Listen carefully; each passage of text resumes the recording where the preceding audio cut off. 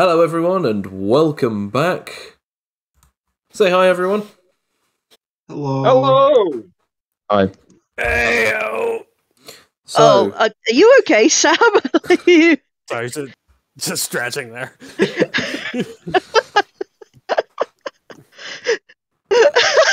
off to a flying start.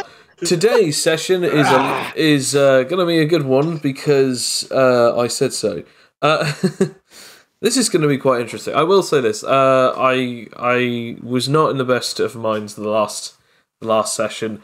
Don't mix alcohol with DMing. It does not work. I was not well. Thankfully, I am feeling much better. I have no longer got the horrible sore throat or cold. No, it wasn't COVID, before anyone asks, because every single time that I ever get ill, it's always the first thing that I do now, because it's a nightmare. Anyway, so last session, I don't remember much, so we're going to go through roughly what I have written down in my recap, and hopefully I will have gotten it right. Last session, our intrepid heroes decided to steal something from a warehouse. The specific intended device was known as a teleporter. It was a specific type of teleporter, a prototype that was a lot more supposedly maneuverable and portable. However, sadly, no one without their powers was strong enough to do so. Thankfully, you already had two people that had the power of super strength to be able to wield or hold this thing. Felix and Fletcher decided to go in on their own, as Fletcher has the ability of intangibility, and Felix obviously has his super strength. Once doing so, they snuck in and were able to steal the device and escape. However, realising that the device would be too large to fit in the car with the others, everyone took off except from Fletcher and Felix. Eventually, everyone met back up in the hospital and sent his family on their merry way. After the portal closed, they spoke for about an hour about where they would go. They eventually brought up the Yuri-Kiri, a strange monster or demon-like creature of supernatural origin, according to legend, is a blade-wielding or blade-covered creature that slices things into ribbons, killing them instantly but painfully. We then had it that everyone was deciding that they were going to go on a ferry similar to the one that Cloak went on to get here, and as they were all leaving, Raki was able to get the portal working, as it shows a silhouette of a dock on the terminal. We now come back to our I keep wanting to say heroes, but you guys, let's be honest, you guys aren't heroes. I mean, we're just a bunch of friends. I melted a car. Yes, you are covered in a car as armor. But yes, as you guys are walking out, you then hear these beeps, and then just suddenly this like very familiar whirring, as you then hear as all of you guys turn around to this, a bolt of light then emits from the center of this clamp-like device, opening up a tear in the in midair as it did before. Again, Rakia, the portal has opened up. However, just like the last time, it is a oval of pure white. You cannot see what it is on the other side. As Adriana looks at Adrian and says, well, this is interesting.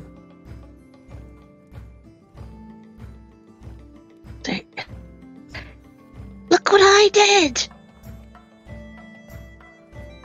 Damn, Raki. I've just pushed the buttons to get us to land on sunken moon.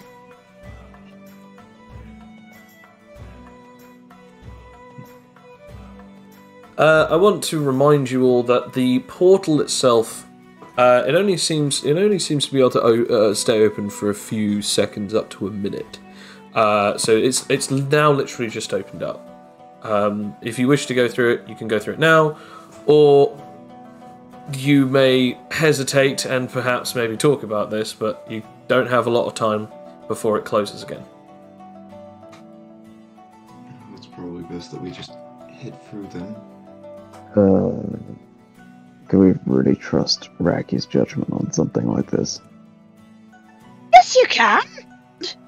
Have you ever used one of these things before? Yeah, just now. It works. Okay, well, maybe stick your hand through and see where it ends up. Okay. And I'm just gonna. Yep, I'm getting. We're going through. We got our belongings. Let's do this. Are you sticking your hand through, or are you actually just walking all the way through it?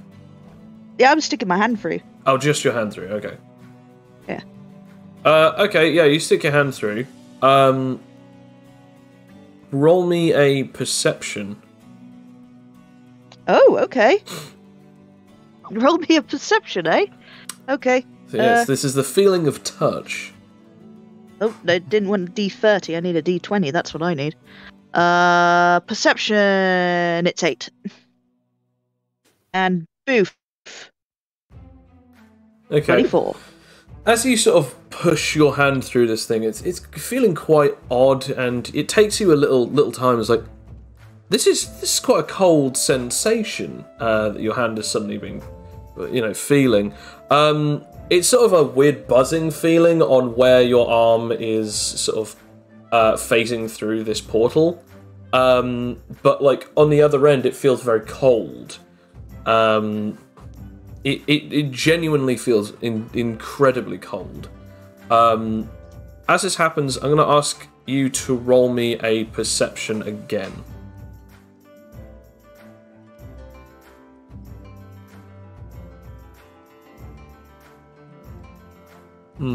Okay. I'm going to need you to roll me a dexterity with disadvantage.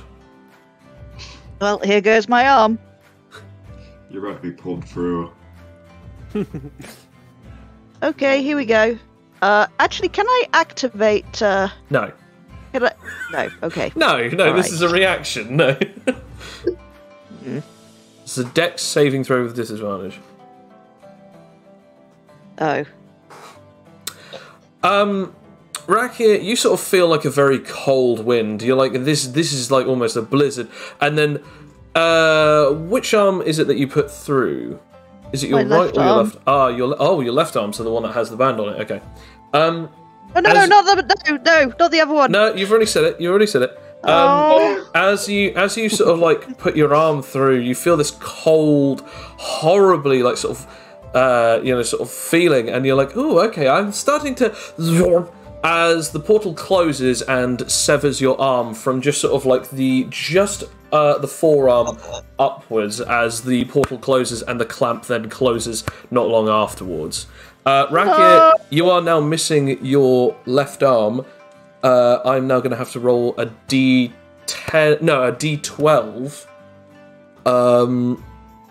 to see how much maximum health you've lost.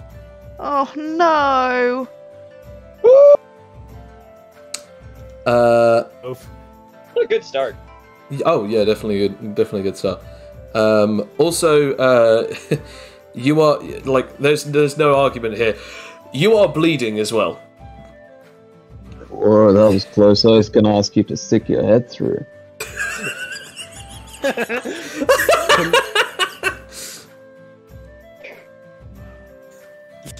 Rakia, I guess either roll me a con or a nerve, because this is your arm that you've just like had severed. This is the.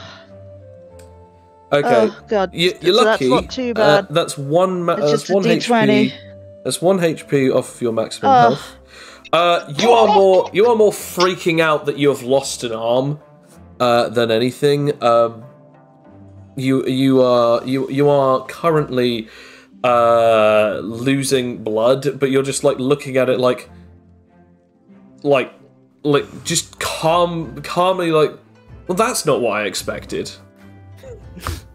I don't think we Can have you any roll and- capability to like other than send someone. You should very quickly go over and like fix the stump. Yeah, Joe, I know we don't have it written down yet, but what's the usage of patch job? You need a cloth 15 or above on Dex and a 10 or above on Survivalist. It's a good thing we're in a fucking hospital. Yeah, with sheets that and some stuff that you can definitely take. The dock, aren't we? We left the hospital a while back. No. You're still in the room. Yeah. Yeah, we're still in the room. No, we left because we went to the memorial. Remember? And then you came Yeah, back we came here. back to the hospital. We came back. Because people still think that Miss Fatigue is still in a hospital bed inside that room.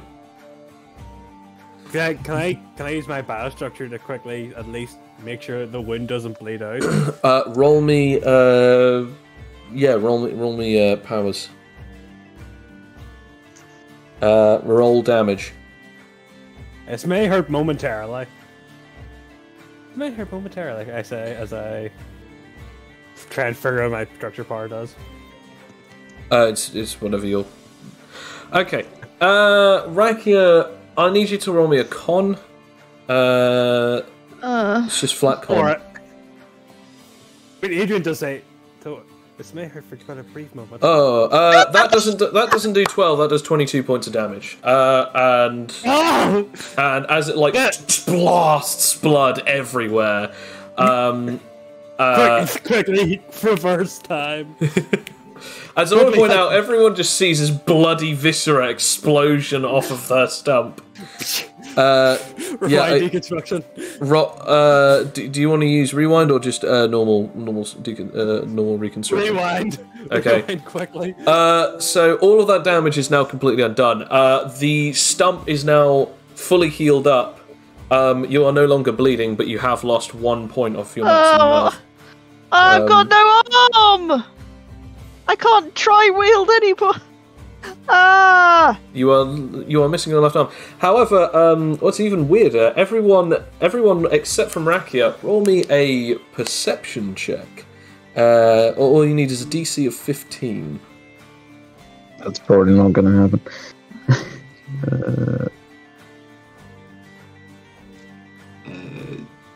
Aha!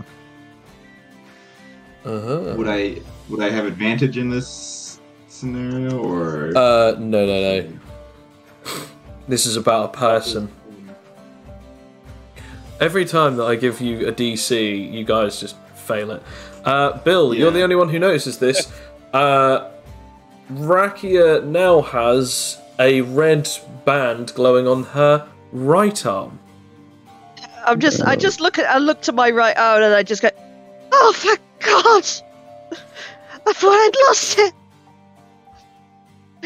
So Rakia, how much maximum HP do you actually have?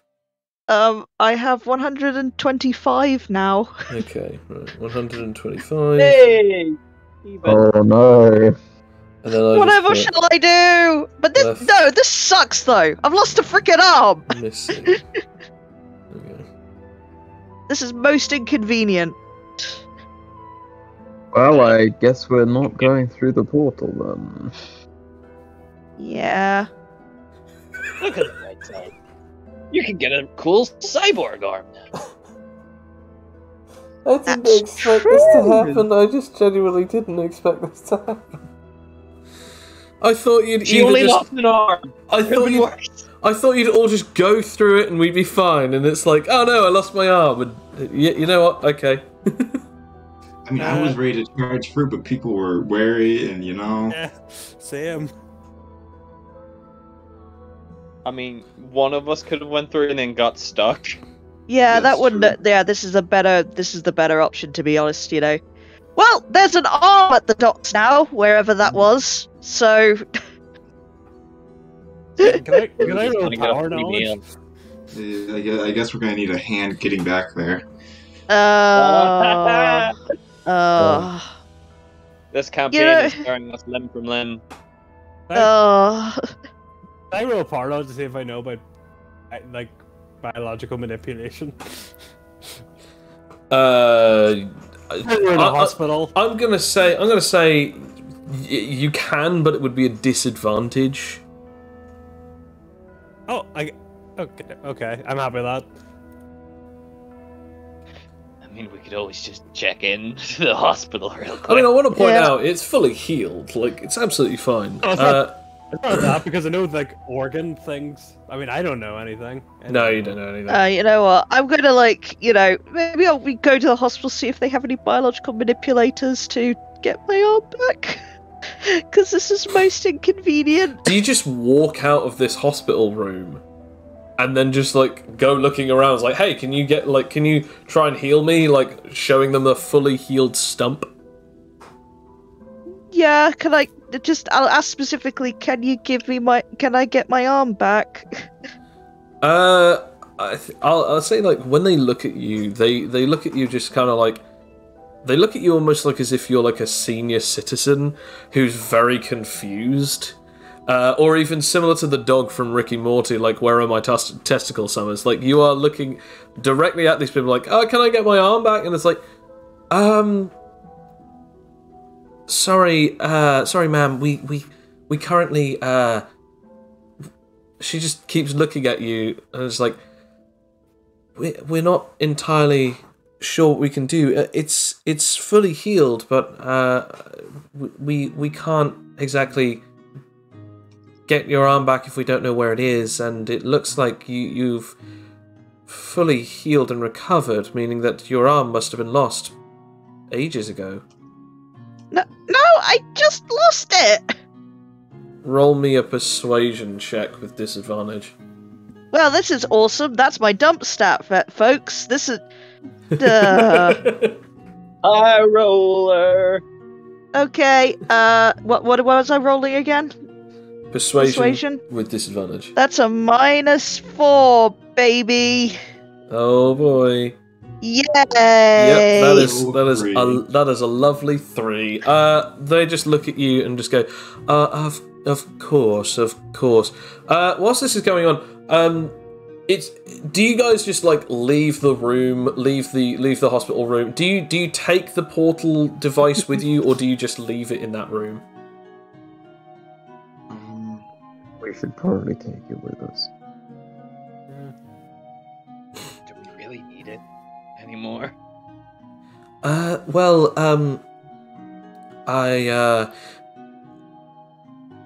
could try and lift it, Adriana then says. I can also help carry it. Well, it's just that I'm aware that your powers require certain build-up. Mine do not, so I can help you so that you can at least rest your abilities. That's true. Felix does have a +5 to strength. That is true, although without super strength it requires a +6. To lift on one's own. Not I could attempt to put it in my bag. It will not fit in the bag. Like, the bag cannot open that wide for that thing. Damn. Oh. We also don't really need to be carrying it around, considering it's technically stolen goods.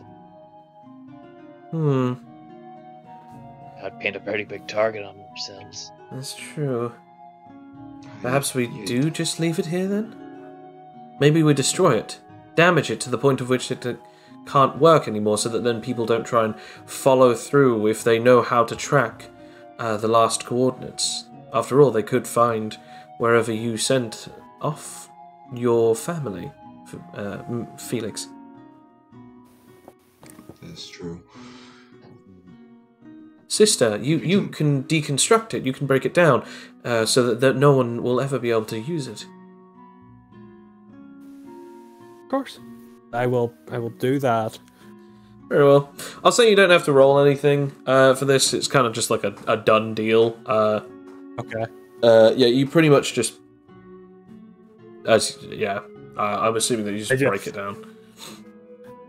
Break it down and turn it into something without any of the components inside it. Fair enough. Turn another small statuettes of me and the Adriana. Just 30 small statuettes. She just looks at you, just like, maybe we're making it a little too obvious that we're accomplices to this particular crime. It doesn't matter. Anyway, where should we go? Where should we go then? I mean, if we're not going to the portal, didn't you say that you got on a boat, Cloak? Yeah, there's a boat that I don't think will cut our arms off if we try and get on it. Well, that sounds nice. At least we'll be able to find something there. Plus, on the way, perhaps we could. Perhaps I could have a look and see if there's any cybernetic shops along the way. I'm just sort of coming in with my stump up, just very embarrassed. Just like, yes, please. Well, Coin, you might have to get drawing new art. Yeah. Anyway, so you guys head off towards the docks, pretty much following Cloak, whilst Adriana is just texting and typing some stuff into her phone. She eventually finds like a shop, and it has like an online catalog, and she's just sort of showing Rakia all these different arms whilst going through it. It's like, oh well, we could try and get this one, although the prices are quite high on these models. And like she shows you ones that are just the basic cybernetic prosthetic. They cost like a starting price is around about 250 to 500 stars just for the cybernetic arm. There are ones with like built-in gadgets which would like go into the thousands. Ooh. Very interested in the gadgets. Whilst we're going down this, has anyone wanted to talk to anyone, do any bits of roleplay before we get to the actual sort of docks, or even to a marketplace to get a Rakia an arm?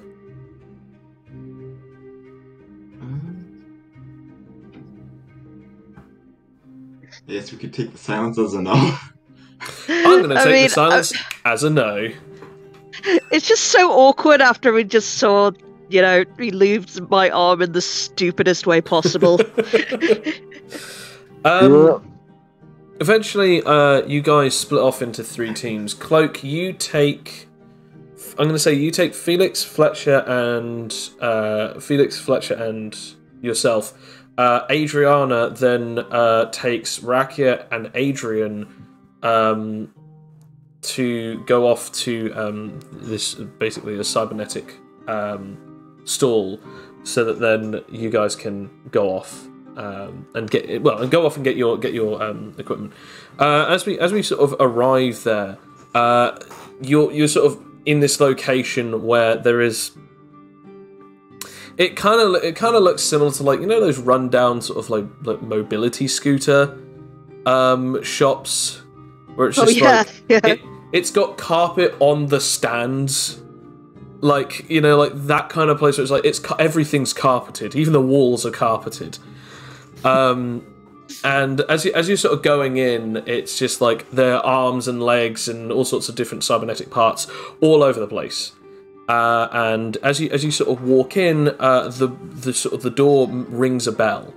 As it goes ding ding ding, you then see a a guy just sort of walking in. He's got he's got basically like a mechanical eye. His right eye is mechanical. He's sort of like short, bald head, little wispy sort of like twirled moustache, and he looks to be about like 5 foot, no more, no less. And he has also got a sort of like a really thin, basic cybernetic leg on his left, just sort of on his left, from his left kneecap downwards. As he walks over, he goes, clasping his hands and looking at you, he just goes, "Hello, my dear. How can I be of service?" And he's looking directly at you. Yeah, I'm just very, embarrassed, just like just pointing with my remaining hand at the stump that was my left arm, and just saying, I'd like a new arm, please. As I thought that you would. Now come on in, and we'll have a look. You see, we have many things that you can buy here, but you will have to tell me your price range, I'm afraid. So, I'm like, just a DM question, can I spend things with the points I've got, or? Yes, yeah. Is that... They're both yeah. points and money. I'm just sort of like gonna hold out, my my arm, with my I've got like 2,106 points. Correct. With the thing. Yeah. Yeah. He looks at that and he goes, "Oh, you're one of those contestants. Very well. I can do anything within that price range, or at least there are many things in my shop that I can do for that price range.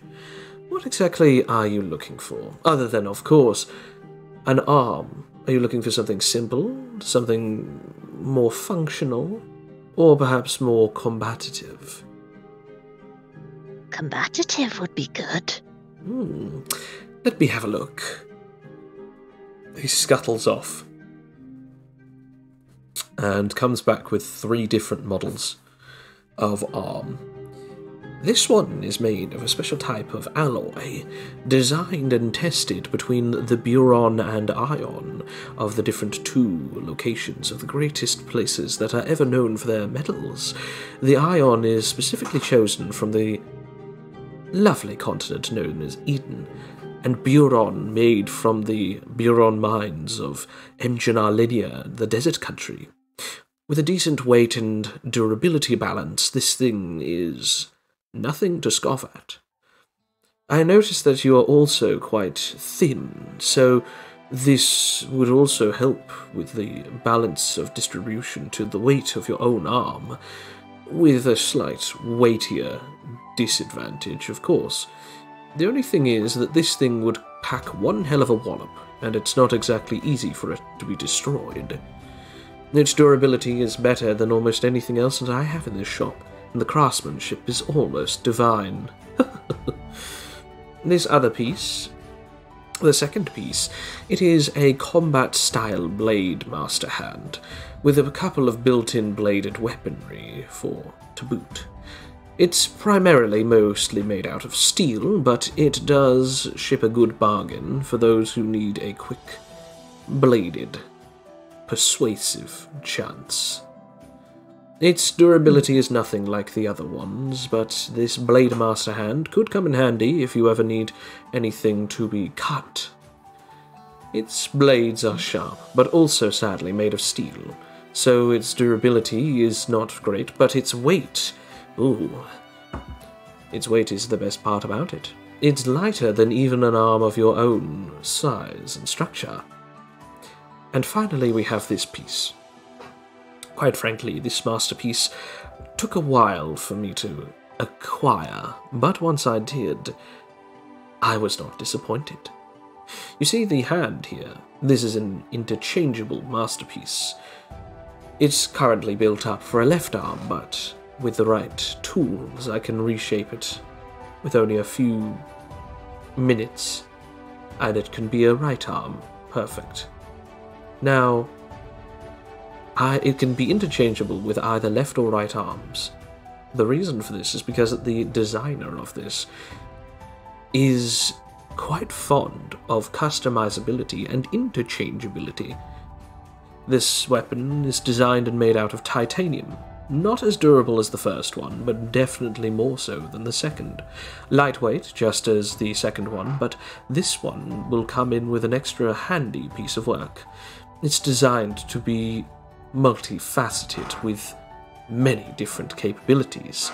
Within the right movements and the servos, it is just as dexterous as it could ever be, with an extra boost.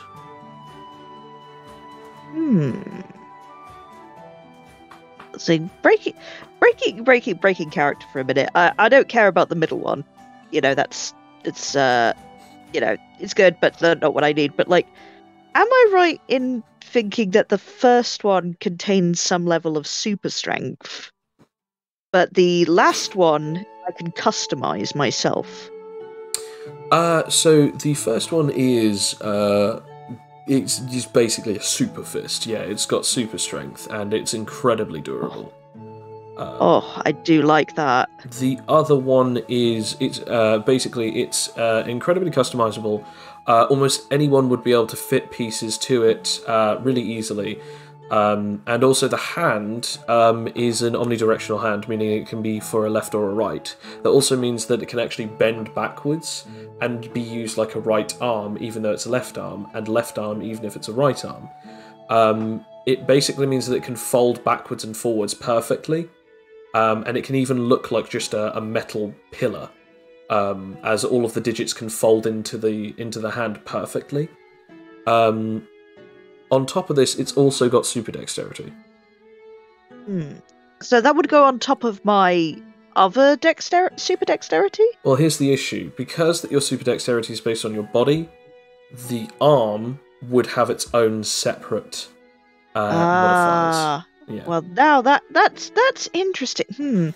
Now that's difficult because, then I could actually gain... This may be my way of gaining super strength with one arm.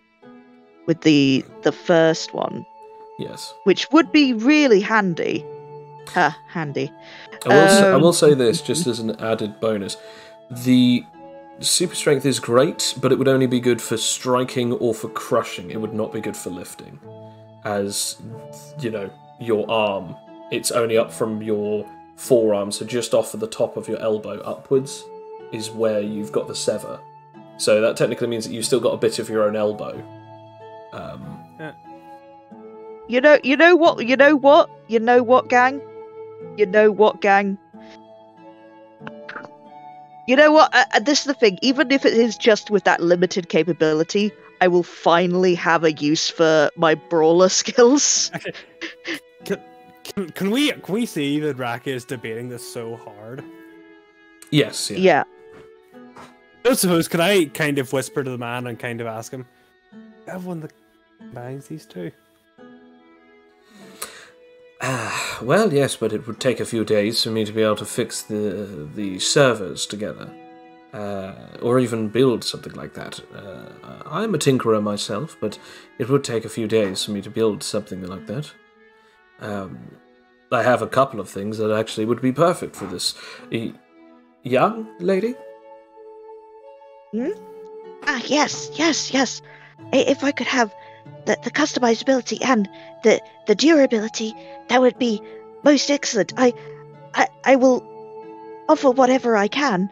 Well, that's the thing. We were hoping to leave on the ferry, and oh dear, why did I have to put my through the portal? Well, I have no idea what that means, my lady, but I'm afraid that this would take me at least 2 or 3 days for me to do so. It would be easy for me to send it to you if you go to a location. I can ship it off to whatever location that you wish.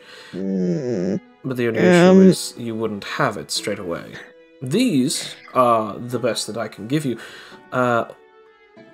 within your price range. Well, I mean, I'll have to... I will ask my friends if we could stay a few days, because... I really miss my arm. I would like something better than it, so it doesn't happen again. Adriana then looks at you and just says, to be fair, he can send it to us, and even if you didn't want to, we could at the very least take something for now. Hang on a second. Did you say within our price range? Yes, I said that these are the best things that I can do within your price range. Adrian immediately take out their star chart. Their star card. Does that mean that there's something that's more expensive but could be better suited to her? Well, I suppose there could be, yes. I have a couple of things that I've been working on for a while, but it would cost about 4,000 stars. Seems to be within our price range. You just see Rakia's eyes light up, just shocked and amazed, saying, Really? No, that's... Really? It just looks like, yeah. It's just, you just see Rakia, eyes welling up a little bit. And just, like, the thing is, she's only just lost her arm, so she's, like, opening her arms up for a hug, but there's, like, just one arm going round you. But it just manages to make it round both of you. With the little stump just sort of digging into your shoulder a bit. We are quite thin. Yeah, they are tiny. You are, again, your arms are long as hell, so technically even one arm you could lasso around these two. Yeah, just... I'm still in car mode, so that might make it slightly more yeah, no, yeah, that's true, you're wearing a car, I forgot! Oh, yeah, I keep forgetting that. The guy brings back this arm. It's in a beautiful, like, mahogany case, and it's got, like, a special golden logo on it that says Megacorp. He opens the case, and this arm is just, like, it looks like its shoulder, like, it's from the tips of the fingers all the way to the shoulder. It's a whole arm. And he looks at this and he goes, "This is one of the most desired models. I have currently two, one left and one right.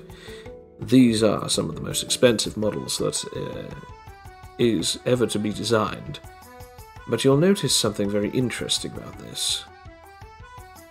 He then lifts it up and he goes, "The weight is relatively there, but look at this. It looks like a perfectly designed synthetic hand." Whoa.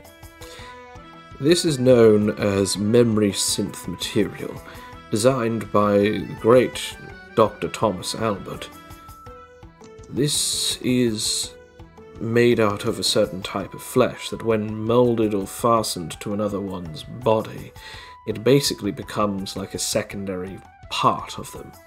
Similar to biological, but it's still synthetic. The entire thing, it is specially designed to be able to graft itself to whomever that it needs be. It works exactly like that, and once placed on even an open wound, it will attach itself to the nerves, and even be like a synthetic version of a blood transfusion. It is like another hand. Pigments, however, won't change. As you can see, it's kind of like almost like a pale beige-ish colour. So it would definitely stand out when placed on your arm. At the moment, it kind of looks human-sized. At the moment. Could you make it longer? My dear, I don't make anything longer. You do. When placed onto your arm, it grafts itself to your specific type of bone structure, equidistant to the exact type of your original arm. It's like your old arm, but better. This doesn't heal like normal. It takes time to heal, so any injuries would be very difficult. However, nobody can repair it very easily. But this thing does come with its special possibilities. It's specifically designed to absorb shock, so blunt force trauma is very difficult for it. On top of that, it also can absorb blunt force trauma and use it as a kind of physical attack. It's as we said, memory synth fiber. So because of it, it memorizes a certain amount of impact, and it can be used again as a secondary attack. This is in a long line of defense mechanisms that were built into these kind of arms. On top of this, it's also relatively quite weatherproof. resistant to fire and lightning, and because of the rubberized material, it's even relatively quite resistant against electricity. Heck, I'm sure that you could even do some crazy stuff with it if you were to get your hands upon it. It's also entirely immune to corrosive. Absolutely no problems with it whatsoever. There is, however, one issue with these types of arms. If they do take damage, it takes them a long time to heal. They don't heal like you do, and they cannot be healed by normal physical means. They must be sewn up, just like normal flesh, but they must be sewn up with these special type of sutures. They come with the pack, so you're able to do so, but if you ever lose a finger or a chunk out of the flesh, I'm afraid it will only heal up enough for it to seal up. The arm itself, it heals itself, but it cannot fully rejuvenate or regenerate any part of it. Once it's gone, it's gone. On top of this, it seems to not be very good when resisting against other abilities, like absorption or even structure. It can be instantly destroyed via these two abilities, and also instantly disintegrated, like as if it's made out of a non-biological material. So decay is very difficult for it. At first you would think, well, because it's kind of like plastic, it would work. But it seems as though decay users have a unique capability to completely rot things, to the point of which the synthetic fibers seem to not like. Not entirely sure why, but perhaps it's something to do with the actual particular materials. Either way, this will fetch you about 4,000 stars, but I could, in fact, graft it to your arm, and it would be ready today. You see, this... Oh, man, this is so many good decisions. Oh, man! This is so cool, though. Why are you giving me so many cool things, Joe? Dang. So give us Ian. So just real quick, just to let you know, so the materials that it's made out of grant it a fire and ice resistance, a lightning resistance. Whoever it's grafted to, it's basically blood transfused to that person, meaning that you can use your powers through it. It will have the same weaknesses as you, if you have any. And on top of that, it can also absorb sonic impact or physical blunt impact from any attack that you deal with it. The second attack that you deal with it, it then deals half of that damage that you built up into it. Oh, that's got a stockpile ability. Yep. And then its weaknesses, because this is basically like a level 10 thing that was designed, its only weakness is that if it ever takes damage, like injuries, it can't be healed by any normal means. If it takes any like chunks out of it or anything, that's bad. Also, it takes double damage from double damage from decay. It's immune to corrosion. And it has 0 resistance to energy, dark, or poison.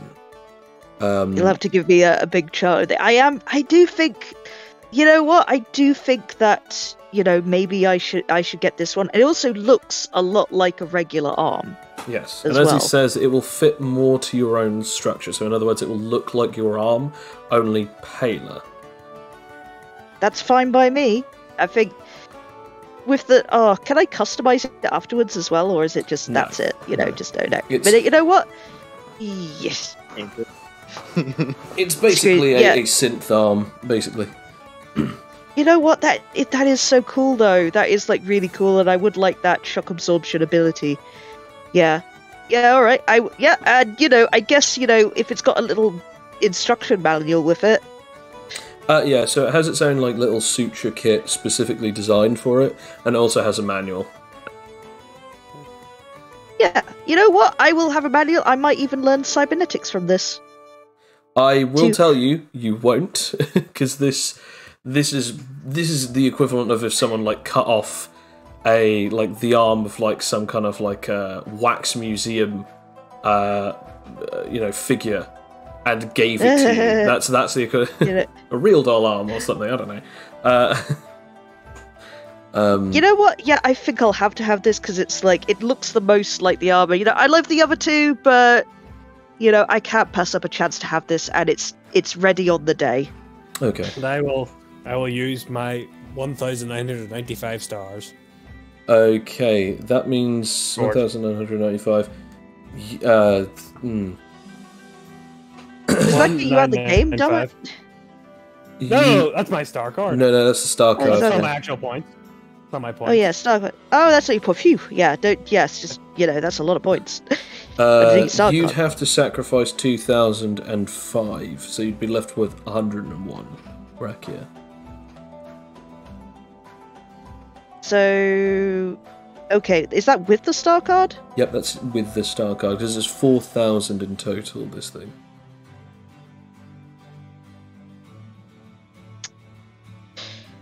Fuck it.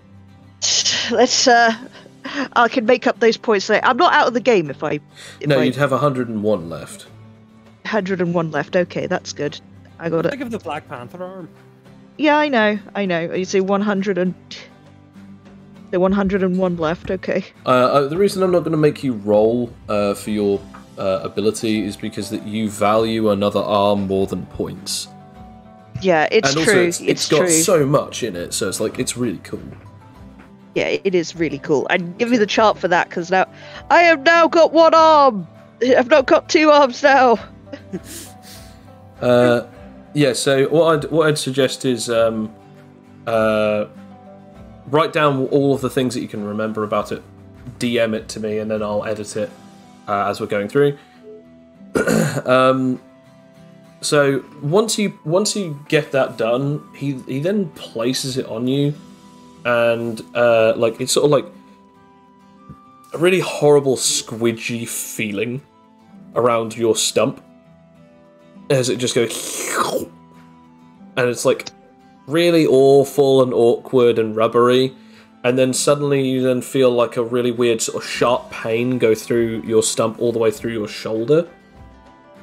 As then you can now feel the bones stretching, cricking, and cracking until eventually the arm becomes as long and the fingers become as long and stretched out and evened out as your own arm. The shoulder part of the synthetic arm then bends and melds until it eventually melds and grafts to your own elbow and flesh, until the whole joint of the arm is then cricked, cracked, and brought into a whole proper arm bone of the Huskonian that you are, as you now have a synthetic arm that feels just as normal as the other one.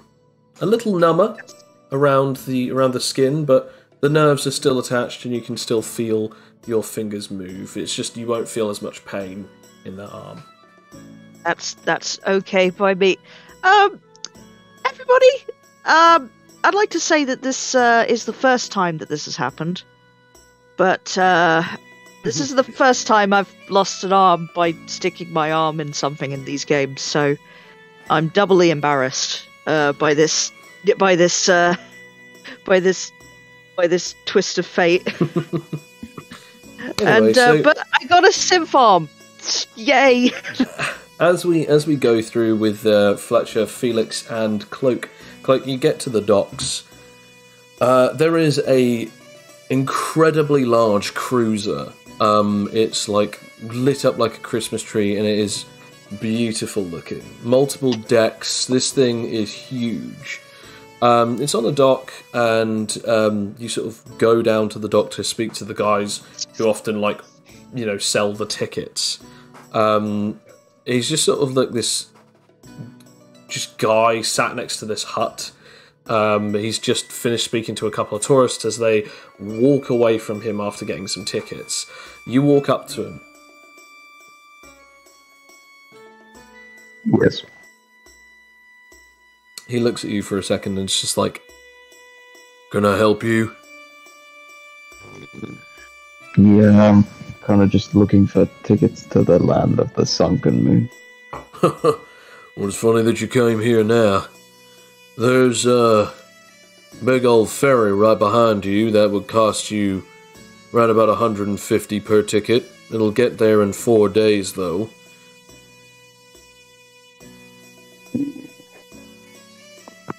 Are we in much of a hurry? I would say You no. guys aren't there. It's just Felix and Fletcher. Oh yeah. Oh, Felix, Fletcher, right. Sorry. I think we are. Then I guess we'll get tickets for this one. Very well. That'll be, as I said, 150 per person. Okay, well, we don't have stars or anything, do we? We have points, though. You're one of those contestants? Fine, just as long as you're not gonna cause any trouble on this place. But yeah, we take the star and point system here. I'll do. I will buy a ticket. Okay. He then asks you to hold out your arm.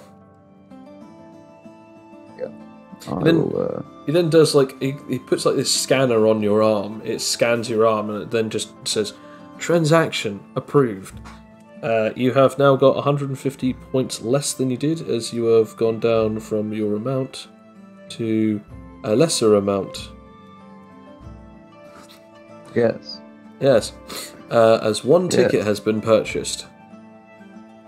Felix will also go up and buy a ticket. Okay, Felix.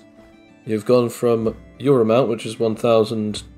267. Yep, to 1,177. Fletcher? I will do the same. Okay. I go down to 563, is that? Yes, yeah.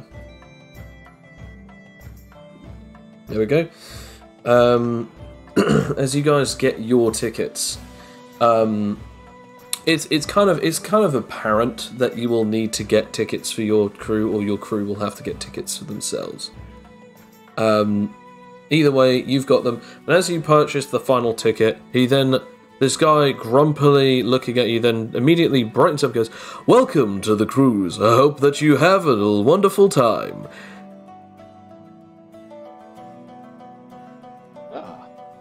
Thank you. Well, so do I. Do you guys wait for the crew, or do you guys wait for the rest of them so that they know where they're going, or do you just get on? I mean, I'll wait on the deck if that's an option. Yeah, well, on the deck of the ship. Yeah. I want to point out that there's an incredibly long sort of set of stairs that you have to go up. So I want to point out that you'd be 5 or 10 meters, well, at least 5 meters above their eye level, meaning that they would not be able to see you on deck.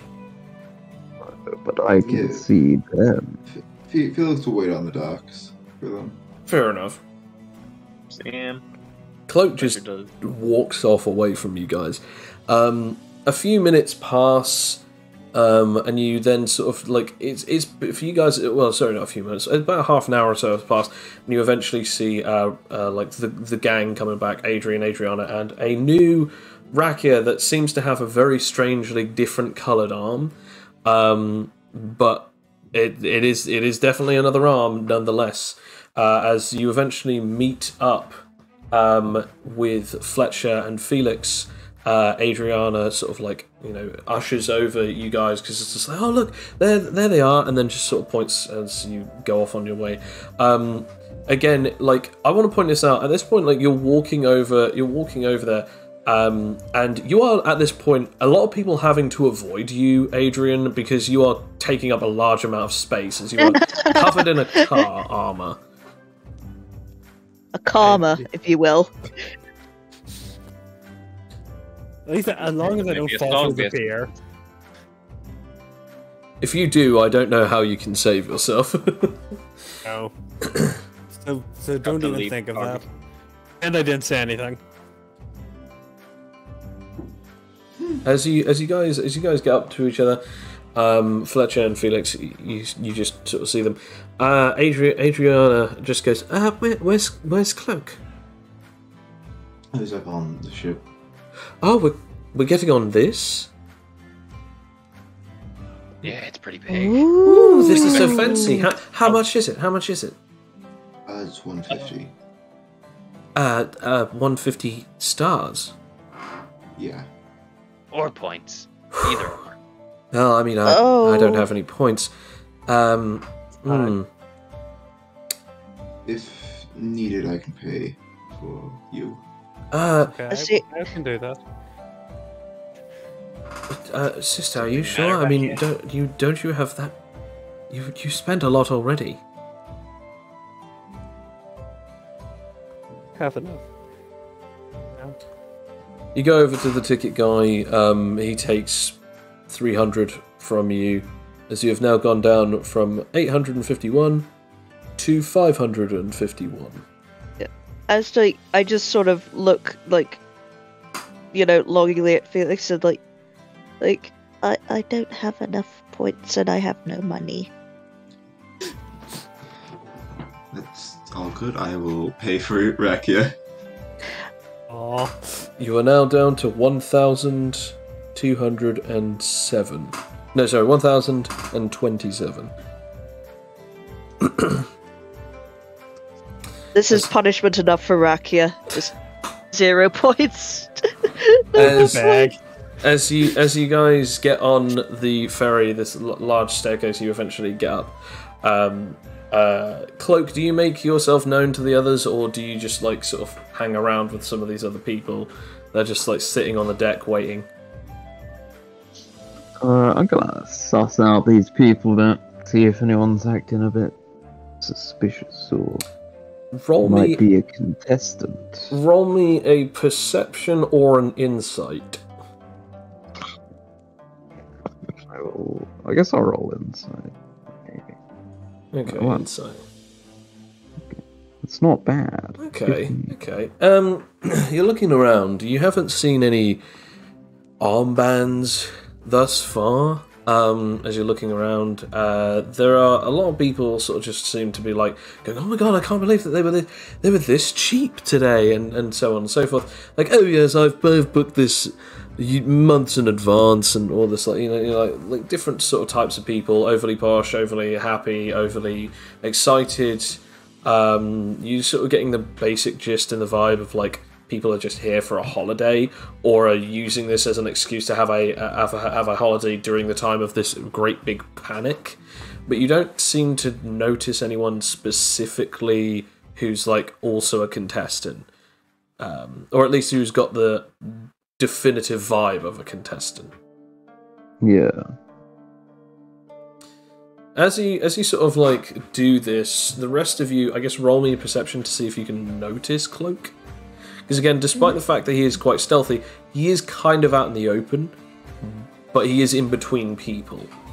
He sticks out like a sore thumb. It doesn't necessarily mean that you can... Okay, no, you can definitely see him at Rakia, like... Yeah. You can see him. Yep, She's Fletcher, just wondering if it's all inclusive or not. you can see him as well. As you sort of like look on over, you do sort of just seeing Cloak sort of stood around just looking at other people, like with squinted eyes, and then just suddenly widened eyes, and then squinted eyes again. It's like he's just keep looking at people. It's quite conspicuous. I'm going to go over to Cloak and tap him on the shoulder with my new arm. I will say, he definitely sees you, as like basically, he has not got his back to you in any way, shape, or form. Like he's got his back to he's got his back facing away from the actual waters. So as you walk up to him, he immediately sees you. Hello. Uh, Hello. Wow, you got the arm back pretty easily. It cost a lot of money. Look at it. Yeah, I just hold up my arm to just show it proudly. You know. I mean, it's a little pale, but I can cover it up with makeup. Look at I that. see sort of exactly where it's joined on. Yeah. I suppose I'll just feel it, like, because this isn't I'll let you feel normal it. thing that. No, cloaks yeah, use because you've every- never seen this kind of stuff. Yeah, I mean, you might have seen prosthetics before, and it's still a marvel to you, but this is something weird. As you touch it, it feels rubbery. Like, it doesn't feel natural at all. I guess I'll just touch the, like, skin where it joins. It's Like, what? it just perfectly changes two textures.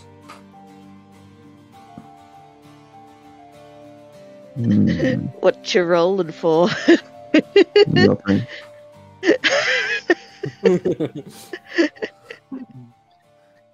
Just open there.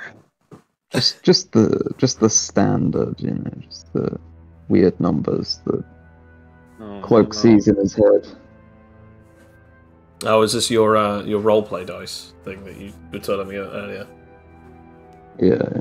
Oh, okay. I love the name of that. Just why? But what is a 1? What is a one? What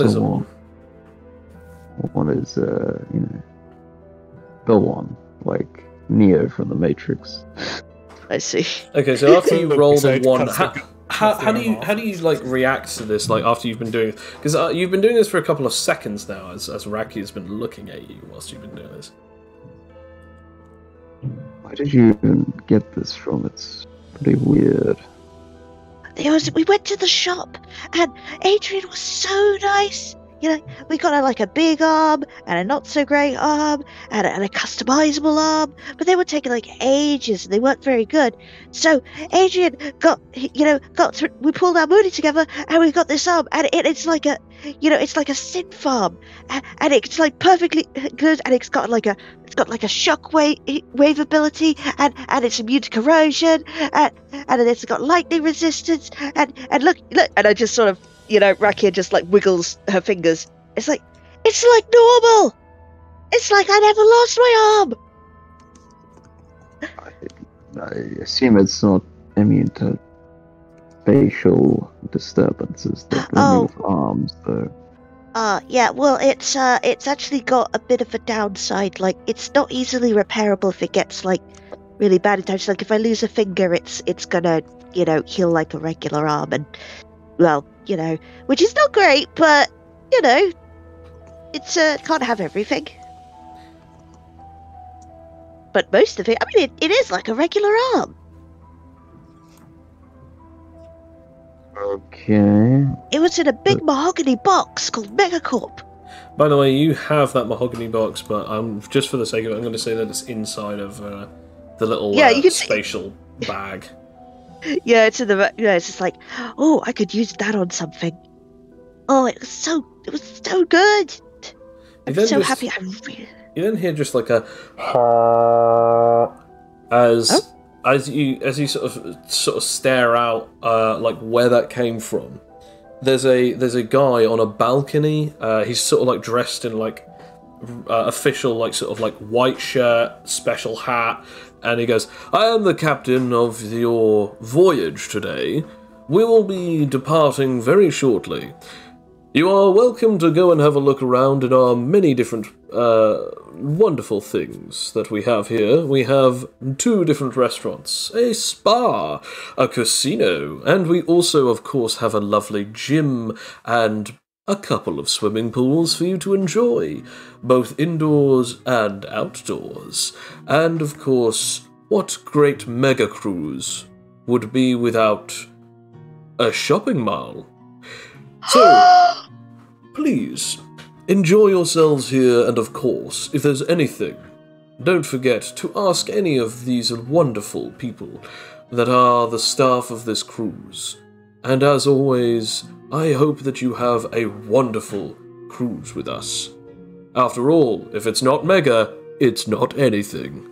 As a bunch of people laugh and clap in the audience, and he just walks away from the balcony as people just start, calmly walking in and just sort of like chatting amongst themselves as they go in through some of the different doorways that sort of gets them in. By the way, on your tickets, it also says you have rooms and you need to report to a reception desk. Sorry, go on. I might go to my room first so I can get rid of the car. Well, actually, here's the funny thing. We come to you. Before you get on the stairs, there's some horrible creaking underneath your feet. Oh no. As you were trying to get on, you were actually pushed back by everyone else. As you were not on yet. And this guy just goes, "All right, here's how it works. You lose the car or you lose the ticket. That's pretty much how it goes." Can I take a look around the docks to see if there's anywhere I could park the car? Not the bits of the car. Hey, give me a chance. You're not sure unless if you walk all the way away from it and park it, like, on the street. But again, that's like about half a mile away from where you are right now. So you could do so, yes. How long would the cruise wait for me? Again, you haven't. I want to point out this is before the announcement has happened. So for you, it's a little different. To lose the car, just give me a moment or so. I'll go into hive leader mode and poke my wings out of the back. Roll for it. Come on, baby. Got a Yes? That's not enough. You need a 20. Yeah. Gee, I will use, considering it's the time of day, I will use my practice. Okay. Right. Oh, well, never mind. Never mind. I calmly walk in hybrid mode down the path. Just kind of walk towards where I can get out and then just kind of walk to like where the street comes. So you eventually get to the street. It takes you a good like 5 minutes just to walk there. You get to a rough location where it's like, okay, this is where people are parking their cars. I just now have to park this one. Okay. I will de-transform the car and turn it back into being a car. So you can either roll me a tech knowledge under intelligence, wisdom, or you can roll me mechanics. Hell. Roll me your powers.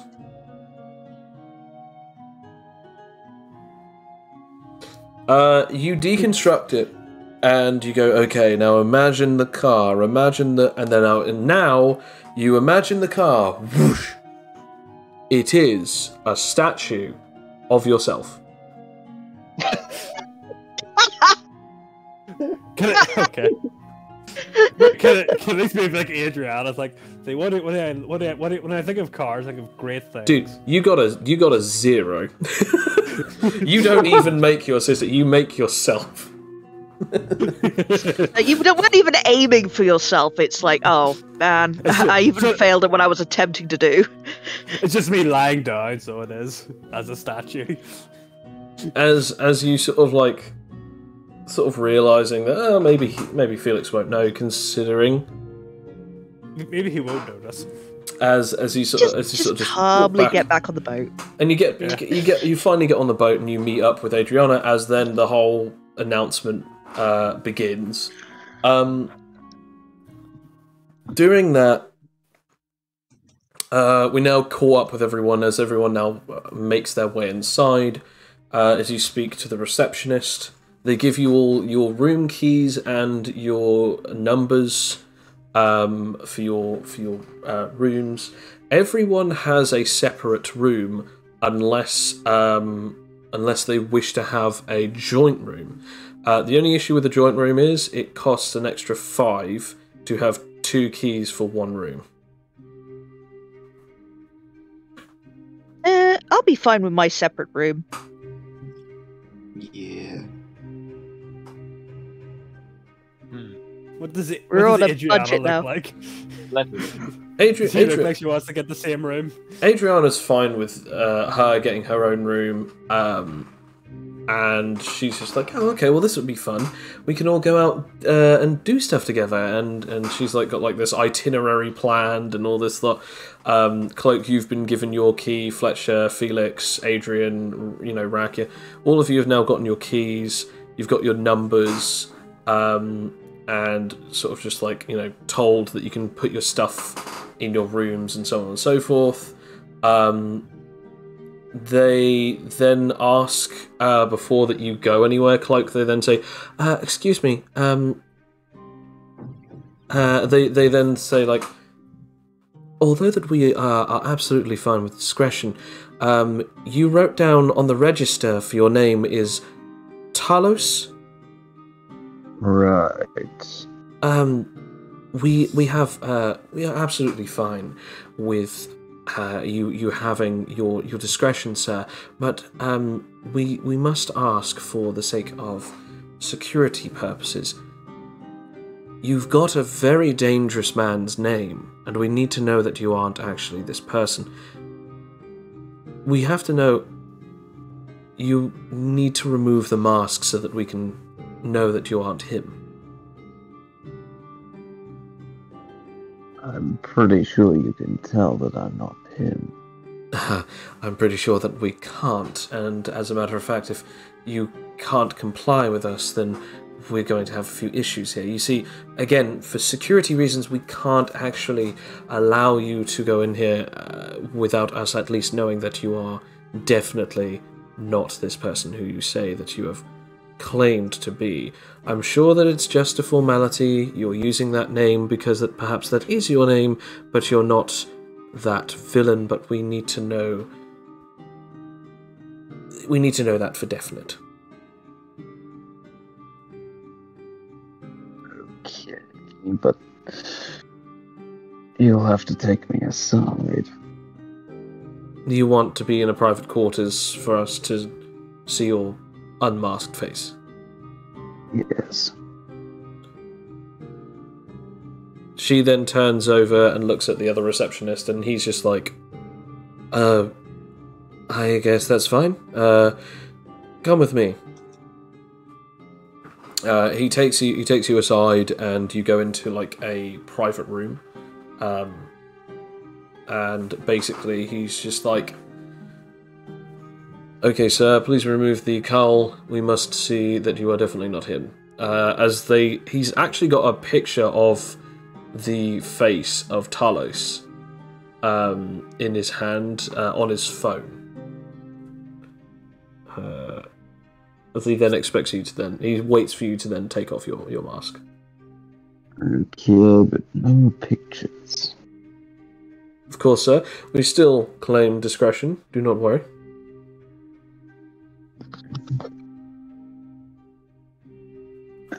I guess Cloak just slowly takes off some of his disguise. As you remove it, obviously he looks at you, he looks at the picture, and he then confirms. Very well, sir. You may place it back on. Have a good stay.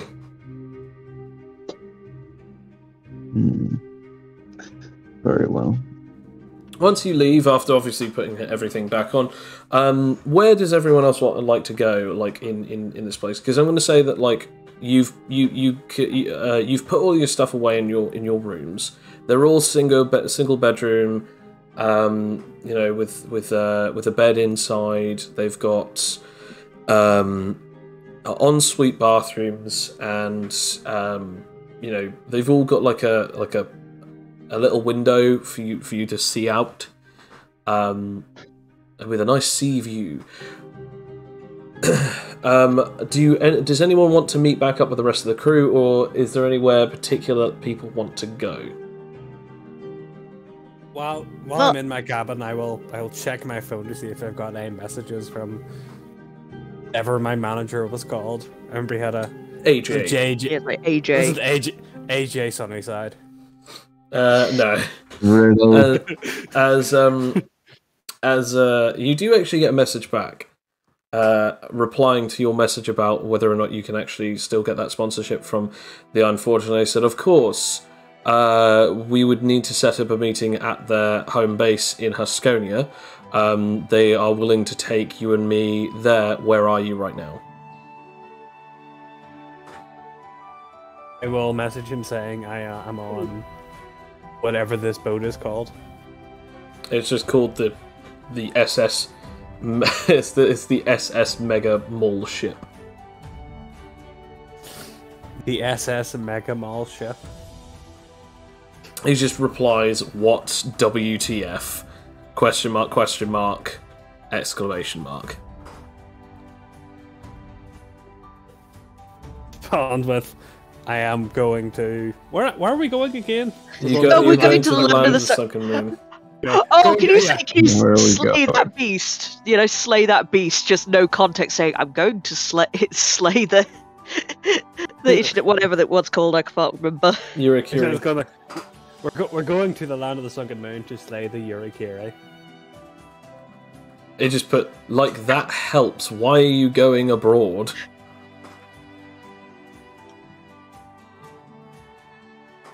We get points for the competition. There is To no get out of the city. there is no response, but just an ellipses, just ... I'd probably also say, to get out of the city, it appears that the Mercenaries Guild is after me, is after my sister and me. Lot to lay on this guy. The only reply that you get is, "I have no words." You then hear like at your door, Adrian, and we'll come back to you in a second. Fletcher and Felix, you've put your stuff there. You sort of like doing in your own respected rooms, doing your own things. Is there anywhere that you'd like to go? Are you going to meet up with the rest of the crew? Is there any particular place that you'd like to go and do something? I think Felix would just meet up with everyone else. Fair enough. What about yourself, Fletcher? Yeah, do the same. Okay. And Rakia, what about yourself? Well, I think, Rakia is just looking at the points a bit dejectedly, like, sort of alternating between arms, like going, ooh, cool arm with powers, and, 101 points left. Aww. And, like, I think Rakia's plan is to, meet up with the gang, but she's very interested in the gym at the moment, because she really wants to, repay Adrian and Felix, so they could, work out and do some training, and she can teach them a few abilities if they're willing. And then a nice spa day. Fair enough. Cloak, what about yourself? I mean, Cloak's just kind of wandering around looking for something to do.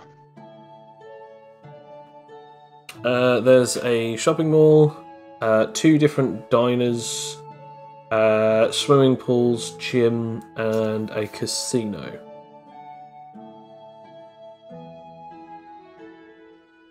I mean, Cloak will probably just train for a bit after. He'll probably relax for a few hours. He needs to chill out.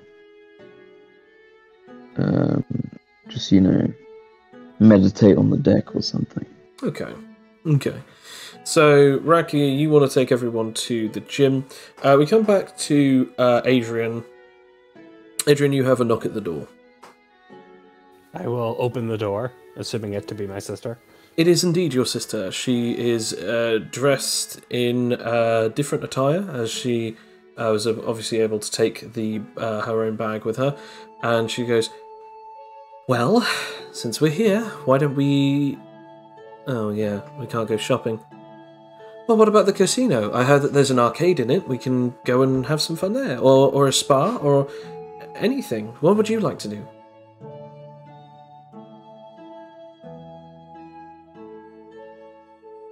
He just kind of like thinks for a second. Oh, we could go to the arcade. That sounds like it could be quite fun. Yay! Like, she's like super excited. This is the happiest she's seen in the last like day. I want to point out that like it has been a very long day. It's coming up to the point of which that it's like it's around about 6 or 7ish. The sun is starting to go down. It's like where you are currently is summertime, and it's been sort of very bright for the most of the day. Sun is now starting to come down, and yet this is the first time that she's actually seemed really excited in a long time over the last 2 weeks that you guys have spent together. She sort of grabs you by the hand and then just starts running down the hall. As you meet up with the rest of the crew. All but Cloak is now here as you meet up with Rakia, Fletcher, and Felix, all standing in the hallway. As Rakia, you were basically about to say that you wanted to go to the gym. As these two rush in, they go, "Hey guys, we're gonna go to the arcade and the casino. Do you want to come with?" I think since I'm feeling obligated with all that they've done, I'll be just sort of like, okay, that's a great idea. She then looks at the other two. What about you two guys? I think I'll hit the gym for a little bit, work on my hand-to-hand. We'll probably meet up with you after. Okay. Felix, what about yourself? I think I'll stick out. It's probably best not to gamble too much. It's kind of we don't have much. It's... Oh, yeah, sure. I guess that's fair enough. So, there is one thing I'd like to do. I'll go with the arcade for a bit, and well, I have something to maybe pay back Felix for his generosity. I mean, you don't have to. It's No. And we're like, with the, I'm just sort of, waggling my finger with my new hand. Just no. I insist. And I will pay all of you back for your amazing generosity to me. It's just, well, you didn't have to, but you did anyway, and you're just so good people. Adriana just gives you a hug. Again, super tiny, and just like hugs you in your midriff. Just as you like folding around her, like. You're just so. You're the best friends ever. This is gonna be the best cruise ever. Felix, what is your decision then? Where would you like to go, and what would you like to do? I mean, Felix. This is the same day that they had that fight. They. It's been a long day. It's been a long day. They're a bit fatigued themselves. They'd probably just like to go sleep in their cabin, and, like, obviously checking their phone for any messages from 10. Okay. You sort of just you start sort of going around. It's like, oh, come on. The least you could do is come with us. We can have a spa day afterwards. Super relaxation. Alright. Yay! As Fletcher and Cloak, you guys are going off to the gym and, training, working out. The rest of you guys are going off to the arcade and casino. I'm gonna say, Felix, I want you to roll me a d20, and I'm gonna say, Bill, I want you to roll me a d20. Okay. 18, hard to beat. Oh my god, are you serious? Oh. Do you want us to roll again, or You know what? Yeah, go for it. Okay. I wonder what these guys are rolling for. 10. Okay. That's good. Okay. Right. Okay. Felix, we'll go with your group first as we come to the casino. As you guys are sort of heading off down there, you get to this place. It's just a maze of lights and machines and noises. As far as the eyes can see and as far as the ears can hear, it is amazing. This place is just a cavalcade of all sorts of really weird funkiness. Metal clinking from change, just falling out of places. Noises and lights just bellowing out throughout the entirety of this large place. As you sort of walking around for a bit, you also then see an entire like bottom tier sort of like area, well, this sort of hole in the bottom of this location. It's huge, as you have to go down some stairs for about like 5 or 10 meters, as it then reaches this huge area where it's like the entire floor is a carpet that looks like the sort of like the roulette mat, and there's roulette wheels, blackjack, poker, all sorts of different things all over there. There's a giant wheel next to a waterfall, and the wheel it like is pulled with a lever and it spins, and there's random different prizes. The waterfall is just constantly going down and bringing water back up, and so on and so forth. There are people who are throwing coins in there, all sorts of different things. There's arcade machines all around the ring of this place. And this is, by the way, the bottom floor. You can definitely tell that this is where most of their money went, by building like a multi-stage area where all of this is possible. So there's all sorts of different things that you can do: arcade games, penny machines. You can go down to sort of slot machines at the bottom. It's called it's called the arcade, or the arcade cave, or the arcave. And then you've got the casino pit, as it's called, the casino pit, aka the epitome of casinos. It is wonderful. It is magical to look at, as there are all sorts of different things that you can go out and do. There are also machines that take cards and cash and then transfer them into different coins and chips. There's 2 different reception desks either side of these places, and there's even a third one inside of the pit where the casino stuff is. So you've got all sorts of different things to do and all sorts of things to see. As you're seeing all of this, where would you like to go first? How could we like transfer? Like, is there a place we could transfer points into chips or something? Or because you're not sure on points to chips, although the receptions might be your best call for that.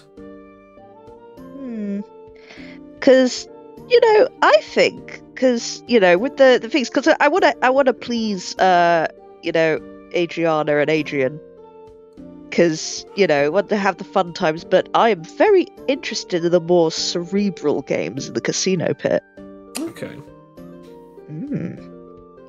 Just thinking, maybe I could make money off this.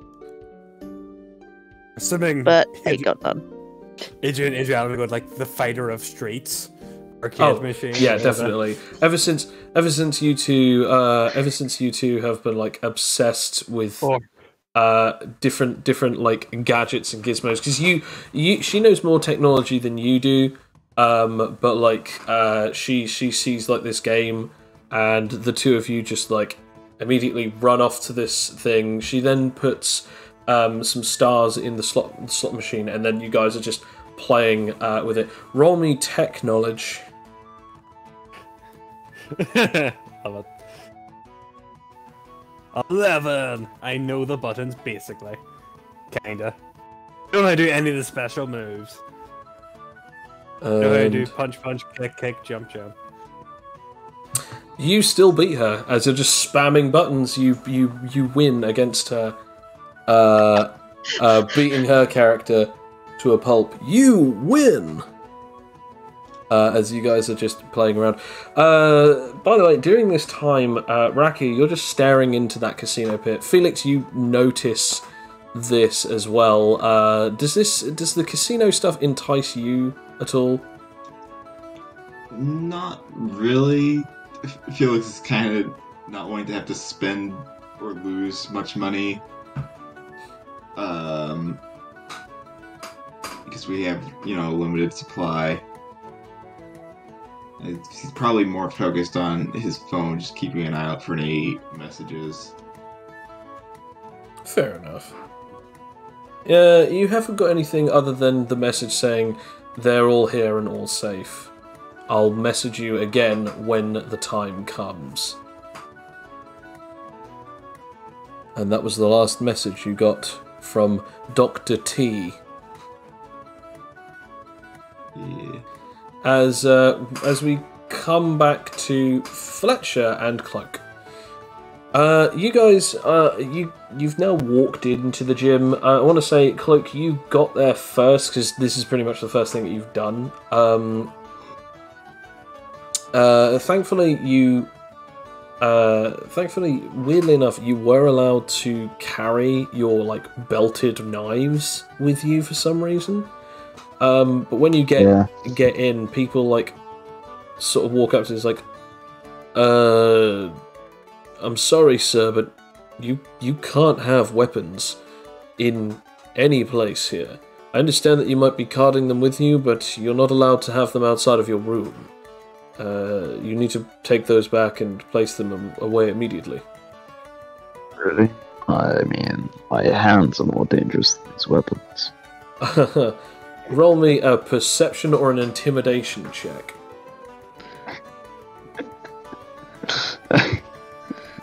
I guess I could roll intimidation. Okay, roll intimidation. My hands. It's a great idea. Yeah. He looks away and then looks back. I'm sure they are, sir, but rules are rules. Please, remove them from this place, and you can come and train to your heart's content here. Just not with those weapons.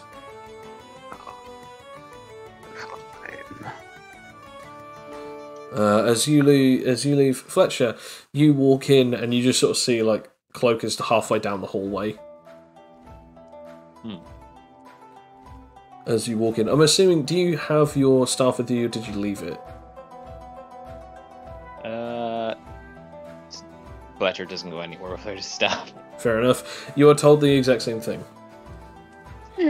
I'm sorry, sir, but you can't be bringing in weapons with you. You must place them back in your room.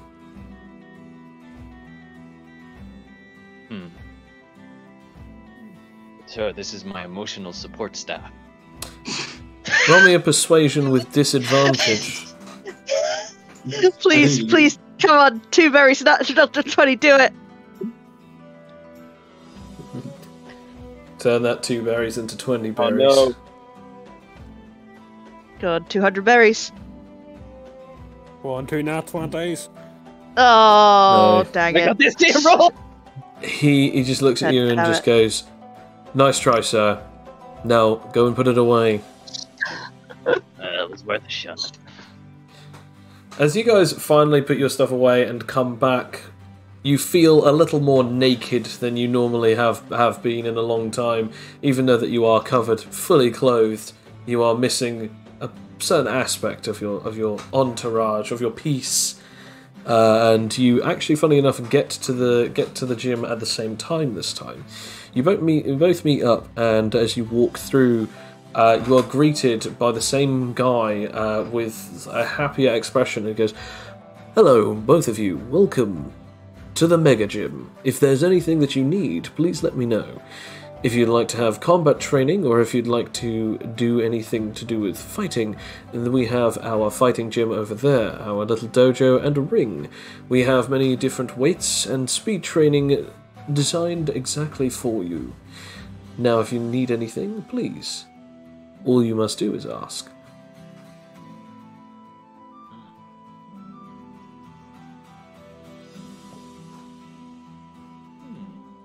place is set up like a gym.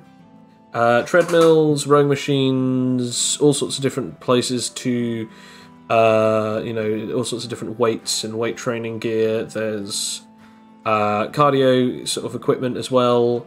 All sorts of different bits and pieces that you can find. There's even, as he said, like the little ring, little arena set up kind of like a boxing gym.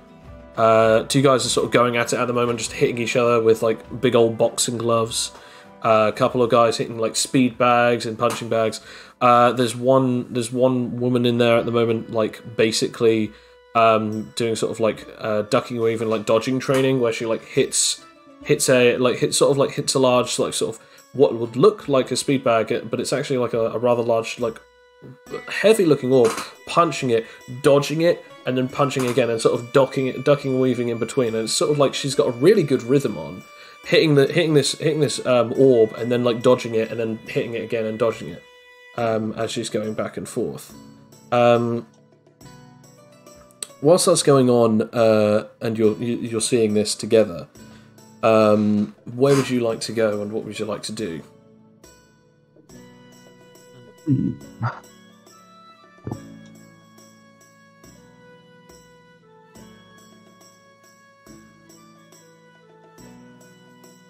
Any kind of equipment that you'd like to go on, or even any kind of thing that you'd like to do or train.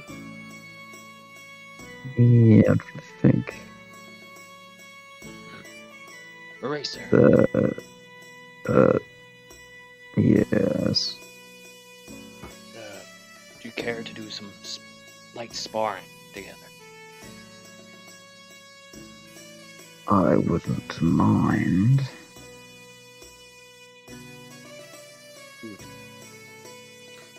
Well then, it's settled. Guy sort of like goes over to you guys. Again, the staff member, he just sort of goes, well then, it's settled. You two will go in the arena next. It seems as though no one else is all that interested, so just line up. We don't mind really what kind of training you do, just as long as you don't end up killing each other. I don't think that's likely. Yeah, highly unlikely. Very well. All you need to do is just wait for them. As we now come back to Rakia. Rakia, roll me a willpower. Oh, well. Okay. Okay, what? Oh, jeez. That's even... Yep. Slightly worse than my charisma. Here we go. Do it. I'm down there! I'll jump! You've already gone down there. Like, Felix, you just immediately see like a puff of smoke where Rakia once was, as Rakia is now down the casino pit, and is just like looking around, thinking of where to go next. You realise that this is not great. If Rakia has zero impulse control, and she probably needs some help. Do you accompany her, or do you just let her run wild? I'll accompany Rakia. As you're going around, you're just sort of like looking up, down, left, and right, and you sort of like go all around, and then you eventually find a table that's empty with a guy sitting there in a green jacket, and like a very interesting looking sort of like trilby, as he's not a trilby, sorry, a fedora. He just sort of sat there, like with a golden casino chip, like flicking between his fingers. As he goes, "So, do you want to play a game, madame?" Oh, yeah, I suppose I do. I don't know if how do I get chips? I don't really have, but I don't have any stars on me. Oh, that is terrible. If you do not have any chips, then I'm afraid that you cannot play. But I might be interested in something of yours. Perhaps, if you don't have anything to play with, perhaps I can get something of yours guaranteed. I'm listening. Maybe you might have, perhaps, other possessions that you would like to gamble away instead.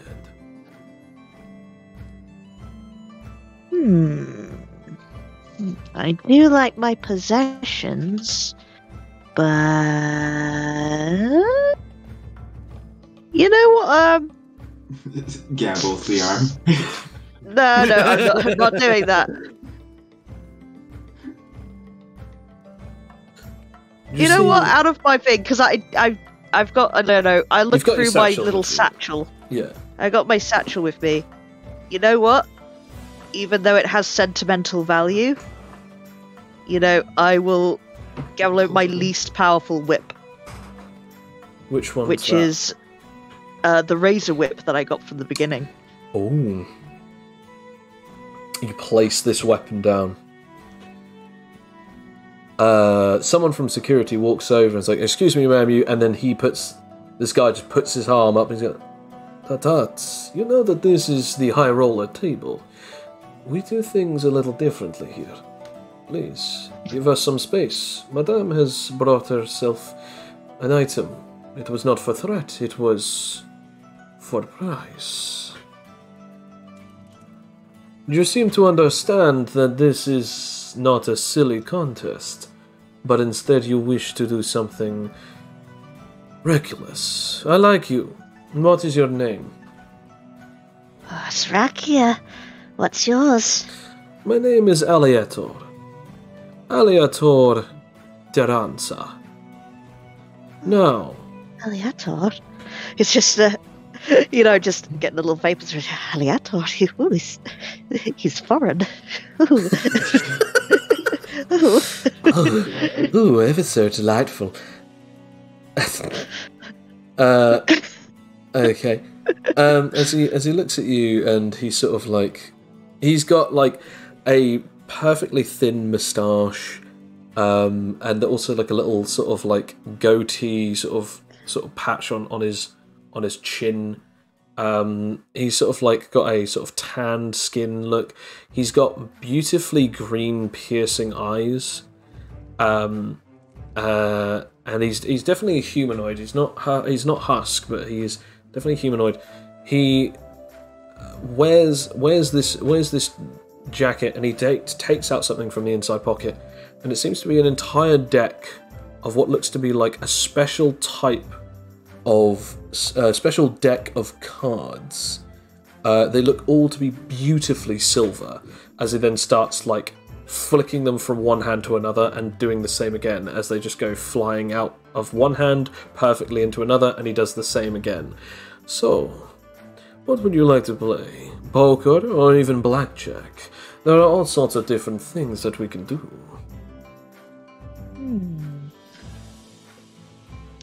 Meta question. Mm-hmm. Meta question there, Joe. Yep. I don't really know how to play many of these games. Like, would Rakia know how to play? Rakia probably doesn't know how to play any of these games unless you roll, I guess, a world knowledge.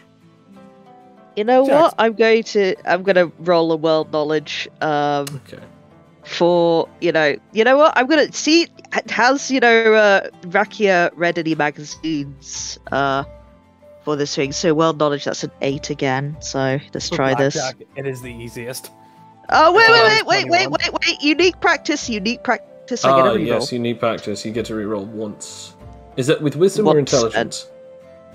Wisdom. Okay. So that's yeah. Okay. That's slightly more like it. You've read about poker and you didn't fully understand it. You've heard about Go Fish, but the one that you understand the most about is blackjack. Yeah, okay. I think that's the best one. I'll do blackjack. Yeah, I know how to play that. Very well. First who gets to 41 wins. I like it.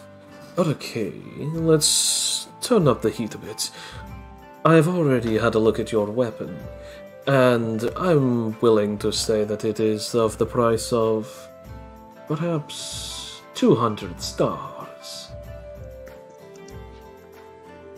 It has a lot of sentimental value. I mean, it was my first weapon that I got in the tournament. My first win. Did you tell me that you are from a tournament? You seem happy for all that. Are you one of these contestants that I've been hearing about? Yes, I am. Impressive. Thank you. Ooh. Well, madame, as they say in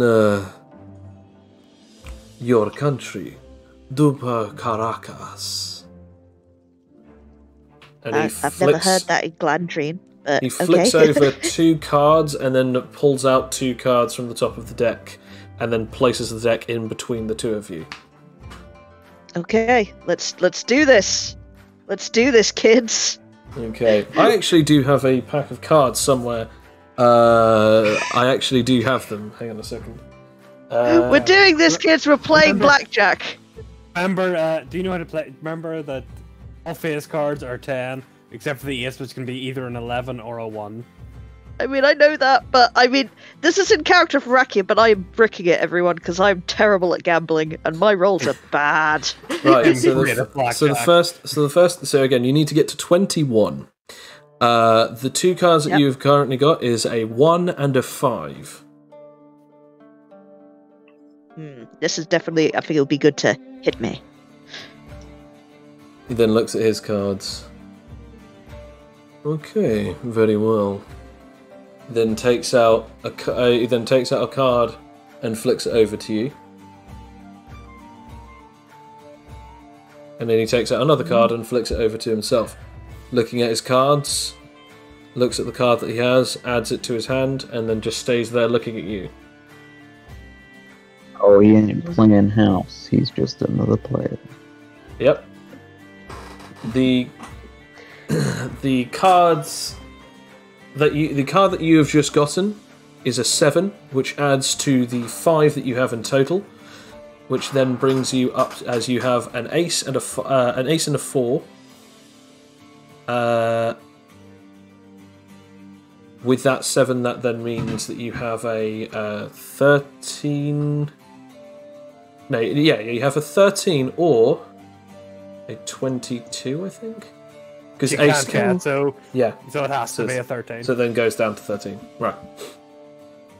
I swear we had a Blackjack bot, but yeah, we did. Yeah, and then we uninstalled it because that's Sam's fault. Because Sam kept playing Blackjack like 24/7. Yeah. Like he had a serious problem.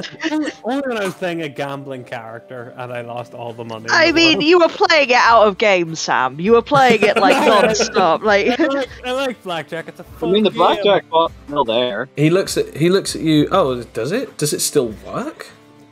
I mean, either way, Oh, we've already done it. It's online. I mean, either way, it's fine.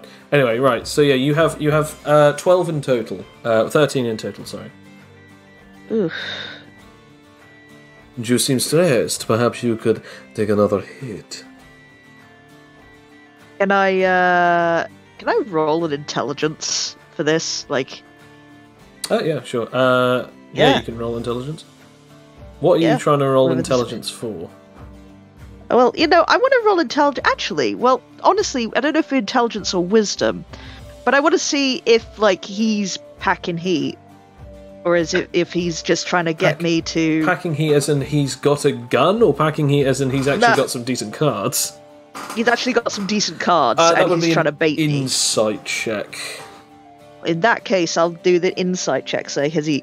This is Rakia's skill set. Like this is what we got to do. Yeah, this is perfect. Well, this no. is peak Rakia. So what'd you get? 11. I got 11. Yeah. Okay. Like, he's got a good poker face. I'll see if he can roll a decent poker face.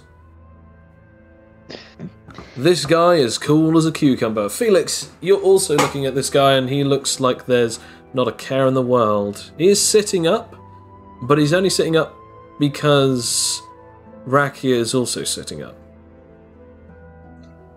Yeah, I mean, Reki is also fairly tall. Yeah. For sure. Would you like to play another card? Take another hit, perhaps? I mean, you know what? Yes. Let's take a hit. He then takes another card out and flicks it over to you. And then he takes a card and adds it to his hand. As you look at your card, you got another 7. Which... Oh, that's it. 7 That's plus 20. 7 plus 12, yeah, 7 plus 12 means 19. 20, but I think this is it. This is the closest, yeah. Would you like to play another hand? It's just, nah. He then plays out his cards, laying them on the table. He actually has 22. Oh, god damn it! He's a failure. Yep. Well done. Here is your rewards. He slightly knocks the table, ever so slightly, as a couple of these casino chips flick up, and then they go stationary in midair, fold into a nice, neat little pile, and then flick over to you, as you now have 4 50s. 450 chip, yes! Yeah, actually, yeah, 450. This is gold chips, yeah. Just these are like special standardized silver chips. So you now have 200 chips, and you still have your whip. Oh, it's just like you just like to rack your just go a little, and then just go. That will do nicely, thank you.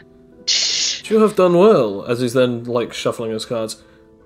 Would you like to play again? Sure. Why not? Flicks over 2 cards. I'm putting my whip away. Flicks over 2 cards I get and to then keep plays my them. whip. Fair enough. He goes, how much would you like to bet? Slamming the deck back in the middle of the two of you. I'm gonna have I'm gonna just do half of my chips. Just like a more modest amount. So 100 chips. Lower expectation this time. Very well. You look at your cards. This time you have a king and you have a 5. A king and a 5 makes 15. Ooh, dangerous waters there. Actually, wait. Kings are made up. Kings are worth 10, aren't they? All face cards except for the ace is worth 10. Yeah, because This is worth either 11 or 1. Ace is worth 11 or 1. Yeah, so So king is worth 10. Yeah. I was pretty sure of that, but I didn't want to make that. I didn't want to make that horrible mistake. It's a good thing Sam's here to know all about Blackjack. Also, Bill is also pretty proficient with Blackjack as well. He looks pretty. He looks like he's sitting pretty with what he's got as well. But again, you can't tell whether or not he's on fire or cool as ice. He slightly slumps back and sits back on his chair. Shall I roll an intelligence to see, the probability of the cards that will come? Absolutely. Okay, here we go. 4, 5, 6. So, yeah, that's a 6. Come on, baby. 17. Does that get me anything? Yes, it does. You know that there is still a good chance. I mean, 15 is one of the most difficult numbers to deal with. The only good numbers that you have now are 5 or below, which means that out of the amount of cards that you can get, anything leading from 5 onwards, that means 6, 7, 8, 9 would just completely destroy you. 6 is fine, but anything above 6 would be completely the worst. So if you got 7 all the way up to 10, which is again 7, 8, 9, 10, or 7, 8, 9, 10, king, queen, jack, which means that there are 13... No, sorry, not 13. There are 8 different cards that could completely ruin you, and only 5 to 6 cards that could be absolutely fine.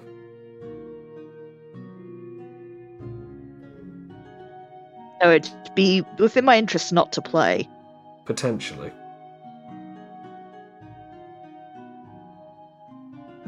But then again, he's going to know my hand, though.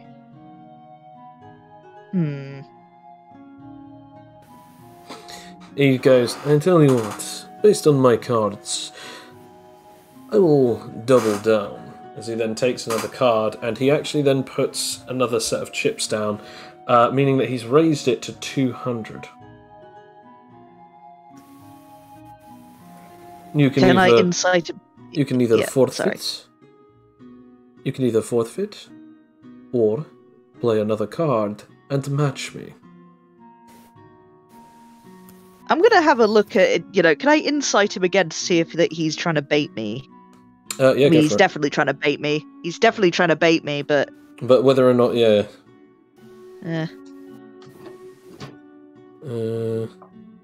God damn these rolls. So intense.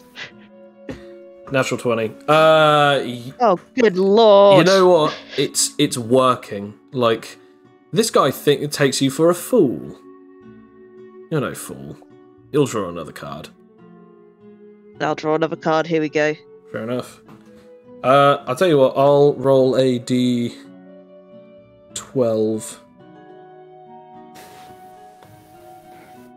3. Card that you pull out is a 3, which then puts you up to 18.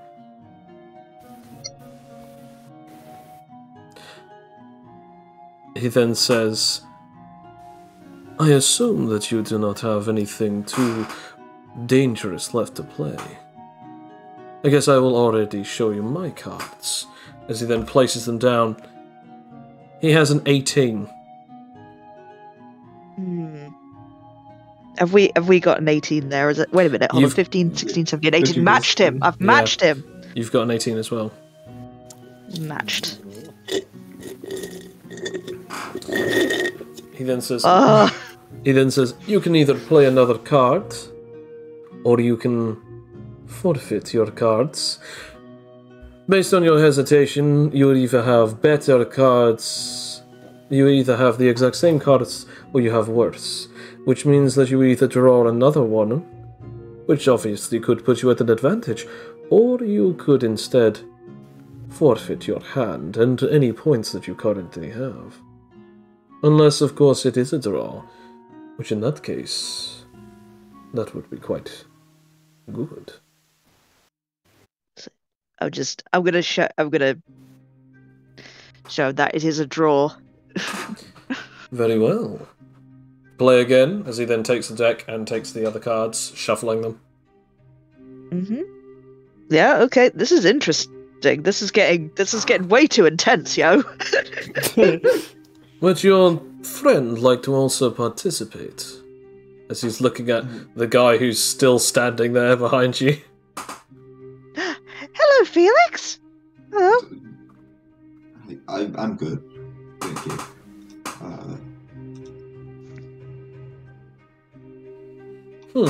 Fair enough.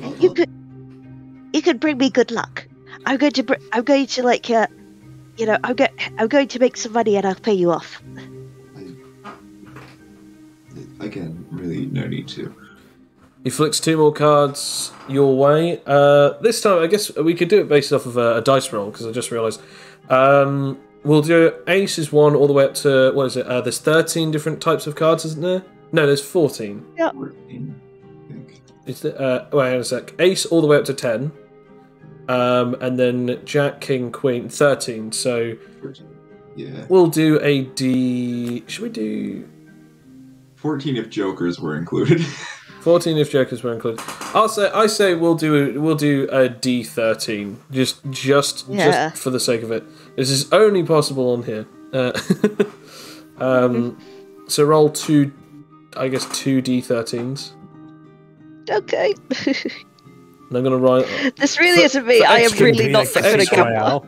Extra tension. I'm going to roll them on my personal dice calculator. Yeah. Okay, so you've got a sum total of 12 with a 10 and a 2. And I've got mine, which I won't say what they are. He then he then leans back again, holding his cards. I tell you what, I will bet 400. Now you need to match. Well, I'm bringing my whip out. Yeah, I guess like my whip is 200, and I've got 200 chips here. Mm-hmm. That sounds like a plan. I will hit again, if you will. Saying, hit me. Flicks another card off towards you. Roll another D13. Oh, 22. You've gone bust, as then he also rolls another one. No, he could go bust and it could be a draw. He then places his cards down. I have gone bust, as he has 28. Oh! Two tens and an 8. As you lie your cards down, well, you have gone bust less than I have. I am nothing but a gentleman, so of course you win this round. He then gives you over another 400. Oh, you're so. Oh, this is the first time I've ever played. I can't believe it. You're a It's just that natural. Rakia is actually saying that. Stop! It's because of Felix. I touch Felix with my fake arm. It's like it's because of you. You're lucky. Well, in that case, why don't we play another round? I have my fan favourites of Lucky Charms, and I am myself intrigued by yours. You called him Felix. Tell me, Felix, do you consider yourself a lucky man?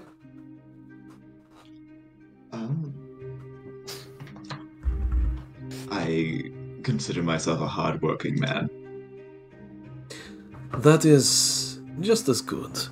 He then flicks two more cards out to Rakia, and then he then places down a 500 chip. It's just a single chip that says 500 on it. If you would like to go again. He hasn't drawn his cards yet. How many chips do I have now? By the way, In sum He's got total, 400 you have more, so 600. 800.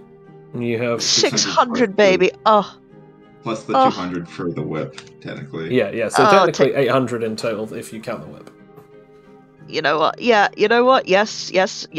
I will go again because at least leaves me with 100 chips, and I can like cash those out later, and Okay. I could win this big. Roll 2d13s, how much are you betting? I'm betting. I'm betting 500. Okay. This guy, I'll match him.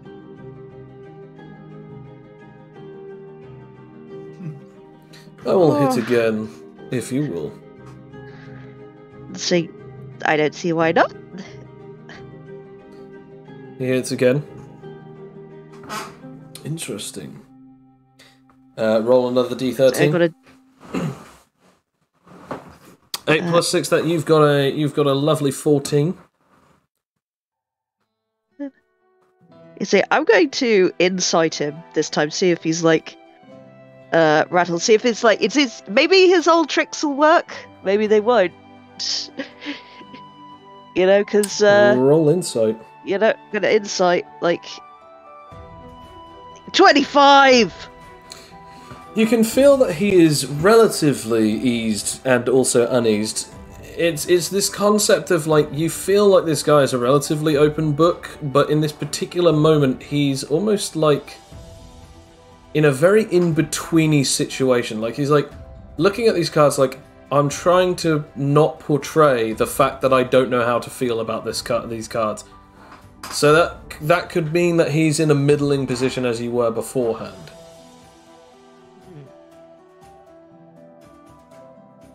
Do you wish to go I'm gonna again? roll. Let's see. I'm gonna roll in super. Can I roll super intelligence to see like, whether it's a good idea to hit again if my imposition with my impositions? Okay, yeah, roll for that. Yeah, you never know. And also, I am getting loads of points just from this poker game. This is amazing. I'm so happy. Oh, I'm so smart. I'm so smart. Based on the situation that you are, because at the moment you have 14, you could hit again and you could be in a decent position. That could very well settle you. And so far, even if you lost, you can still potentially walk away with more points than you started, or more money than you started. Yeah. And I'll just say, hit, Go for it. Roll the d13. My lucky shot. Yeah, let's try this. Come on, number 7. 3. Ooh, okay, so that's 17. 17 in total. Oh, it's so close. He then looks down at his cards and he goes, I will play my hand. I am forfeit, as he then plays his, as he then has 19. You can take one more card if you wish, or play your current hand. See, I've got lower than him, haven't I? So Yeah, he's got 19, you've got 17. screw it. I'll do it again. Okay. Come on. Let's see how. Oh, 22. 22, you go bust. I'm so sorry. And then he then takes your 500. You were so close. He then starts going again. Would you like to go for a different? Perhaps something a little more. How about we play for something a little stronger? How about I will forfeit something to you? As he flicks 2 cards over to your way, and then he places 2 down in front of him. How about this time? As he slams the deck in between the 2 of you. We play a little differently. What about this time you bet not only your lovely whip, but also that incredible tattoo that you have on your arm? Okay, alright. Okay. No, let's not get crazy here. I have other things to bet. This ain't. I almost lost this today. I'm not doing that again. Thanks for the offer, and thank you for the chips. And I'm just gonna walk away. Or of course I could bet something for you that you would perhaps be interested in. What would that be? He then takes out something from his pocket, a beautifully ornamental pistol, places it on the table. Could be yours for one more game. If you can match this thing's price, you won't even have to, but if you can't, perhaps that would be enough.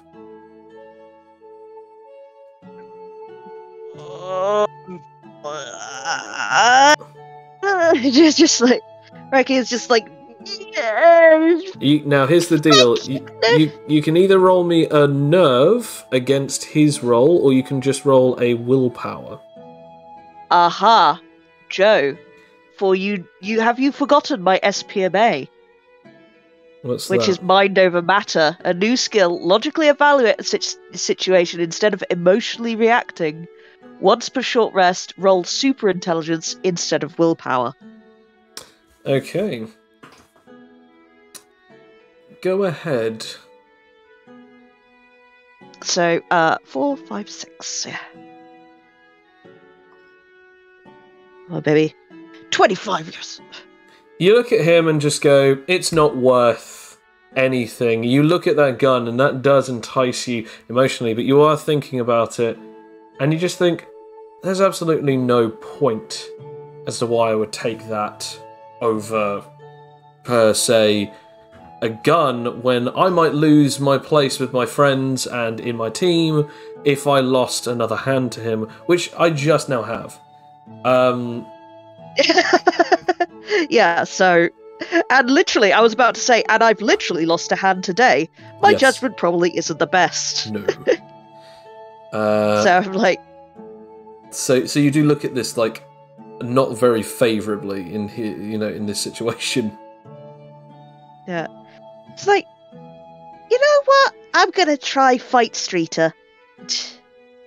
And just walk away with my 100 new chips. Fair enough. Felix and Rakia, roll me a perception check. Yeah. Okay, that's an 8. Good.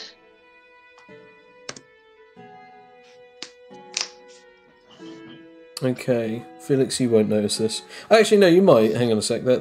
Yeah, you might actually notice this. For sex? Really? No, you don't. Rakia, you do notice this. You can hear the cocking of a gun. I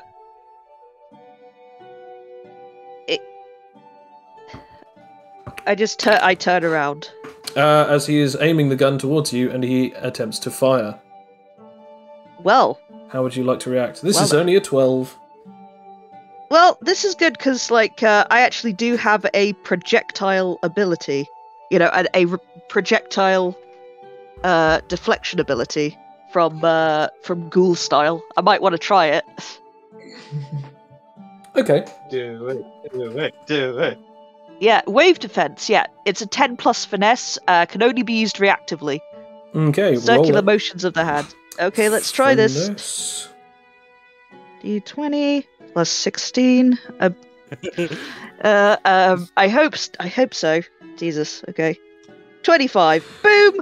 Nice. However, Felix, roll me a reaction as well. As he fires the gun, you could have sworn that the gun also fired off a bullet towards you instead of towards Rakia. Roll me a reaction also. Okay, I forget what. Blocking, evasion, finesse, or acrobatics. We should. I'm just gonna go with blocking.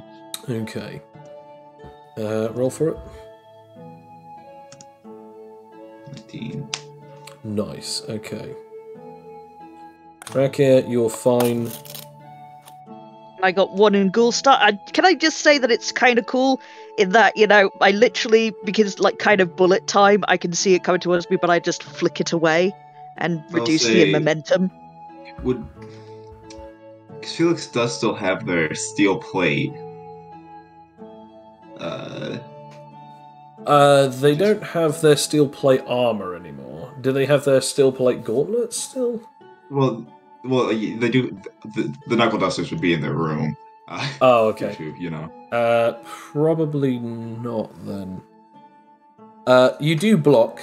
You take half of this, which means that you take 9 points of damage from getting shot, and also you deflect one of the bullets. However, you also then hear beside you as someone gets hit by a bullet and then immediately falls down. People are then starting to panic and then just like move out of the way as a guy attempts to tackle Alliator, then he like flicks a card from his hand. It juts up in the air and immediately slices into the security guard's neck, going straight through him and immediately flooring him to the ground. Oh, this escalated so quickly! You should have taken the offer, madame. After all, the ultimate gamble is one that you take with your life. But two of you in the same room at the same time, I could not have seen this in my wildest dreams. So of course, killing both of you will be perfect. I myself am not a contestant, but I would perhaps like to be one. Sadly, since you are not willing to take it or give it away, I will take it from you by force. As Adrian and Adriana, you hear the gunshot. I'm going to ask Cloak and Fletcher, roll me a perception with disadvantage. This is audio-based perception, so disadvantage on perception. Yeah, I'm gonna have this. Come on, baby. 2 berries. Bless you. Two hearing aids. Come on. No, I am. Oh God! No, you're about to go around, like you guys are like finally about to step up into the ring, and you hear bang, and you hear this noise, and you're just like, all right, come on, let's go, and you're about ready to like throw down with Cloak, like you're getting ready. Cloak is about to take a fighting stance, and then suddenly his head juts up, turns immediately in the direction of the door. As for some reason you don't hear the noise, but Cloak, you do. Something up, Cloak? Oh yeah. They allowed guns on board here. What Well, if we're not allowed to bring our equipment into the gym, I wouldn't say guns would be allowed. Is this like on the floor below us or something? It is below you. Like you guys are sort of like a middle deck. That one, that sort of came from like as if it came from the hallway or even further, but it still echoed throughout the outside. Enough to make you believe that was definitely a gun, but enough also away that Fletcher not only didn't really pay attention to it, but also didn't even hear it.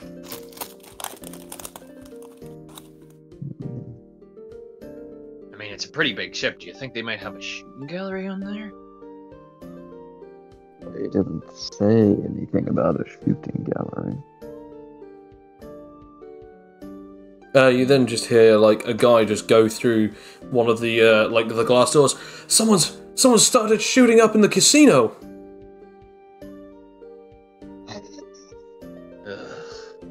Is the casino directly below us, or? Yeah, but people are saying stay the hell away from him. Apparently, it's one of the casino guys. He just started shooting at someone. Fletcher, are you able to just take us through the floor? I would be able to. You want to go investigate?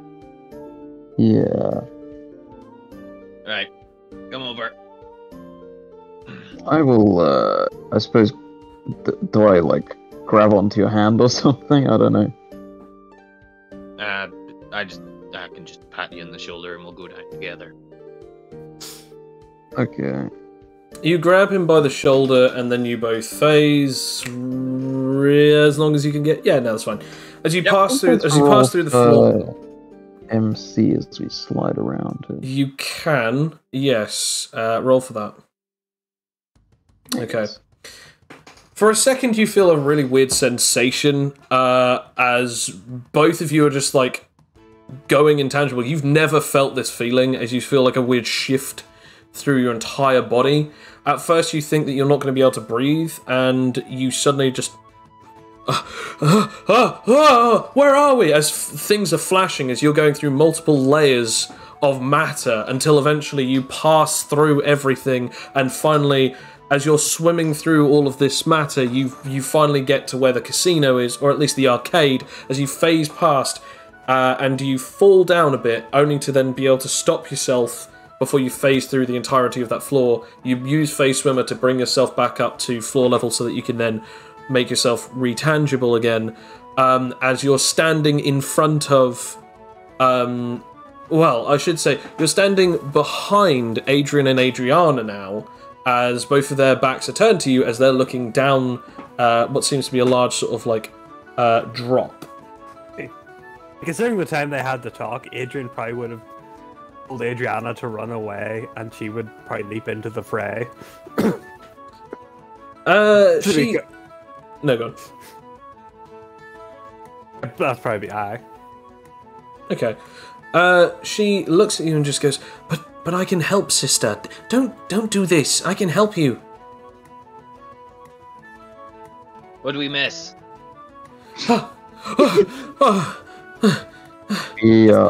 Someone just tried to shoot Adrian and Felix. Rakia. Someone shot Felix and Rakia. He fired a gun. It seems as though he has some kind of grudge, or I don't know. He said something about wanting to be a contestant, but he's not one. He did what? And Fletcher immediately speeds towards him.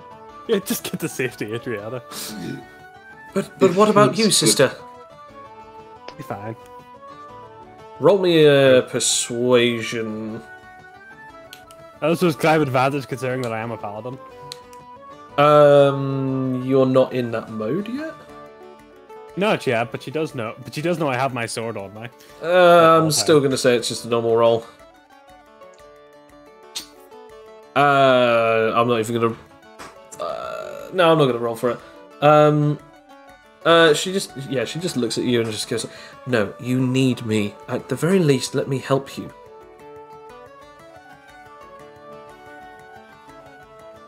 Yeah, go on, let her help you. Let her help you. As a treat. Only extra one. At the very least, I will stay back and I will watch. Besides, I need to learn more about your fighting style. For when I overtake you in the tournament. So stay up on this level. Fine. Hide behind. Make sure not to be seen.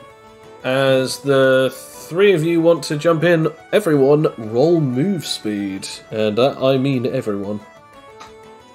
Yep. Oh, baby. Oh, I mean, baby. it's this- usually terrible in this one, isn't it? This is Dude. gone. Hey! Oh my god, 2 berries! two berries. But I think Fletcher has the advantage because he's got a bigger modifier though, so I don't know. A chunkier modifier. Yeah. He goes first. Okay, 23. Okay, I'll ask what everyone's things are in a second. I'm just going to quickly go for it. Okay, so standing at 23 is Gun. this guy. Okay, 20 or above. Nobody got 20 or above? I've got 20. I got 21. I got 22, same as Fletcher. Okay, so 2 guys got 22, so I'm going to say Fletcher, because don't you have a higher modifier? 6. Yes, over Adrian's 4. Adrian. Who got... 22. and then Rakia is next. And then under Rakia, who got under Rakia? I think it's Cloak then Felix. Cloak then Felix. yeah. Yeah. Hopefully this isn't an indication of what comes next for Felix. Yeah. Okay. I will say Felix is at 16 HP because I have not had a chance to heal. Oh, don't worry. Oh. You absolutely have been healed because you didn't take any damage the last session. But it's the same day. I'm gonna say you've had more than long enough. Don't worry. Like, Yeah. I mean, we've just Okay. been to a hospital. I Also- think you got some paracetamol. also, I gave- I- Patched also- you up for getting it.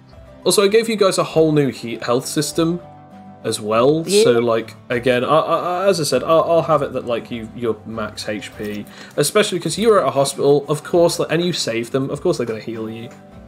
So yeah, you still have like 61, but you've taken 9 points of damage in total so far. So you're actually on 52 so far. Okay, that's much better than 16. Yes, definitely. Right, so as this guy is now his turn as we begin le fight. I now just have to have a look at something. 2. Oh my gosh. Okay, 2, 4, 6, 8, 10, 11, 12, 13.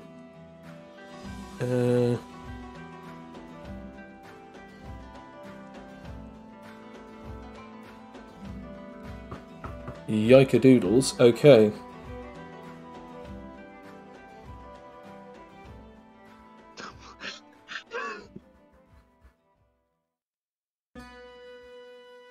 So, I hope you guys are ready for this. This one's actually going to be a big one. As we start Oh boy. off with this fight, as this guy looks in, is like, so Rakia, you have a lot of friends. I like that. You're not exactly a loner, but I take it that all of your friends are also contestants. I like that. That means that I will have even more points by the end of my slaughter of your people. Now, everyone listen to me. If anyone tries to get into the way, you know that the entire of this crucible of avarice, will bring upon much death. But now, only the 6 of us need to be introduced into this crucible. No one needs get hurt, so long as you stay out of this. I can promise you that. Fighters choose the path of the warrior.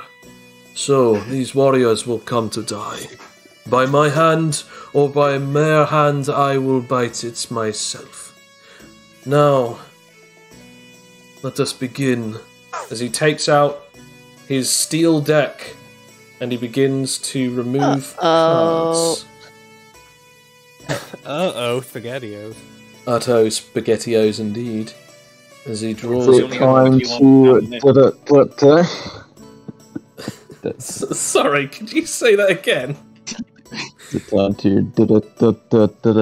No. Oh, come on now. Shut up, Alright. Yugi. Was this Yeah, JJ that's Sunnyside's worst brother? You guys, that's the game. JJ Moonside? I consider myself a gambling man. Okay, I have to roll this twice. As... Okay. Rakia. And Felix. He fires a card to Rakia, and then Felix, Rakia, you have to beat a 27. Felix, you have to beat a 26. As he flings a card each at you. I guess I'm going to have to do my ghoul-style deflective ability again. Yep, absolutely. Because finesse, baby. Come on, come on, come on, come on, come on, come on. Oh! No. Would I be able to do like a reactive no. strike? Or No, we were like right next to each other at the table. but you guys walked away. You're about 5 meters away from him. You're not close enough to be able to reactive strike him. You can attempt to punch the card, although I don't know if that would do anything for you except from hurt your hand. Yeah, it wouldn't. I think. How close are we all together? Are we? You roughly- guys are currently at the top of the stairs, so you guys are about 15 meters away from him. Can I do protect the girl? You are not close enough to protect anyone other than your sister. And Rakia's not 15 meters from us. Rakia's 15 meters away from you. 23 is my move speed. I can go 23 meters. It's not your entire move speed, is it? It is. I'm pretty sure it's not. If they're within their move speed, you can roll to jump in the way and block the attack. So it's a defensive.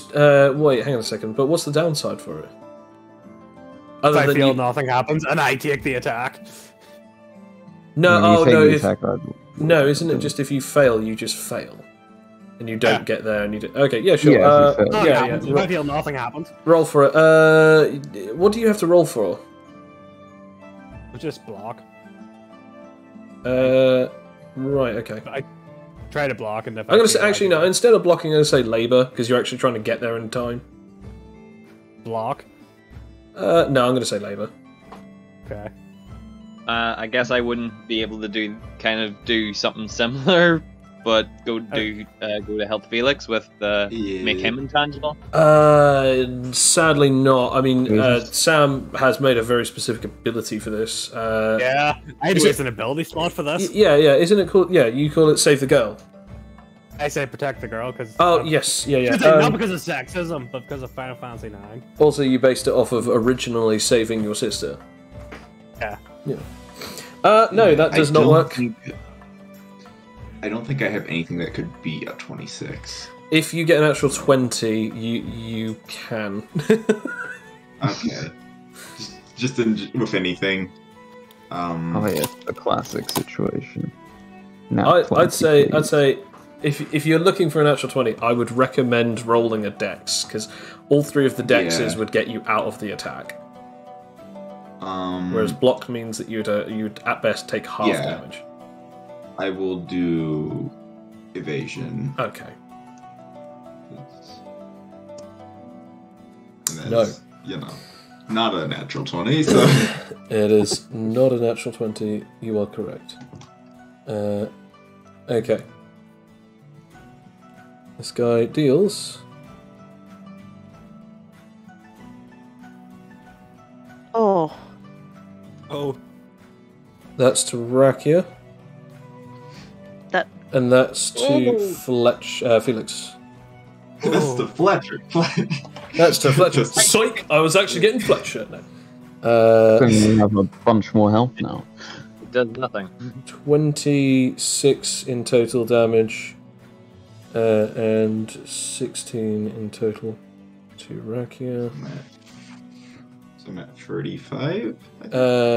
Yes, 35, yeah. Right. As it is now the turn of Fletcher. Alright, would I still be intangible, or did that deactivate once I let go? Yeah, Drop you down? deactivated it already, yeah. Alright. Well, is my nerve stockpile at full at the moment? You've taken damage twice, you can re-roll it. Yeah. Because I think you'd be missing all of it, because I think you lugged the whole thing to... Actually, no, you did. Yeah, with the... So technically it would be, I think, 5 or 6 minutes in total. So in other words, you'd be at 24 out of 32, because your stockpile increased recently. So basically just roll 2d10s from both of those hits that you took. Yeah. Alright. Oh, great. Max. Staffless Fletcher. Staffless Fletcher. Back up to full. Hey, you wanted to do some hand-to-hand combat. Fair. But I put my staff away. The guy didn't say anything about these punch daggers I have in my cargo pants. Which are conveniently I'm gonna say, since he told you to put them away, I'm gonna say that you've put every weapon that you could away. Damn. Yeah. Oh well. Like, had you have told me this, like, oh, by the way, I'm going to try and conceal that, I would have said yes, but since you didn't tell me that. No, Fletcher's a good boy. Fletcher's a very good boy, as he was told. I mean, Cloak has tons of concealed weapons, so... I mean, the Cloak doesn't have any on him right now, because... That's what I mean. Yeah. Oh, right, you were saying, if Cloak can't have his concealed weapons on. Yeah, exactly. Fair enough, because you actually do have... You do have a lot of them normally. Yeah, so you are both unarmed. Yeah. As I said, hands are more dangerous anyway. Fair enough. Fletcher, what would you like to do? I'm going to attempt full intangibility. Okay. Now, when you do this, you can... Yeah, that works. When you can do this, you can now use Phase Swimmer, I believe. Passively. So, in other words, whatever your Phase Swimmer is your move speed, because obviously it increases your move speed, or it's a basis on your move speed. That's 4 meters then, because I have 2 buffs into it. Okay, so how much in total is your move speed? Alright. +4 with the 4 meters from Phase Swimmer, I have a move speed of 26. Nice. You can get down there without wasting another action, if you'd like. Alright. Can I literally get up to the guy? Yes. Alright. Can I come up from underneath him, or does he know where I am?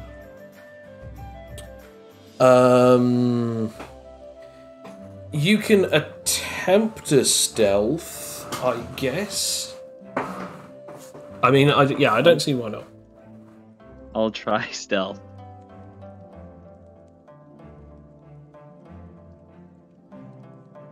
Oh wait, that's 2. Wrong one.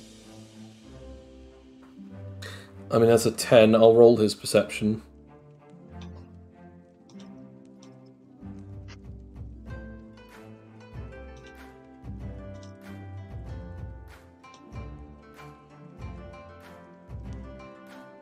He does not notice you. You can attack him, and since it's behind him, and since he can't see you, coming up from behind him, I thanks pull to him through the floor out of the ship.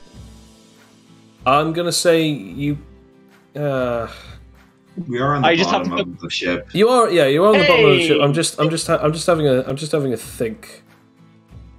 Is that something that you can do in a single action left over? I just put my hand on his shoulder, like, "Hey," and we start sinking.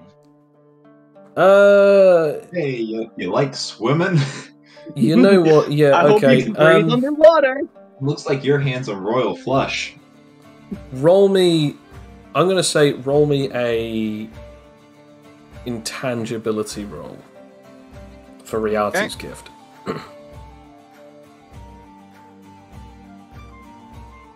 Is there a roll requirement on Intangibility's Gift? No? Okay. So as you go to grab him, you do in fact touch him. He becomes intangible with you, and you begin pulling him down. As you do so, you get about like up to your move speed distance down, which then you then completely disappear from the ship as you go down a couple of layers, and then you are completely out of the ship as you are under the ship and in the water. Still completely intangible. You let go of him? I let go of him. Okay, fine. You let go of him. That is the end of your turn. As you let go. We're now just standing around awkwardly. You guys are now just you guys are. That happened. That was helpful. Yeah. The day was saved. And yeah, that's it.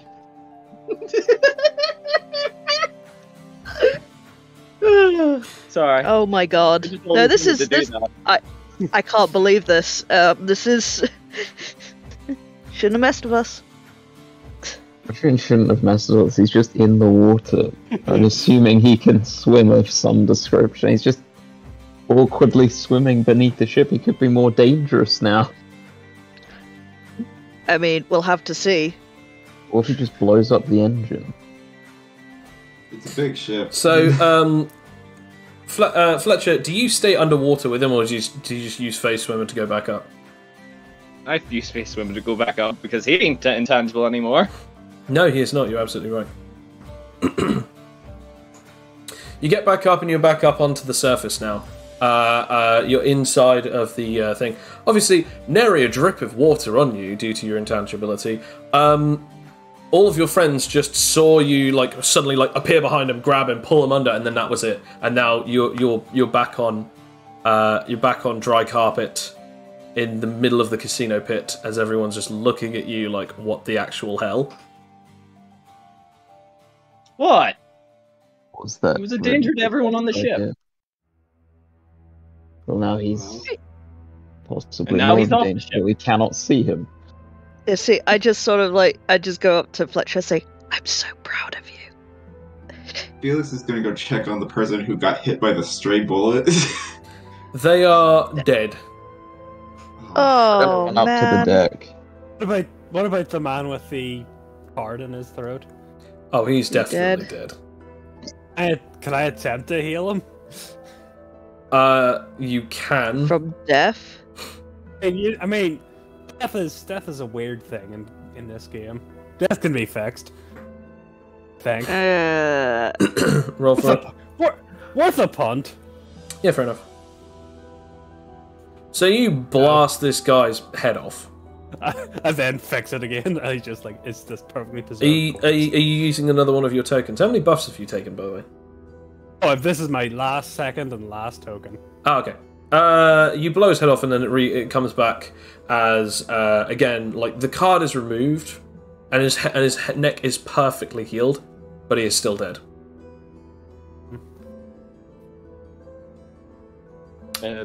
Is there any defibrillators nearby?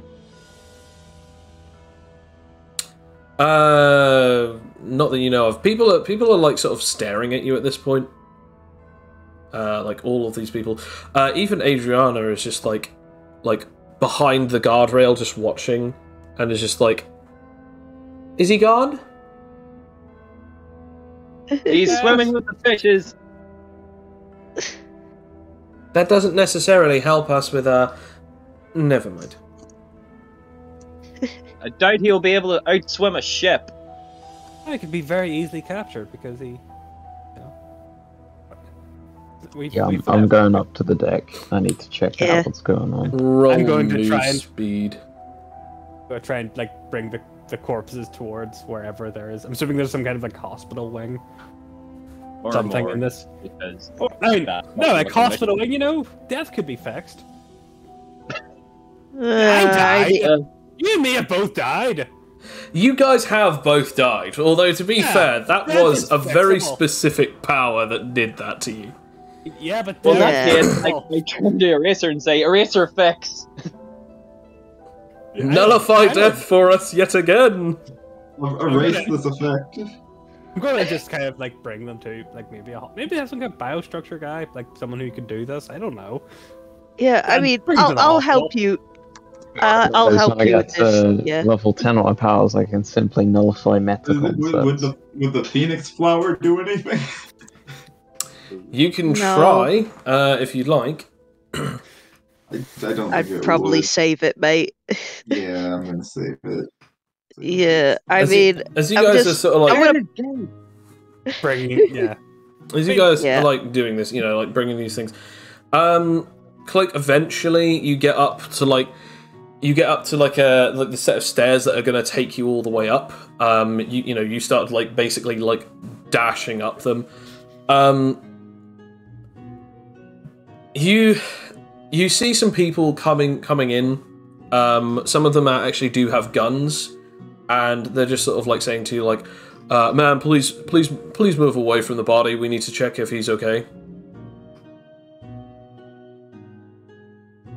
You know, saying I'll this to put Adrian. my, Oh yeah. I'll put my arm on Adrian's, shoulder and be just like, just let them take care of it, Adrian. Yeah, of course. I tried to help, but she perhaps. I know. Yeah.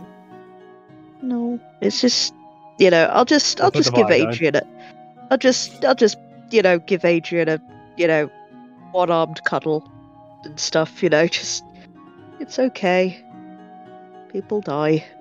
And No. As you're just watching all of this like happening, like some of you guys are just like watching these guys like take this guy, not looking very happy about it. It's like some of them are looking very upset at the fact that this guy's like, and they're giving you like the stink eye. Like they do not look at you with any kind of respect at this point.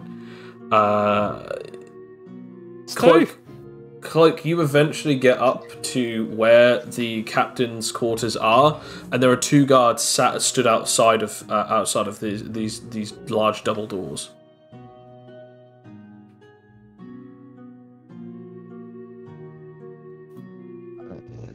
Did you see where that guy went? They both look at you like really confused because there's like zero context, and it's like,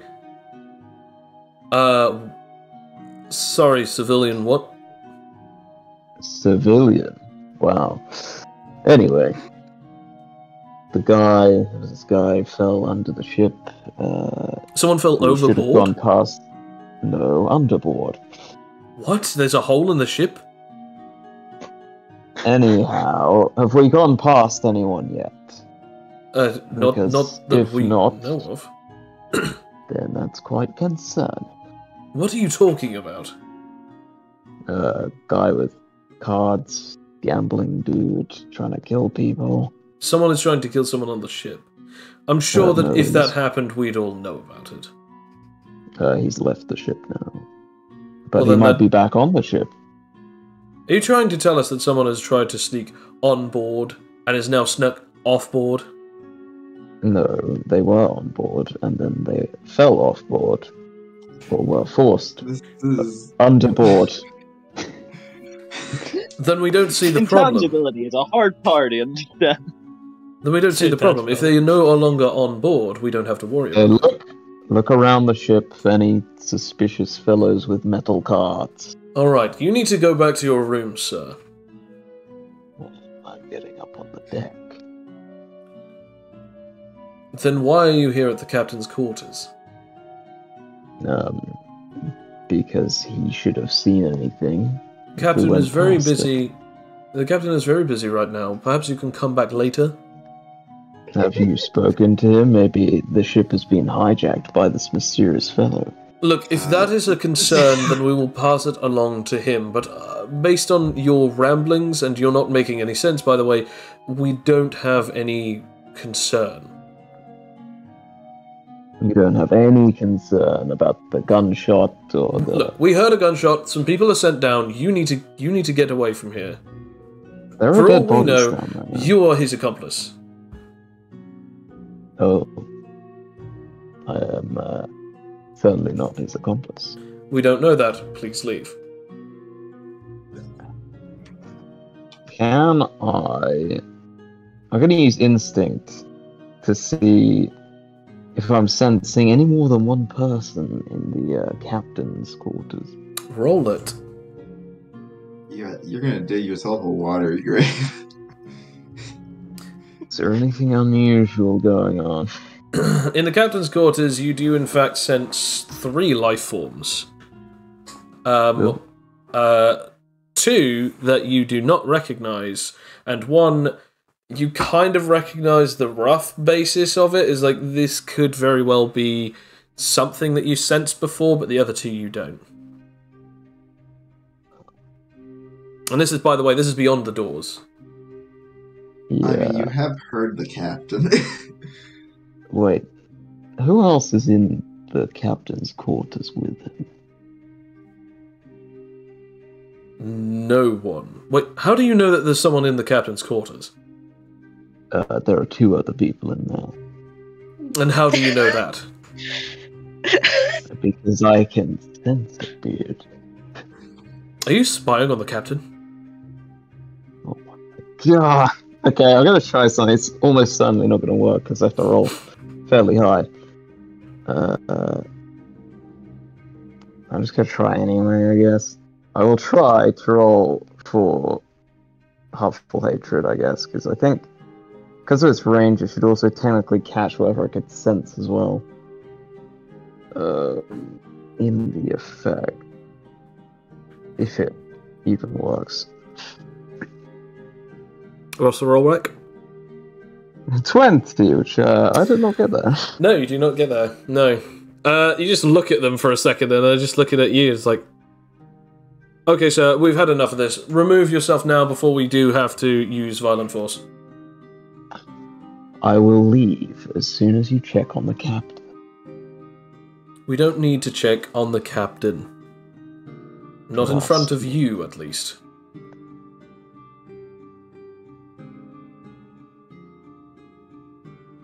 Come on, man, just check on the captain. I'm not asking you to do anything else. All right, roll I'm me a simply diplomacy. standing You're gonna find Oh, yourself in the boy. brig, man. Right, that's You're it. gonna be in the they you're in the then brig. take out these cuffs, as both of them have their guns like pointed at you. One takes out the cuffs. Right, you're coming with us, and he like walks over to you to like basically like begin cuffing you from your left arm. I mean, that's just not gonna happen, buddy. Okay, how are you dealing with this? I'm sorry. This is what I happens guess- when you deprave Bill of a fight. So it happens when Cloak goes off by himself. He gets fight crazy. You know what, I'll try and use Wrath of Man. Okay, roll God. for it. I These don't like the sound of that. okay. Activates, You obviously. burst with a power, with a sudden pressure, as this guy is like, "What the hell?" As then, he attempts to go to shoot you. I guess you're rolling a reaction for this, as both of them attempt to shoot you with their guns. I roll a finesse between them and see if they shoot each other. Oh, God. Oh. Okay, I'll roll this guy, Bro. and I'll roll the other guy. I like that So Clint's what always kind of- complaining about us getting into fights. Basically, Dodge between them. beat both 12s. In other words, just beat Okay. a 12. I want to just sort of dance between them until they kind of shoot each other. So Are you that rolling I against get both enough or time to rolling run against past. one each? I'll roll against both. Okay. I'll do one each. 'Cause, All right. So roll. I guess I'll allow it as being finesse. okay. Wow, dude. Oh no. So Speed of 12 with your plus 17. they open fire at each other. I have to now roll a d6 for each. Shoot each other in the Oh, eyes. Okay, so People in the captain's quarters are definitely hearing the gunshots. I'm not even going to bother rolling because I know that they'll I'm definitely just kill gonna each open other. the door to one very angry man. As they just hear, Oh no, it's a Kevin. and then just two bodies are just dropped immediately. As you like dart past them, do you open the door? Yeah, I guess I'll like smash the door down with like a, six king guns kind of move. Roll me an attack roll, I guess, on that. Okay. Yeah. Just to look cool, Just to look cool. The door just swings on open from the sheer force of power, as right before you, you see the captain. You see basically how do I put it? You see the captain. You then see a young woman that you kind of recognize. And then you then see a sort of another guy just standing there in a similar uniform to the captain. You, for some reason, you can't quite pinpoint, but you've seen this woman before, but you're not entirely sure where from.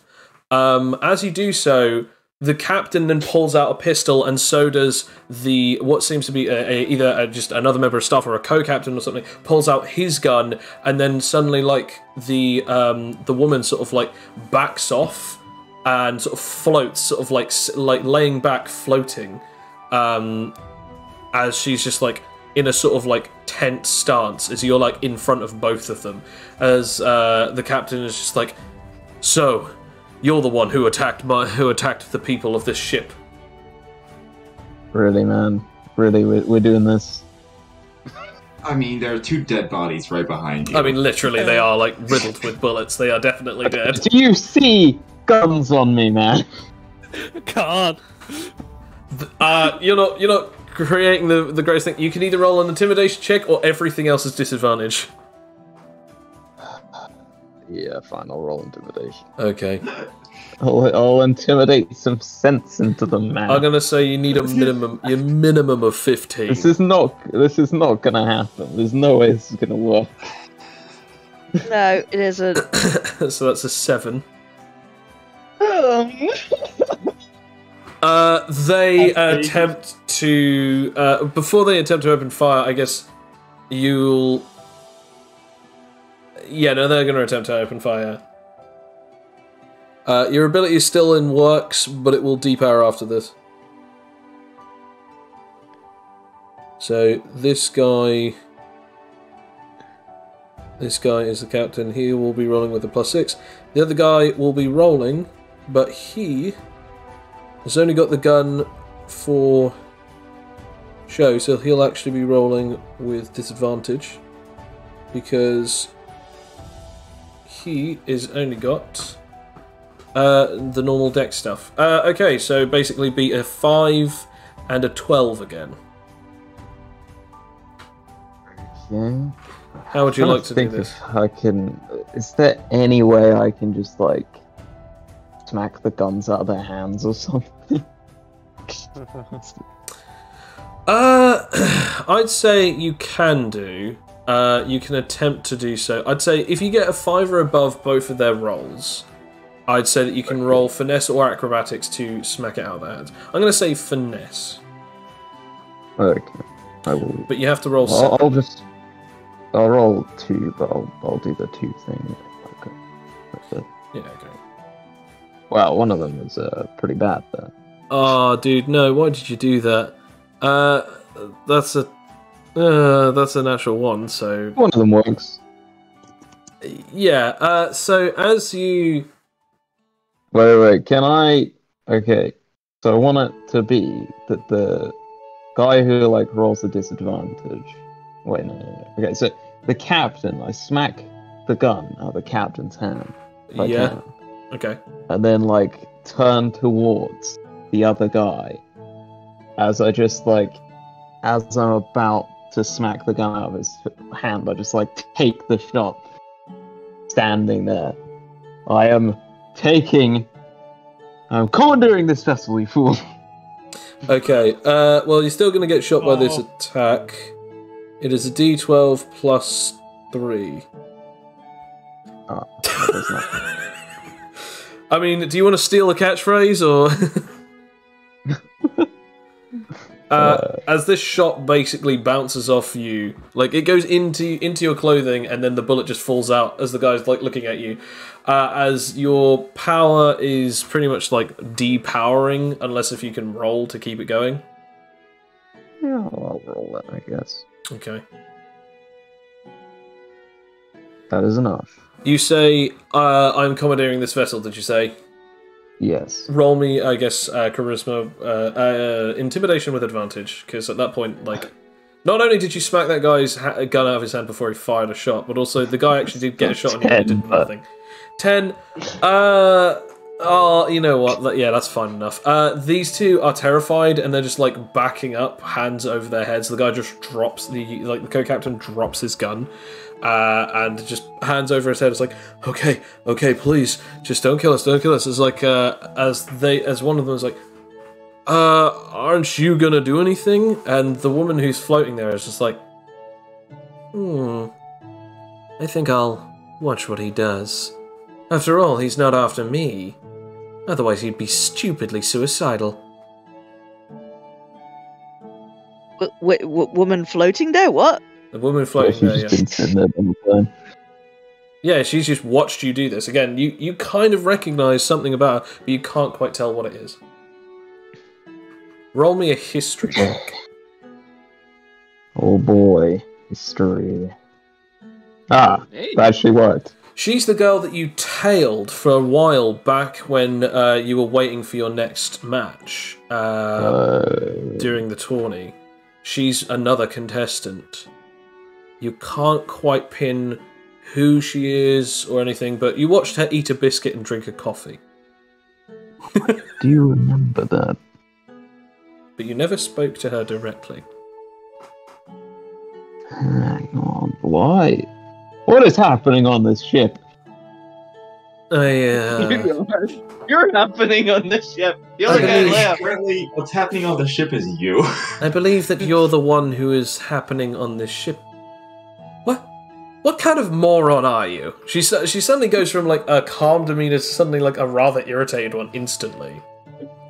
Okay, well, those guards out there who somehow managed to shoot themselves expected there to only be one person in the captain's quarters. Now why, pray tell, are there more than one?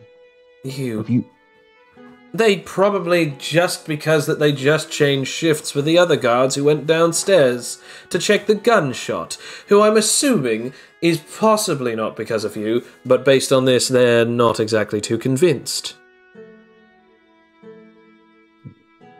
Well, someone should probably take those guys to the doctors on the ship. They're probably dead. I'm not even a doctor, and I'm pretty sure that they are dead. Well, What's happening? what are you doing on this ship? She just like pinches her like the bridge of her nose, is like, So you're trying to tell me that you took over this ship because that there was someone who was trying to take over the ship, and you're trying to stop them from taking over the ship? Again, what kind of a moron are you? That's exactly what I'm saying. Well, I'm sorry, but I don't quite have the charisma to get past the guards.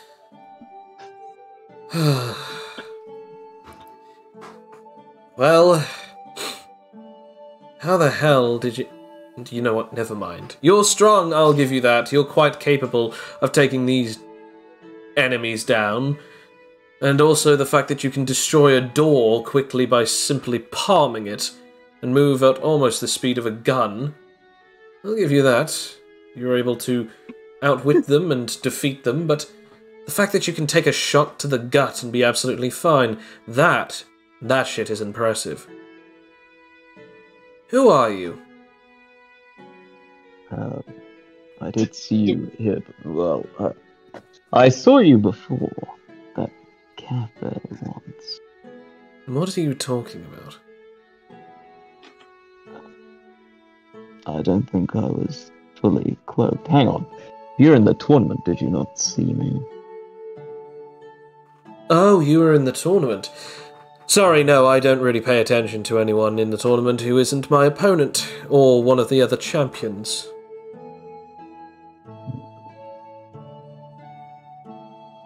Well, But based on your reaction, I can tell that you don't know who I am.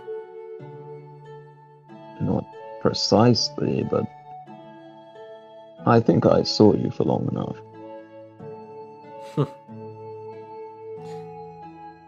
Well, now that you've got this ship under your regime, what exactly are you planning on doing? I was trying to get to the land of the sunken moon without any bothering nonsense. And also I like the spa. That's exactly what I was doing. Then why take over the ship? Because the security is not tight enough. And we come back to the others. You guys have moved the bodies. They've moved the bodies away. You can, you're doing all sorts of different stuff. You're just sort of chilling for a bit, trying to figure out what's going on. Adriana is now down with you, Adrian, as she's just like, this was quite tricky. Just to see you fighting like that for all of no seconds, and then suddenly this happened.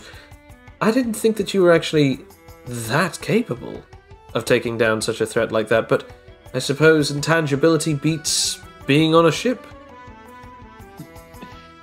It helps when you're very well practiced. Yeah, I'm giving you a like a little sort of supportive hug, because Fletcher. Sheepish. Adriana just straight up calling her out. If the To be gambler, fair, he shot Right. Rakia. No one shoots Rakia. so if the gambler Yeah. drowns, do we get points? Wait. That really depends, to be honest.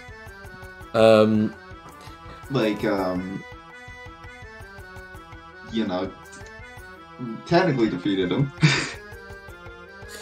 Yeah, Fletcher should get the points if anything. Yeah. I mean, no one said he was defeated, he was just in the water. You then hear sort of like a sort of weird sort of creaking moan, like going around the entirety of the ship, Uh-oh. and then suddenly everything shakes for a second as you just hear. Grab Adriana. And you are sort of like now suddenly like shaken a bit as you're not entirely sure what happened, as it almost feels like something struck the side of the boat with a great deal of force. That can't be good.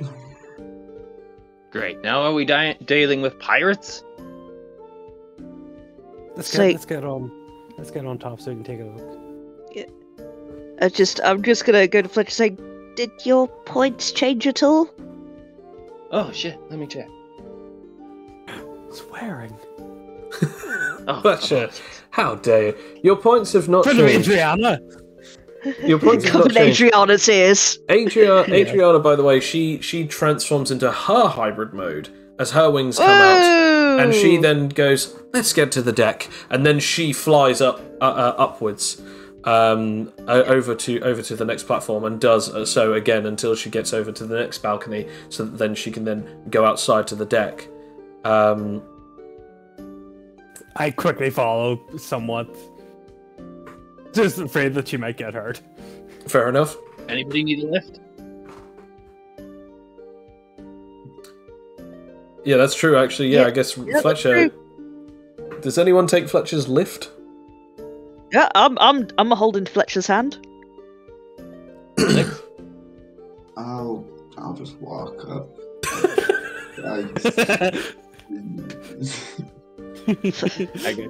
I guess the first time shook you up. I can't believe. I like using my Have a legs. moment to relax. as the two of you head up, and Felix, do you go up with them, but like in your own pace, or do you go somewhere else?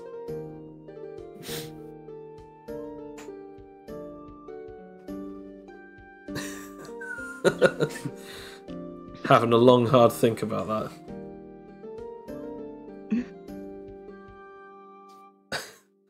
Felix, do you want to go with them, or do you want to go somewhere else?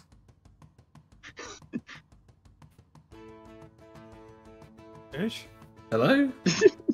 He's still here. She's still here.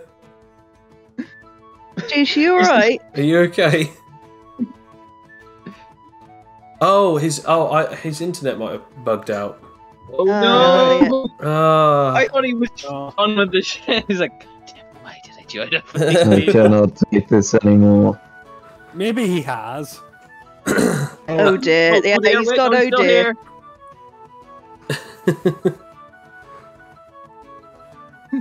But yeah, Felix just pieced out. Like, I'm He's going going- with the... Coming with them. Fair enough. Okay, so he's going with them.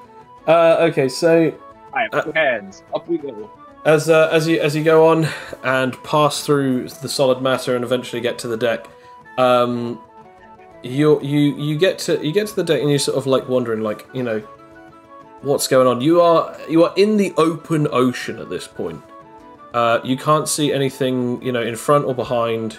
It's just ocean everywhere. Suddenly, the boat begins to like get hit by a huge force of water as it then starts like moving and shaking again. At this point, everyone roll me a strength or acrobatics. Oh, I gotta go acrobatics, I'm afraid. You can just stick to the ground. You and Adriana can stick to the ground, yes. So you Can I guys, just keep using? Yes. I'm going to say you can keep phasing, but then that means that makes Rakia's roll null and void. So I don't mind. Yeah, just delete that. That doesn't count as a success then. It doesn't matter. He keeps phasing. So the entire thing is rocking around. Even Cloak, roll me an acrobatics as well. Acrobatics.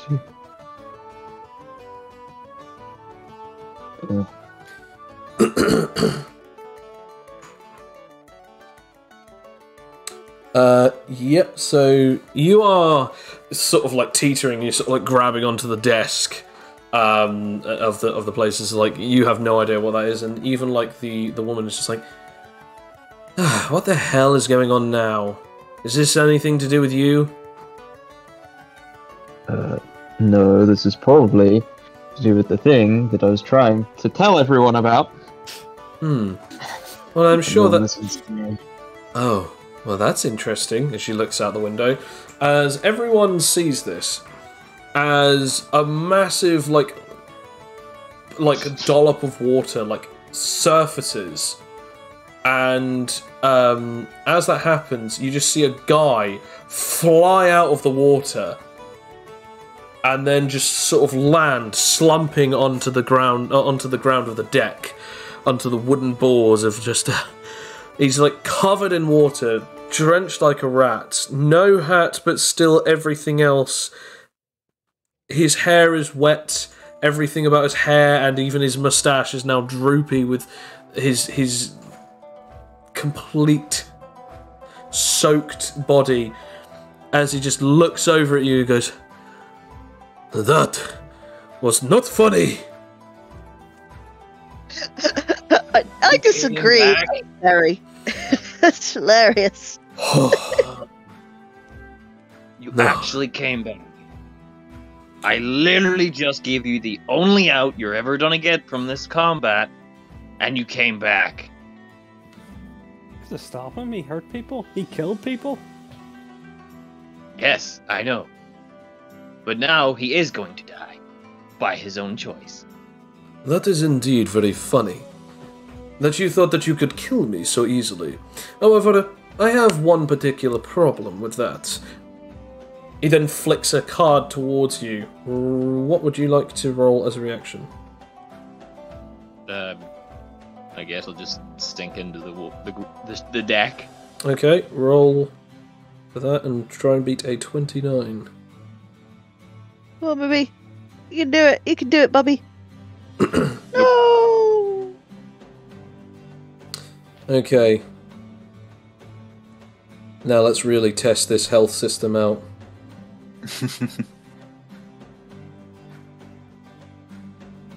Oh. As you get hit in the face with 21 points of damage, as when he does this, it passes right through your head and out the other end, and it just causes the most intense pain that you have felt in a long time. As this hits you, it is full on intense, and Oh, great. The dynamite. as the card sort of like then sinks into something, into the back of a wall, you then feel like a sonic blast of air, just like as the card went past you. It's like, if that had hit him and it was physical, that could have been even more dangerous. As he's just like looking at the lot of you and goes, take that as just a warning. This is not going to be easy for any of your crew. I will make sure that I catch your bands, but more than anything, your life is now forfeit for my deck. As we... Go on. Has Felix made it up there by this point? Felix, I'm going to say that you've seen the card just sink into the wall, as you're now up onto the deck, just slightly behind everyone. Okay. As I'm going to say, we'll go back into the original. We'll go back into the original roll. Fletcher, I'm going to say you get to have your go now. All right. Yeah, fuck him up, Fletcher. Racket, do you still have any of your daggers on you? Yes, I do. Can I have one, please? Is they like the animite one or the horn one? Probably the animite one. Okay. Yeah, have the animite one. All right. I put it into the palm of my hand and I start charging Phase Cannon. Okay. What one is this one again? Sorry, what dagger is this? Oh, this is the animite dagger. So this has got. Oh dear, that's +1 pierce, +1 animite, isn't it? Yeah, +1 slash, +1 pierce, +1 animite. That's it. Yeah. Awesome. And you okay? Jeez, okay. Roll Fire! Is that high enough for that roll, or is it? No, it's a 15. No. Okay. You sort of face it through. It just dropped off my hand. Through yourself, and it just drops off. Yeah, it drops off your hand. Since Damn it. that was an attack, that is a failed attack, and that ends your turn. As we now go to Concentrating hard enough. Adrian. Adrian! Okay. I'm going to touch my sword and go straight into paladin mode. Without using an action. Fair enough. Roll. You have to draw your sword. Okay. Draw that sword. I'll draw my sword. Okay. He takes out a pen and pad and starts drawing the sword. That's an April Fool joke. That's good. Shh, okay, I'm sorry. I'm sorry. So you're I in just wanna be calm. paladin mode. Roll for the d4. Get in there. Yes, free. I'm going to fly towards him and punch him in the face.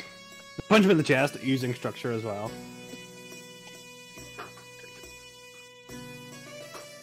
Okay. Yes. Wait.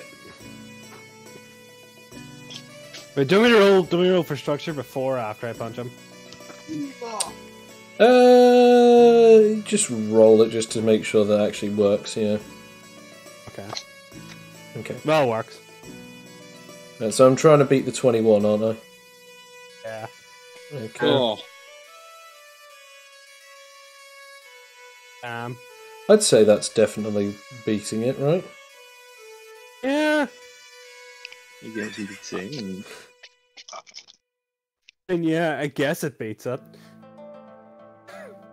So how much damage resistance do you have, Sam? Because I don't know if this will actually do anything. In Paladin mode, Yeah.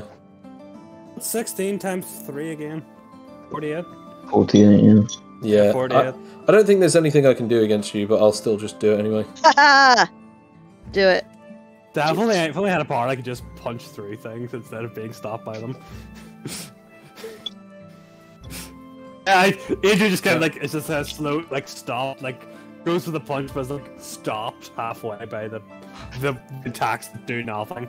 As you're going to punch this guy, he flicks a card, and it just it hits you with so much force. It does drive you back slightly, like you slide a bit, but it doesn't hurt you. It just pings off of you, but with such force that it does actually move you away and stops you from attacking. Rakia, it is now your turn. I have a question about phase cannon. Yes. If I was to go in for close range attacks, is there any chance that it will hit me, or is that precise hit? Sort of. It really depends sort of on. attack? It really depends on the roll. Oof. It's the same with guns. It's literally the same with guns. Like, it would be like if you know, I don't know, like a really bad roll, or if you were literally in front of him when he fires it. Like, again, it really depends. I will say this: it's no more dangerous than if he were to use a gun. Well, you know what? I could probably dart out the way, I guess, you know? So, you know what? I feel lucky today, because everything about this session says that things are going to go right if I take risks. Fair enough. So, yeah, this is a great idea. I'm going to, you know, because I've had quite enough of this fellow. Quite enough. I was enjoying myself and he's ruined it. So first and foremost, I am going to activate my overdrive, which is Shadow Slayer. So 1d4 turns for strength based, dex based, and move speed rolls. Okay. So I can get advantage on this fellow anyway. 1d4. 2 turns for this, yeah. And so I can roll advantage and I'm going to activate another strenuous form, which is the Rakia Rush. Nice. Yeah. So let's see if I can. So this is like a plus 15. So yeah, this is advantage. So d20 plus 16. Right. That's good. It's very good. Awesome. Does it? Yeah, and that's the end of your turn. Yeah. So So that's going to do passive damage. Yeah, that's going to do... As long as you're close enough to him. Yeah. And you're not. As long as I'm close enough, yeah. Nope. Yeah. Shit. Yeah. So I'm gonna... You didn't say that you moved when you said that you activated it, so now you're just starting there flailing angrily. Roll me a d4 for how long that'll last. Okay, right. Damn it.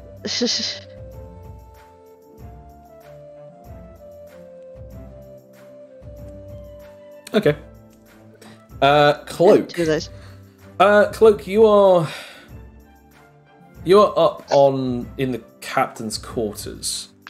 You're a good distance away from everyone else. You can see what's going on the deck, but you are 30, maybe 40 meters away.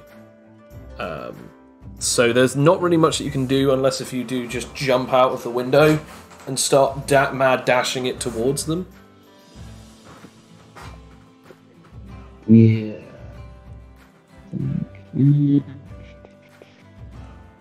I could do that. Oh.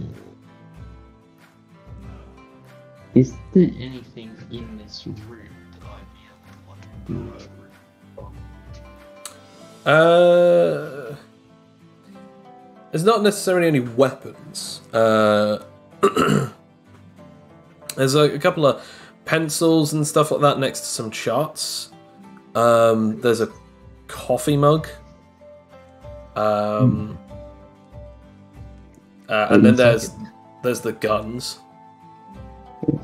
There are bullets, but I'll throw the bullets like that. I mean, you can throw bullets, yeah. Okay.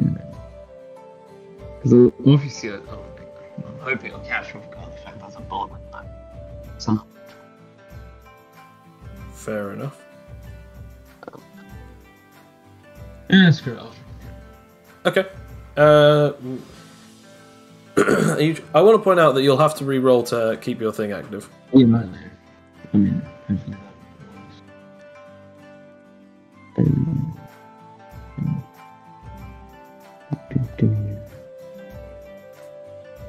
yes. Okay. Yeah. Are you gonna roll to throw the thing? Bullet. Yeah, I'm just thinking. There? I can barely hear you. Where are you? Are you wearing those properly on your head? Yeah, like that? yeah. Wait.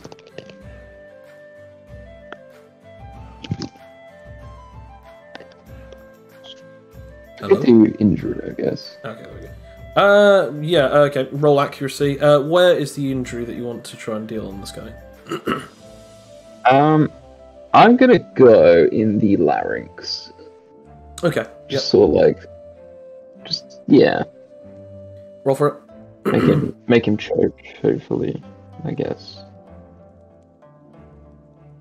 Okay. 26. Okay, so as you just take this bullet from this guy's gun, like, you know, like remove it, just get up on the desk. She's just like, what the hell are you doing? Oh, what does it look like I'm doing? That's why I asked. Well, we'll see if it works. Fair enough. And you throw it. As like this thing like shatters through the glass, and it just goes right towards this guy. You just see him like look up and then like look directly at the bullet as it stops inches from his head, and it just drops to the floor. So we're fighting Magneto. Something like that. We're fighting Magneto and Gambit fused together. As it is now Felix's turn. Felix, you're about 10 meters behind everyone. Well, you're 10 meters away from this guy, and you're about 5 meters behind everyone else. So he's 5 meters away from everyone else. Okay. So I have a 30 move speed. Yeah. So would I be... I'm assuming it would take an action to get up to him? No, he's more within your move speed, so you can actually just walk up to him. However, yeah, I'll go... If he chooses, he can use a reaction to attempt to... He can use his reaction to attempt to attack you before you get up to him, since you're moving towards him. If he fails, he completely loses the possibility for a reaction against whatever you do. However, if you fail, that ends your turn. Alright. Because I want to get at least to where I'm closest to him before I, you know. Fair enough. I'll say you do walk up towards him. He doesn't attempt to attack you. Okay. And then I will try and activate my stockpile. So SP. As you're sort of like towering over this guy, he's like looking at you like, what do you want? Let's go. I guess if we're fighting properly. Oh, I'm on my phone, so it capitalized. Yeah, I know. I hate that. I hate that it does that. On almost every device. It's like, why is this not going off? I want to point out that you can just use your ability to like auto use it, but never mind. Yeah. Roll willpower. Yep. So, and that's just a flat D20. That is indeed a flat lowercase d20. Yep. I have to. It's not. Oh. Man, I saved. No. I succeeded my will save. You bulk up and you're looking at him, staring at him. You are now completely towering over this guy, like an extra foot or so higher, like taller than him. I'm just gonna slap the shit out of him. Yeah. Smack. Roll to attack, I guess. So it's Smack him towards me if you can. I'm at full stockpile, so that's plus. Currently, that's a plus 16, I think. No, Whoa. 15. Oh! Hell yeah! Hell yeah, boy! I'm gonna say, remember, it's 15, not 16. It's But 15, yeah. I'll still allow it because that is a natural 20, and to be 35. fair, it'll be the first actual success, unless I can get an natural 20. I can't. Wow. Yeah, so you hit him. Roll whatever your dice is for maximum stockpile, but roll twice the amount of dice. Same modifier, Okay. but twice the amount of dice. Yeah, this is I gotta go because I'm on my phone. Oh, okay. 'Cause my internet's not working, so it's a bit harder to find everything. I might be able to help you with this because I think I did recently send it to you. 3d10 plus 15. Yeah, so it'd be twice. 6d10 plus 15. Okay. Let's go! All right. This is actually a scary attack. Yeah. Yeah. Die. Spoiler alert. Ruining our holiday! Spoiler alert, he won't. 43. Oh, AJ could survive blimey. that. Jeez. Okay. So 43 points of damage. By the way, real quick, Bill. When we do vitality, do we base it off boss health or base it off their original health? Were they not a boss? Yeah, because we haven't. We used to do it based off of boss Boss health, but I don't know health. if it's changed with the With the new. new. I'm going to say that's based off of their original health. Yeah. If they weren't a boss, which is. I'm just going to quickly add something up. So hang on a sec. It's 2,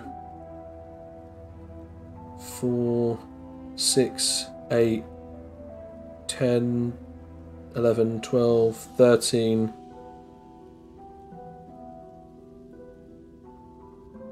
Okay. Plus that.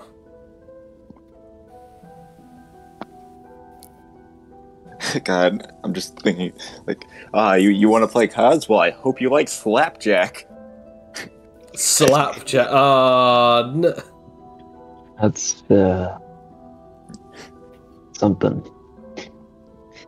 Okay. I love I will that say Felix this. I is just still committing to dad jokes. I just checked his health. Or at least I checked his vitality.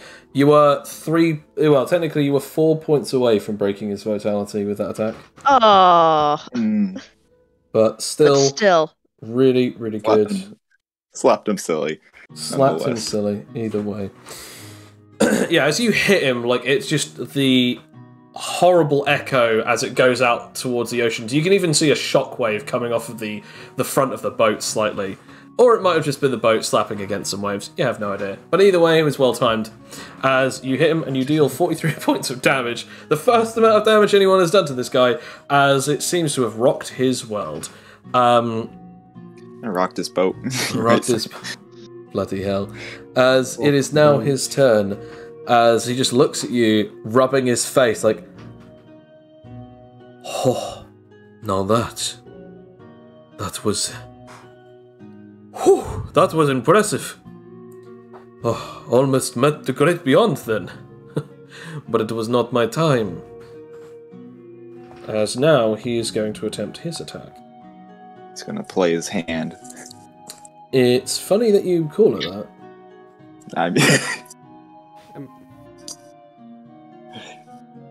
I mean, look, in a different campaign, I play a character whose main thing is they play cards. So, this is... Fair enough. As he pulls out what looks to be a king from his deck, he then says, "King's sword," and he throws it. It goes right past you and then immediately beams towards... weirdly enough, it beams immediately towards Rakia. uh-oh.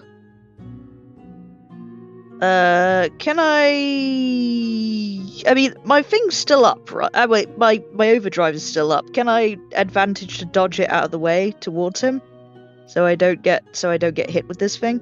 Yeah, you can roll acrobatics or evasion. Okay, I'm gonna roll evasion. It's exactly the same for me. Okay. If you roll evasion, Oh, you yeah, won't be able it's to counterattack or get close enough to counterattack him. Ah, dang it!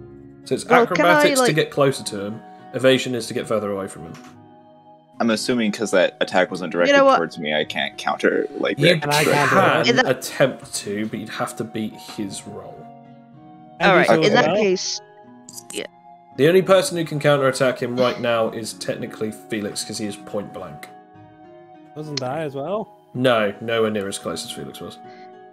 all right, I'll do acrobatics instead then, so I can Okay. possibly get off a counter attack if I can. And you can roll reactive strike, or you can roll reactive strike if you'd like, Felix. I would. So There we go. That's not high enough. Dang, is it not high enough for me? No, No, it's 28. that's 28, and you got a 32. Yeah, damn it. you go for 2. I don't think I can beat with reactive strike. Or Natural 20. With a natural 20, you can. yeah, One Felix. because reactive Put him strike doesn't down. add, reactive strike doesn't add my. No, it's Um, just the proficiency mod. So yeah, unless if it's a natural Yeah. 20, yeah. But to One be kick fair, his we've ass. been wrong before. Yeah. Fair Yeah. enough. No, Rakia, you get hit by this attack. So it is the 2d6 that he does from his normal throwing, which is fine. But then it is 2d8 plus 8 plus 6. And that does 32 points of damage to you. Oh. That's okay. So I don't get one on my super dex, do I? No. So I failed. No. On the bright side, I fail. I will say this: I completely forgot to remove your 16 points of damage because I completely forgot that thingy healed you, so you're still fine. So out of your 125, you have now got 32 missing. So you've now taken 32 points of damage. Up 100. Of 125. So you now have like 90 something. Yeah, okay, so 125. Yeah, 125 minus what was it? 35, 32. Yeah, 93. Yeah. You're more than fine. I'm okay. Ow, though. As it is as as it is now the turn of Fletcher. Alright. Get him, Fletcher. Get him with the phase cannon. I think I might need to do more damage. I'll kick his ass. Alright, the animate dagger's still in front of me, right? Yep. Yeah. Alright, I'm gonna pick it up. Let's see. Go for it. Alright. I am going for dimensional invisibility. Okay. That is a success. Okay. Roll for D4 for how long that'll last. Come on. 2, yay! One more than one. 2 berries! Yay! The 2 berries returns. Great Okay. that drinking game. Well, every time that someone gets a 2, Probably we go on drink. to. Yeah. We'd be drunk within the first Yeah. half hour. Alright, What did we I just discuss? I quickly move directly up to him, considering he can't see me. And I'm going for Phase Crusher Plus. Points. Ooh, plus. Okay. Yes! That's a success! Okay, Full damage? I have to roll disadvantage, don't I? Yep, because he can't see me. The only thing that he knows is that you have suddenly become invisible. So I will attempt to roll something. It's a disadvantage on this, but actually this would work very well if he did this. Okay. I've got an idea. Just one under. Just enough. No, it's a... Hang on. That works. So, actually, hang on a sec. No, I have to roll disadvantage with it. So I'll roll it again, and if it's lower, I'll take that one. Oh, Yep, 22. Oh, good. He flicks a card. He flicks a card as you turn invisible. Passes right where you would have been, not that it matters anyway, and it then pings off and hits where, again, it just goes right through where you would have been and hits something. It does nothing. You go right through and up to attempt to stab him or attempt to use Phage Crusher on him. Yes. As that happens, I'm just having a look at this. What was your roll and what was my roll? Okay. As this happens, you attempt to go to use Phage Crusher, pass right through him. As you do so, you hear as you then feel something go right through into your back. But as that happens, it then also goes right through and past through you and hits him as well. You are both taking this hit as he ricocheted a shot, hitting in front of him as he thought that you would go for it. This man is a gambling man. He ain't nothing without being a gambler. He knew that he would have to sacrifice some health for this, but at the very least he did. So actually, I removed the throwing ability because it's the ricochet, so it loses the throwing power. So it's just the power damage, and because this is his Animite card, it does that. And then I'll add the extra +6 for him, because this is just for you. So it does 20 points of damage to you. Damn. As you've now taken 41 points of damage in total. And he takes, because it's physical and Animite, not just physical, it's an extra 6, so it's 26 in total. So he's taken in some total 69 points of damage. Nice. Wait, does he break his own vitality? No. Oh. No, this attack did not break his vitality. As I said, I will point this out, his vitality is higher than 20. It's higher than 40. Oh, yeah. Right. But yeah, no, as he does that, like, you didn't see him do this. Like, again, it was a disadvantage shot, because it was like, he threw it hoping that it would get you, missed, pinged and hit the card behind you that was stuck in the wall. It dislodged it, and then that started spinning and then flung all the way back and hit him. But as it does so, it goes right past you, making you entirely glow, a pink glow, showing your entire silhouette around him, about to hit him. It stops you dead in your tracks, but as it goes through you, it then stabs into him, into his chest. As he lets out a pain, sort of, as it like hits into his shoulder, sort of like into his sort of chest, on his sort of left side. It's like, gamblers think you never want to gamble with me, my friend.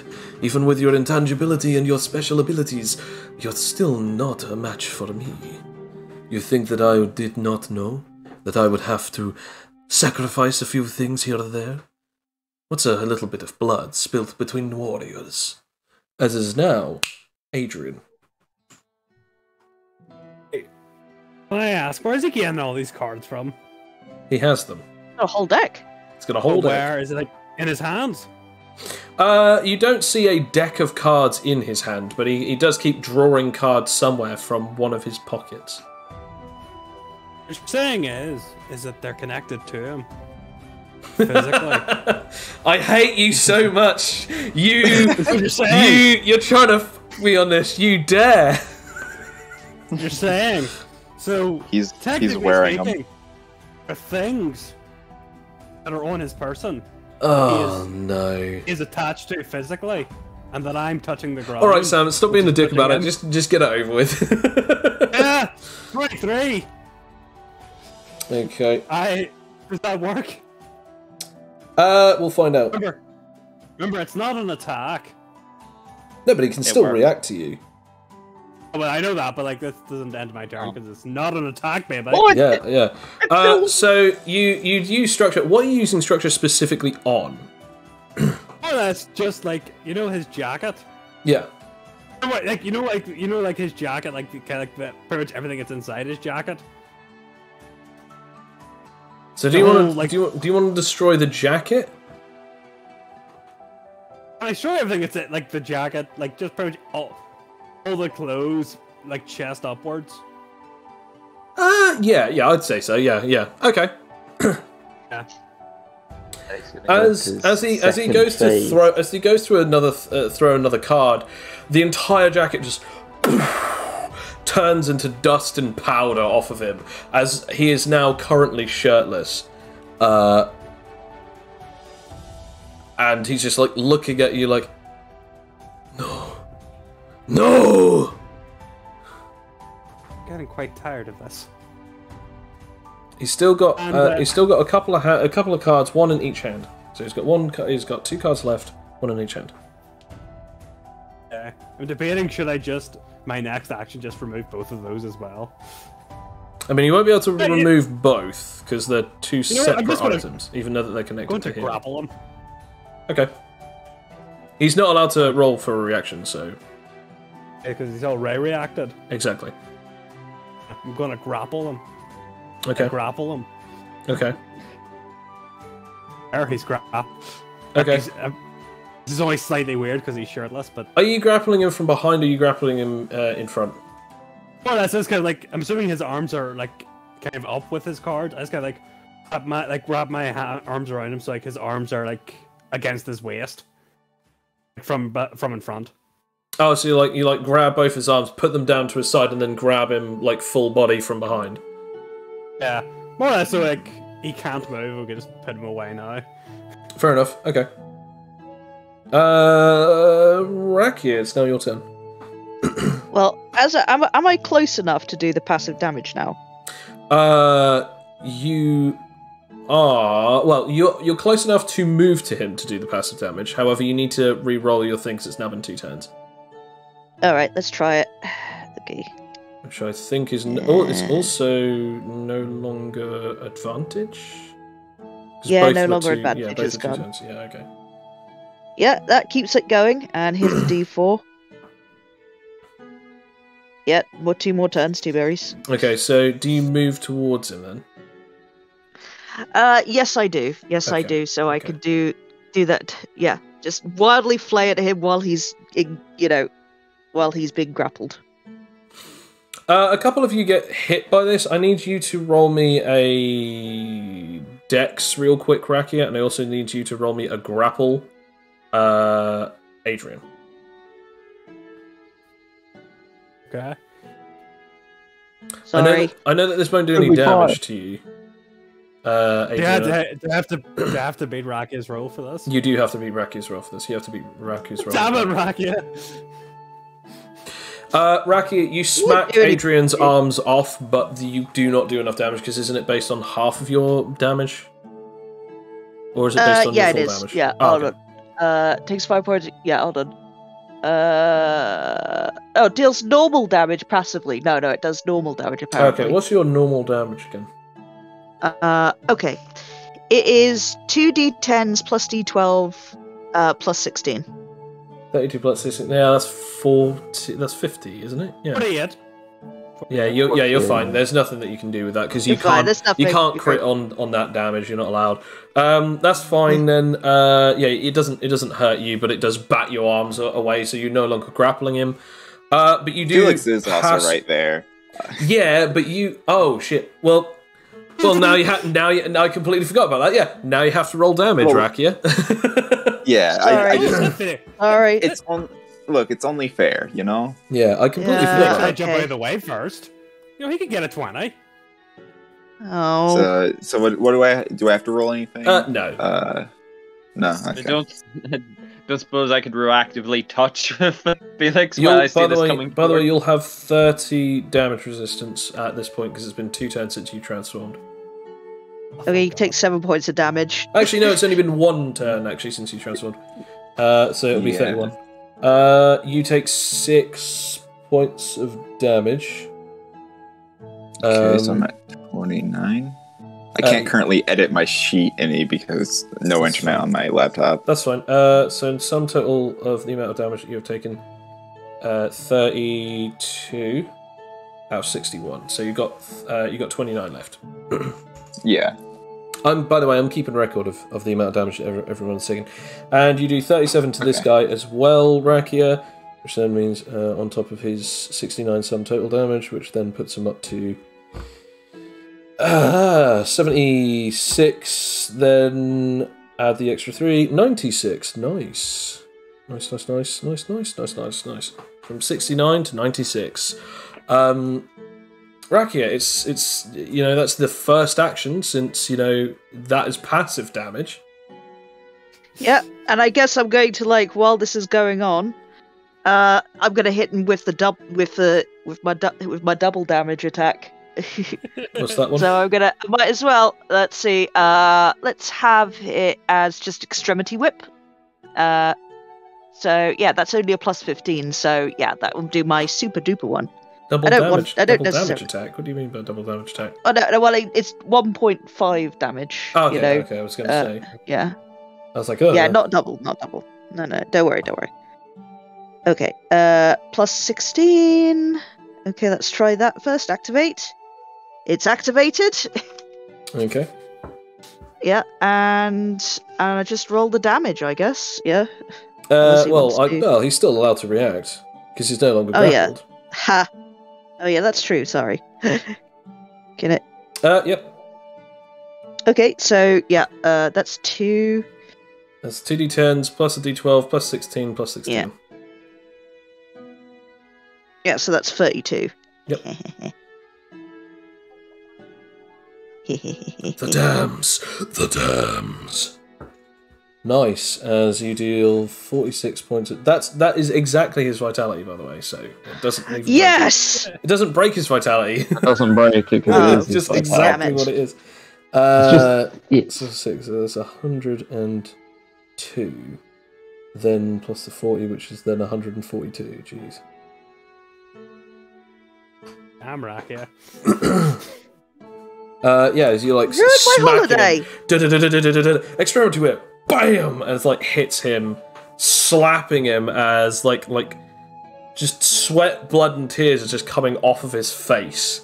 Also, water from from the ocean. It's like every liquid that is currently on his face is also coming from his face.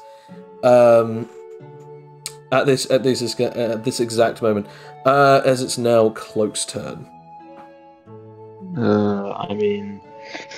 Go for the thing again, see if it stays up or if I need to do anything about it. It stays up. Okay. You're still a good distance away from them, about 30 to 40 meters. That is within my free movement plus 1 action, isn't it? What is your free movement? Is your movement speed, what is it, 28? 28. Yeah. Yeah, you can move 28 meters, and then you'd have to use an action to move 12 meters. To basically get up close and personal with him. Is there any way, I get a Raki's doing the whole thing that Raki's doing, but could I move to the side behind him kind of thing in order to he's be well behind him? I want to point out you could go round the back of him and that would be still within your movement. Okay. I will try that. I'm gonna attempt to use my... I don't even think I've used it yet, actually, even though I've had it for ages. My finesse strike ability is the old finesse ability that I still have, but I can use it multiple times. Causes damage. Does damage as well. Okay, right. Yeah, go for it. And I will activate my free nullification if I can do it. Yeah, sure.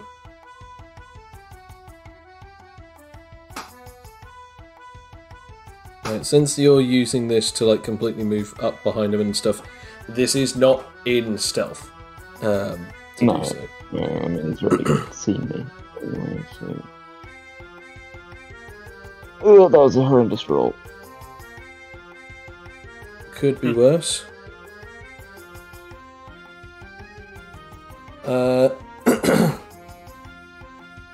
So, as you go to strike him, like he flicks one of the last cards that he has as it goes outwards, and then as you go to like strike him, your palm actually hits the card, and like it bounces you back off of it. I attempt to protect the girl. No. As at this point, like this is a defensive style, so he's reacting to something that Bill's doing. You can't react to his reaction. Okay, sorry. You could I mean, if you wanted to, you could protect the girl by defending the bad guy. Sorry. Yeah, sorry. As you like bounce back off of the card, and the card flips round and comes back and returns to his hand. As he's just smiling and goes, "You gotta love that. You gotta love that Jack. He's got one hell of a shield on him." I don't know why he suddenly changed his accent there. I slapped him into another nationality. You gotta love that Jack. One hell of a shield on him. There we go. Now, it is now the turn of Felix. Okay. So I'm standing right in front of him. I'm still at full power relatively, right? Yeah, I mean you lost 1 down? point, but because Rakia damaged you, you're back up 1 point. You didn't even have to roll for it because there's no Okay. lower roll. Yeah. You You're can get welcome, them buddy. Like I said earlier, I don't take chances. This isn't about luck. This is about working hard. As I pummel him into the ground. Are you going to use any of your abilities, or are you just going to do a basic attack? I think I think you've got combo and power strike. I think you have others, but like those are the only two that I know off by heart. I do have. I have combo and sonic strike. That's it, sonic strike. Yeah. Technically, if you do combo and you succeed, you can then do power strike afterwards, or sonic strike. Sorry. Sure. Roll for strength, which is again D20 plus 15. Yep.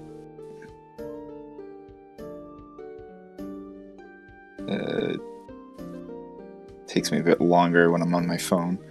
That's fine.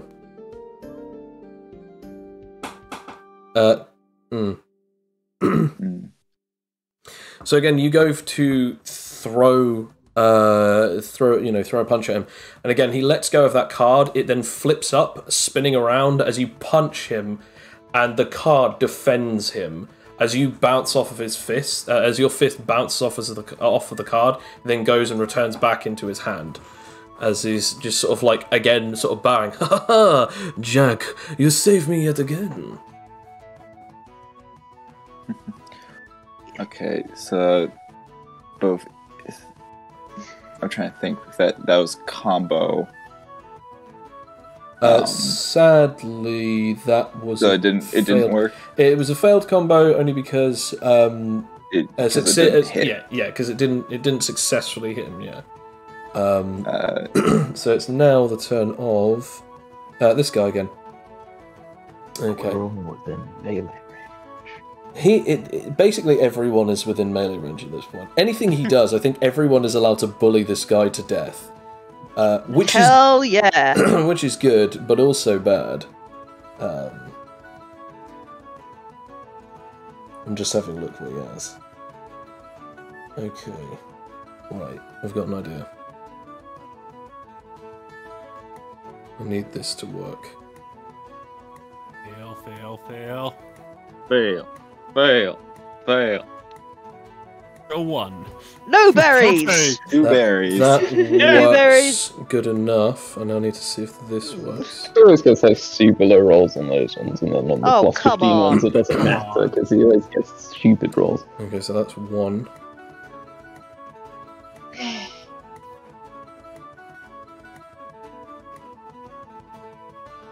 gonna split the card up like shrapnel and try and hit everyone. Sadly, no. I was actually thinking that. I was like, yeah, but these are specially metal cards. Okay, right. So he flings both of his cards up at once.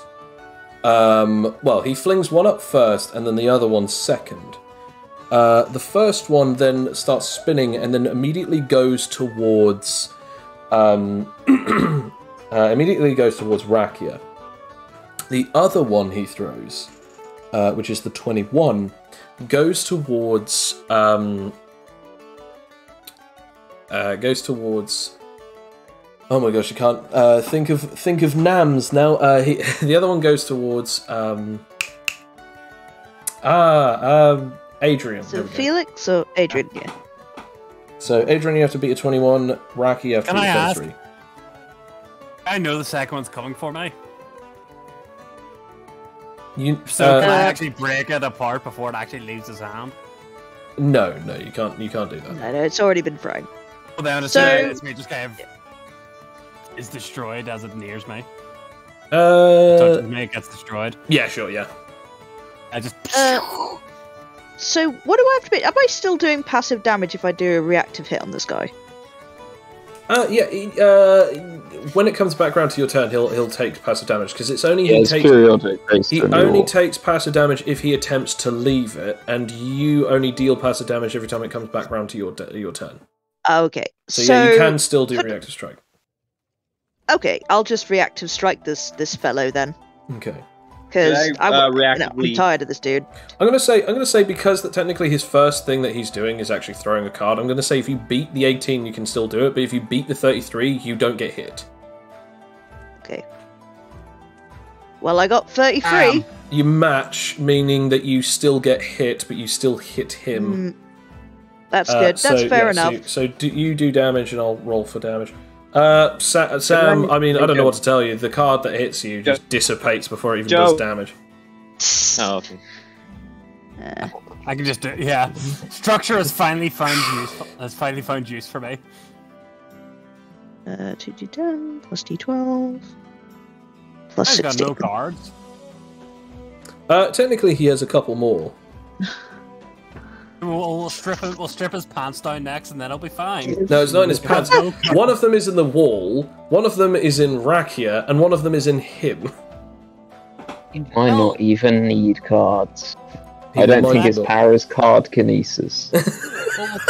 Well, we'll just knock him out. We're trying! Go for knockout next!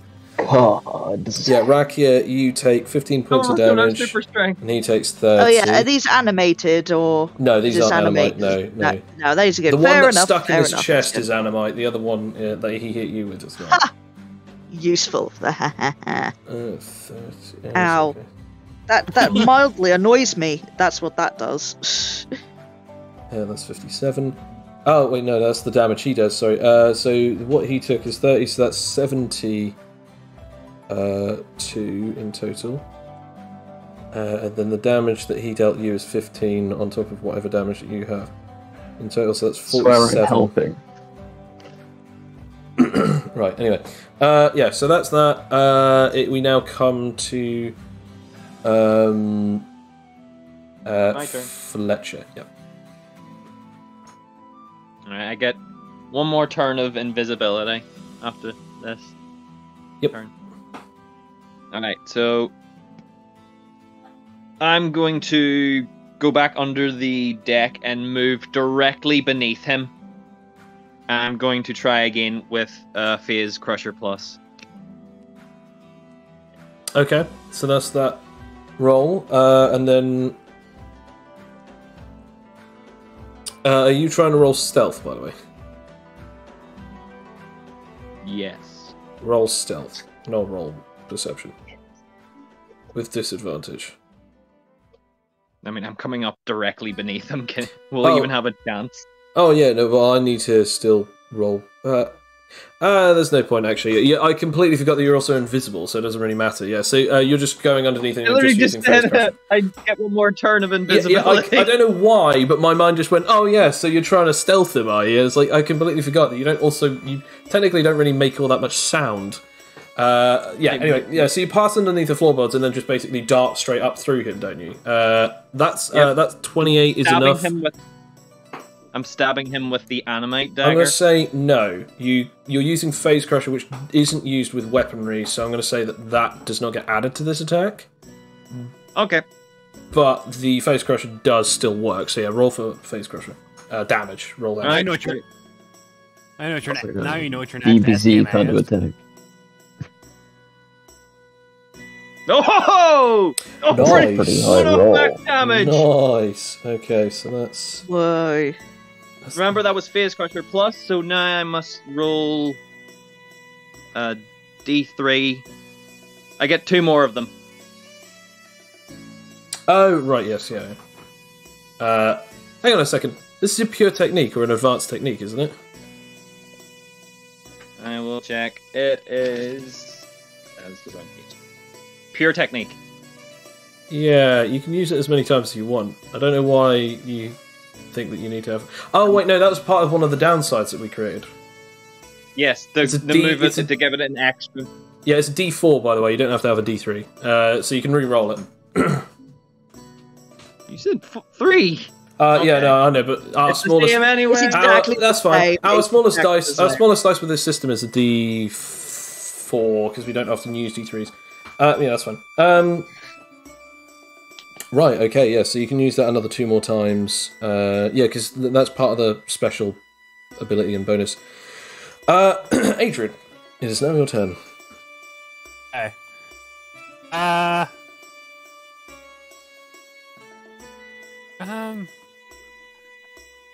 Does he look like if I were to punch him, he could be knocked out?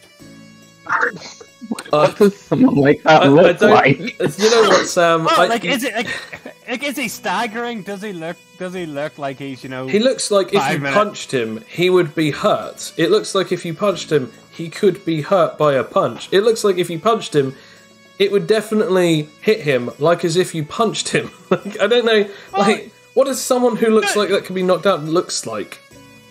You've seen boxing moves. He looks mortal. How about you punch him, rolling knockout, and hope for the best? You know what? Fine then, if you're gonna be that way. I do want to be that way. What? Yes, Adrian, be Robert, be that way. Okay. There we go. Why don't you buzz off, Adrian? Just give him the stinger. God damn you. I haven't even finished yet, Sam. That's okay, I can take that. It's cute that you think that. Fine. No, I'm joking. Most hits. That doesn't seem to be able to do much to you anyway, so... As he goes to run towards him to knock him out, he actually he tears out from his chest and throws the card at him as it hits you with the special thingamadoodle, which deals. Oh, that's anime. This will hurt. This will actually hurt.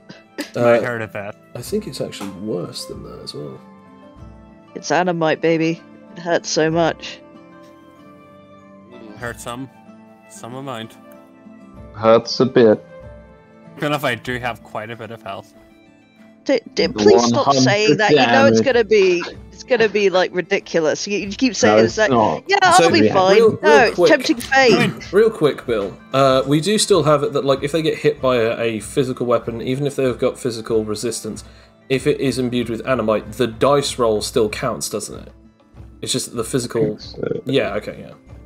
In that case, this is how much damage it does. As you take 29 points of damage. Okay. As this, and I kind of want to make sure that people know that I'm not taking the mick. This kind of stings a little. Yes, it is quite painful. As no, it does not break vitality. No, as it is now the turn of Rakia. I want to point out I don't think he has any more cards on him because one is stuck in Rakia, one is stuck in you, and the other one was destroyed, and the other one is now behind everyone, stuck in the wall. So all 3 of his cards are now stationary. Well, you know what's going to happen now. I'm still slap happy. I'm still slapping him. Yep. And passive I'm going damage. to... yeah, we're going to roll passive damage. That's like... Let go. What? Yeah, I ain't letting go. Felix, I think, also He made will a take big this as well. mistake. Go. Felix will not take this as well. It does nothing. Okay, and since I'm feeling cheeky, I will attempt to do extremity. I'll do. Yeah, should I play it safe? No, I do pretty well. So I guess I'll try and do extremity blade, which is a roll higher, but I can use the extremity whip plus a bleeding injury. Okay. So he could bleed out from this. Let's hope. I don't think he's don't like that. going to bleed out, but yeah. I think this will fail. Like my roll, I think it will. No, it doesn't. No, this is the worst thing that could happen.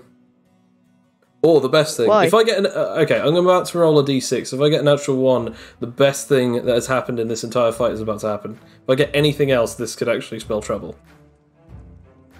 Aw. 3 again? Okay. I'm really sorry for Felix, Rakia, and actually no, Fletcher, you're fine. Felix, Rakia, and if there were a third one in front of him who was not intangible, you would be feeling awful silly right now. But yeah, as this does nothing to you, Felix, but it does 12 points of damage to you as he pulled out his pistol and shot it at you. Ow! I forgot he had that. Right, the dagger's going inside his skull. I'm leaving it there. He shot you again. He's getting a dagger in the brain. Shot you again, dagger in the brain. So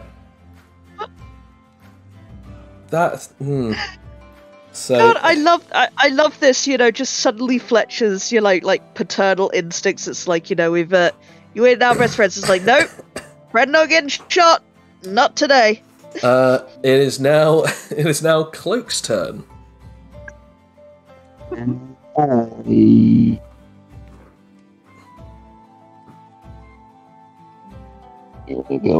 it still works. Luckily, it's not running out yet. What can I do? Long rap, man. He's angry. Okay.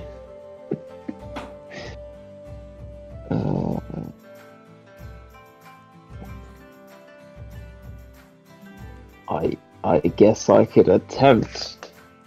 This is also stupid if it works or doesn't work either way, but it's not an attack, so. Oh damn, that looks cool. Anyway, I guess I could roll out full hatred again. Yes.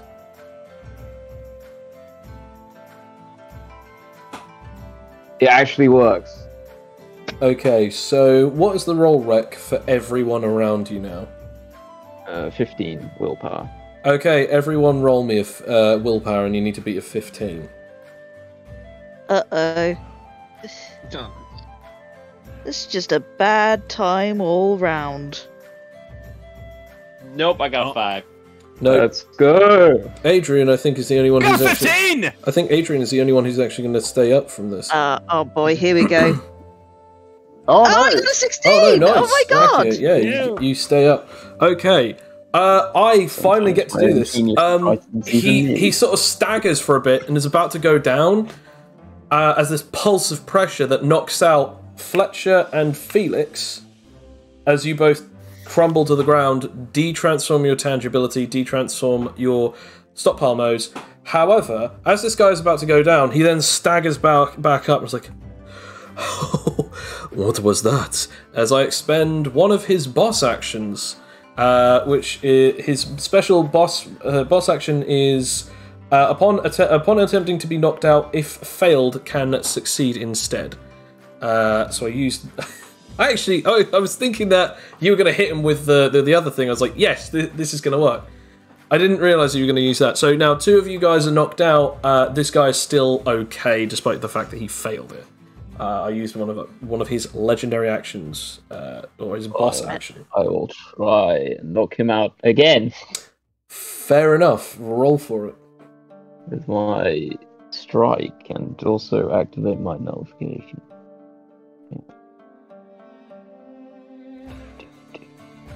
Well, at least he doesn't get to react. I've got a 20. I reckon you'll still beat me. Yeah. Get him. Fucking yeah, fuck him up. Yep. This is a disadvantage now, isn't it? Because he's got normal con. Oof.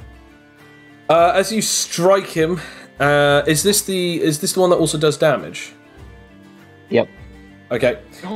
As you strike him, he uses his last legendary effect against unconsciousness. He's now cannot do this again, as he breaks out of his unconsciousness. However, do you also do damage with this strike? Did you say? Yes. Okay. Okay. So roll for that. And Yay! he also has nullification negation, so he's able to break out of that. That is one of his other tokens. He's only got 2 things left that he's got going for him, and funnily enough, one of them is a passive. So the last one, I think everyone can guess what his second, or his last ability is. Oh no, wait, it's +8 as well, so it's 35. Sugar. Okay, 35. Damn. Okay. So that would be 9. Come on, try and knock him out again. He can't keep standing for long. Nice. You said 35, so 7 plus 35, sorry.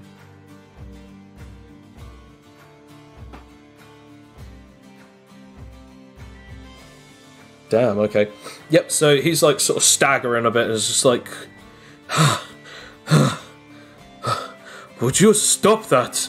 As it is now the turn of Felix. Felix, roll me willpower or survival. Let me check what my survival is. Watcher's out. Game, he has a low survival. Surprisingly, both of them are this. Both rolls are the same modifier, which is nothing. Because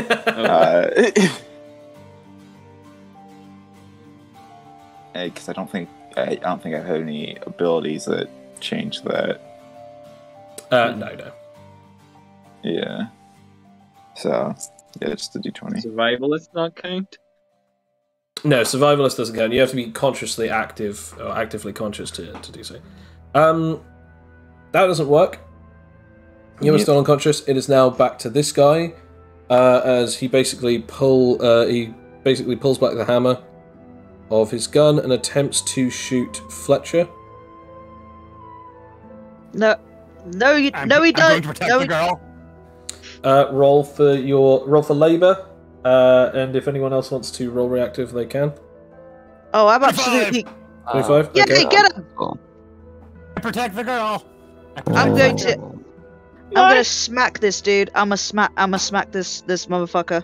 I hate him. Guess I could Hate him. try Don't and hurt my roll a finesse to smack the gun out of his hand.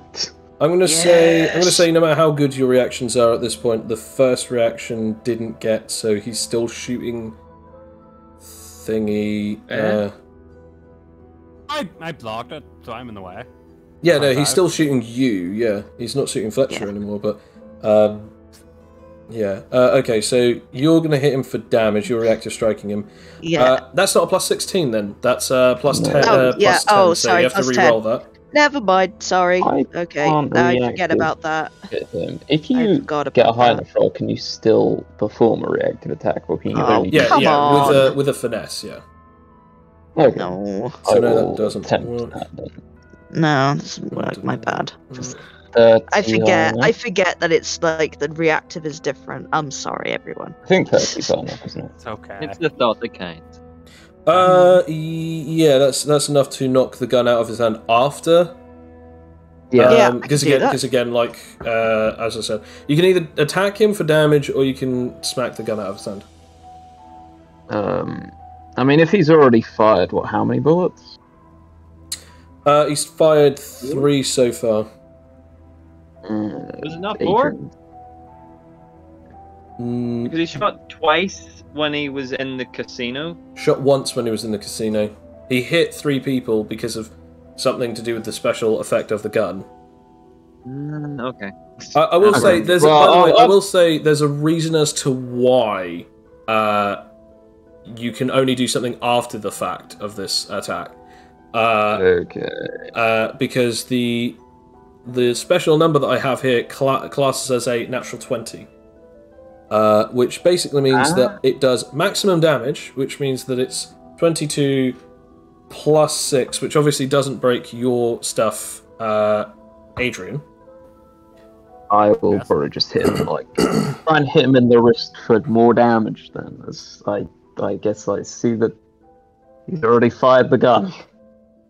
Oh, you don't want to knock it out of his hand, okay. No, not if he's already fired the bullets. Because, I mean, I want to point out... got left, but... Yeah, okay, so that's 98. Yep, nice. Yep, as you hit him in the arm. It is now the turn of Fletcher. Roll me a willpower or a survival. Gotta get up. Place the dagger in his brain. You are up. That is the end of your turn, as we now go to Adrian.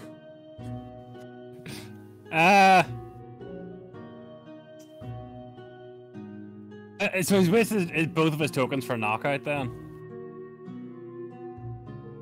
To be not knocked out? Yeah, whenever you wake up, it ends your turn. Okay, that was for knockout. I was going to attempt to knock him out. Sorry. I thought you meant Fletcher. Yeah, if you attack him with knockout or damage, it still counts as either. Yes, it's not. No, so I mean, but like you said, he'd used the last of his tokens for not being knocked out. Exactly. Wait, if that does it help that super strength? No. What does this one do? Probably nothing. Oh, dude. Okay, so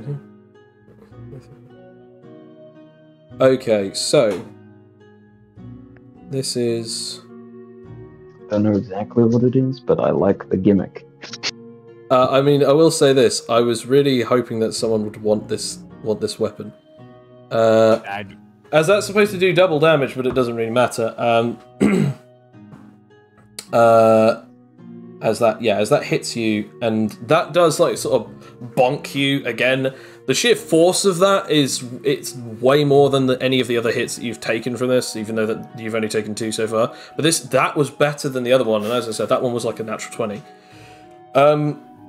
Can you just surrender already? You're not going to win this. Again, it's not your turn anymore. It's Rakia's. No. Rakia, you have to roll. This is your last turn using the thing, isn't it? So you have to re-roll to keep it going. Yeah. Yep, that's right. Let's see if I can keep this baby going. Yep. Come on. Yes, yeah, it's all right. It's all right. Okay. Right. Roll that d4. Let's see how many more turns you got it. Oh, come on. Okay, roll damage, because you'll be now hitting Felix, Fletcher, and Adrian, as well as this guy. Oh, Jesus Because there's only one person behind him, and that's Cloak. So Cloak has got a perfect human shield. This guy's taking the damage for me. I don't much care for this, I gotta say. Plus, you gotta... plus a d12 and add a 16.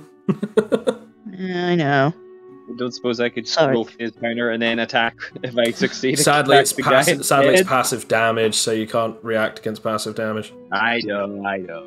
I just thought it That's like being in fire and just being like, so can I react to the fire constantly dealing damage to me? Yes, can I react if I stop dropping Oh and no, rolling? sorry, that was 1d12. Sorry, I'll re-roll that. Sorry. No, you do have 2d10s plus a d12. No, but I got. Did I? Oh, yeah, 1d12. Never mind. Yeah, never mind. Sorry. I thought that was 2d12s for a second there. 33 damage. That was my vitality. Yeah, that does break your vitality. Adrian, that does nothing to you. Felix. I thought it was 33. No, it's 48 for their damage resistance. Felix, this does 33 to you, which then puts you 29, at... so... Yes, puts you at 64, which means that you are 3 points over your health range. So that actually... that also breaks your vitality. You're going to have to roll me a survival, because you might actually be killed by this attack. Yeah. Which is a flat roll. Oh. God damn it, Rakia. Fletcher Sorry, I'll takes no 30 more. No, he's fine. He's fine. and puts you at 70. You You know what? I'm not gonna roll it after this. I'm not gonna roll this fucking thing after this. Felix, you are okay, but you are in fatal moments. Gee, thanks guys for dropping me to 0. Actually, no. Sorry, no. It was if you failed, you were going into fatal moments. So you're fine. Yeah, you're fine. Yeah. Yeah. I completely You're forgot. knocking me unconscious and then killing me. Yeah. It turns out that your greatest foes are your friends. Man, that final battle royale is looking to get closer and closer by the day. We now I'm so sorry. We now come to Rakia.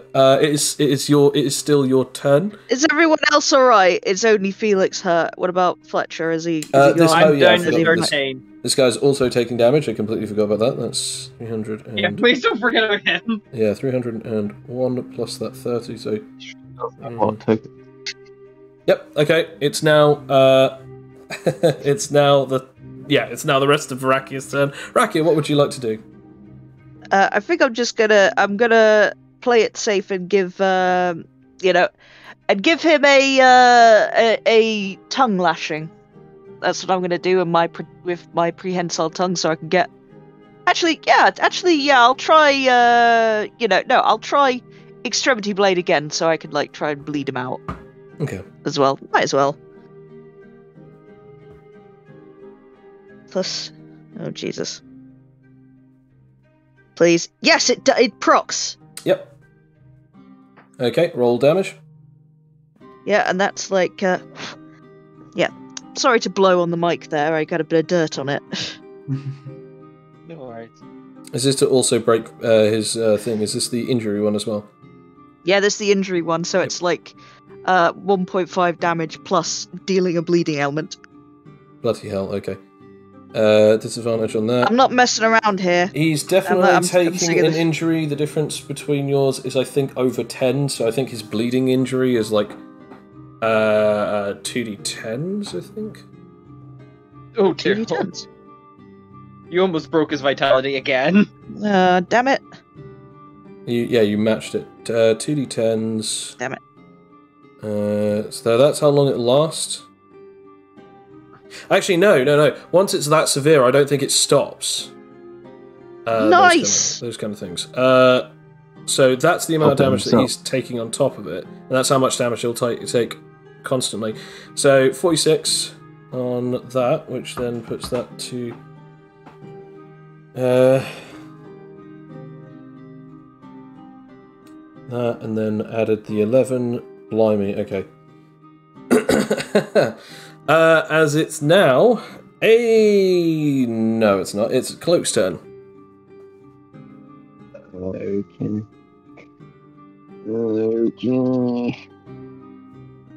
That works.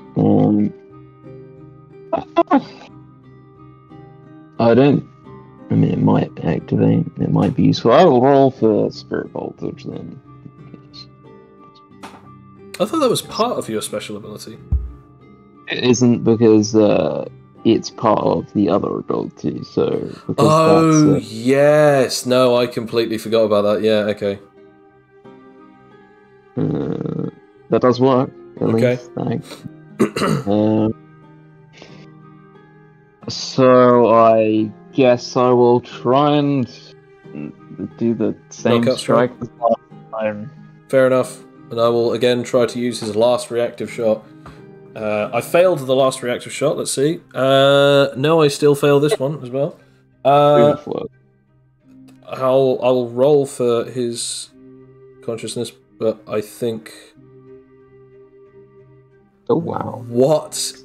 Okay. You still get 10, so that's concussion. Yeah. So also for a D4 of turns. Nullification. He's lost. Yes, okay, D4. he's lost his last nullification negation token. He now has no more boss ability actions. His only other one that he had was for a unique attribute, to get rid of one of the downsides of a unique attribute. So that is that. For the next 4 turns, he will take disadvantage on any fortitude-based things due to do with knockout. And he will also roll disadvantage on any perception or intelligence rolls. Oh, okay, geez. 42.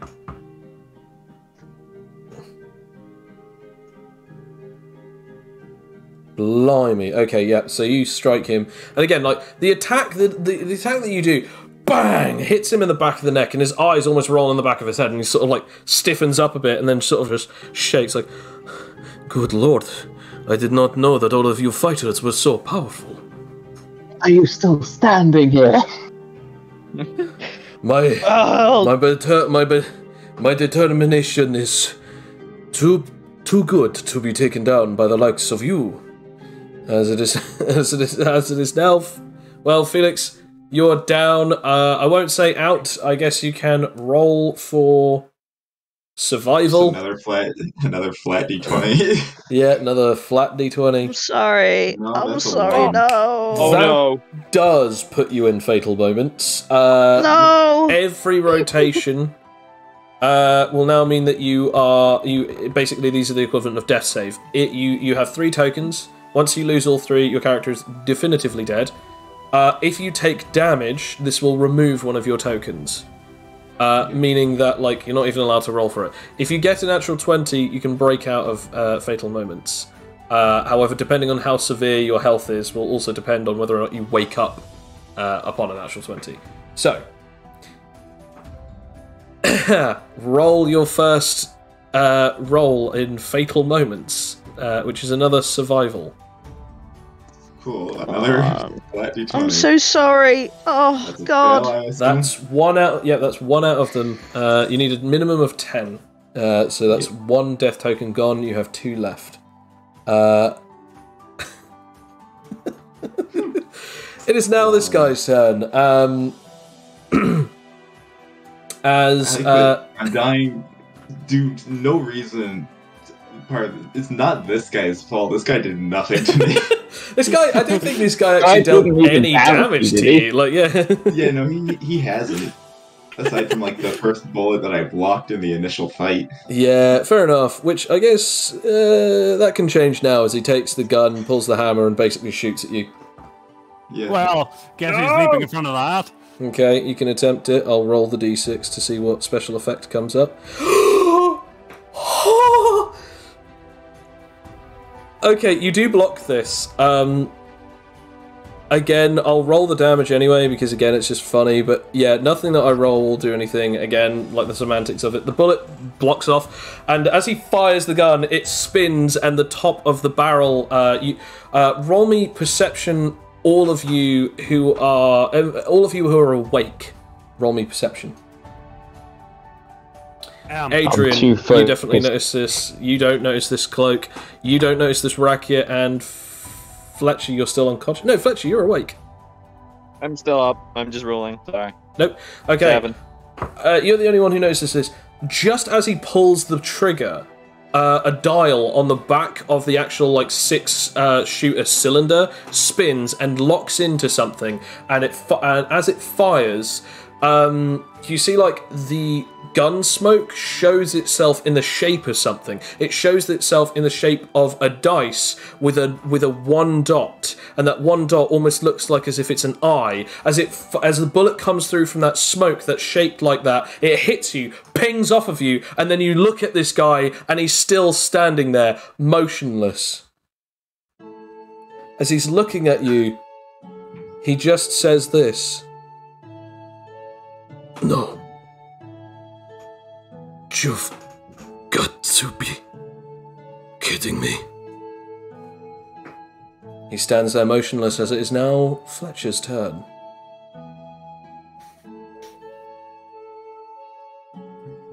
Alright. I'm rolling intangible interplay. And I'm grabbing his heart and pulling it out. Roll What? me. Actually, no. I have to. Yeah. I have to roll this. That's two. Okay. So you do so, and you actually like cause injury to him. It's internal injury, but you cannot remove the whole heart. So what you do is you basically the equivalent of you like grab it and slam it against his rib cage. And as that does so,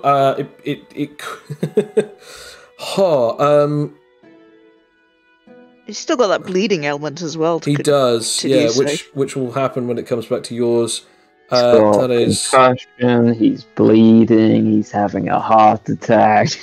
That is a D8 of damage. That does D8 of damage plus your damage. I'm going to say so. Roll your spatial damage.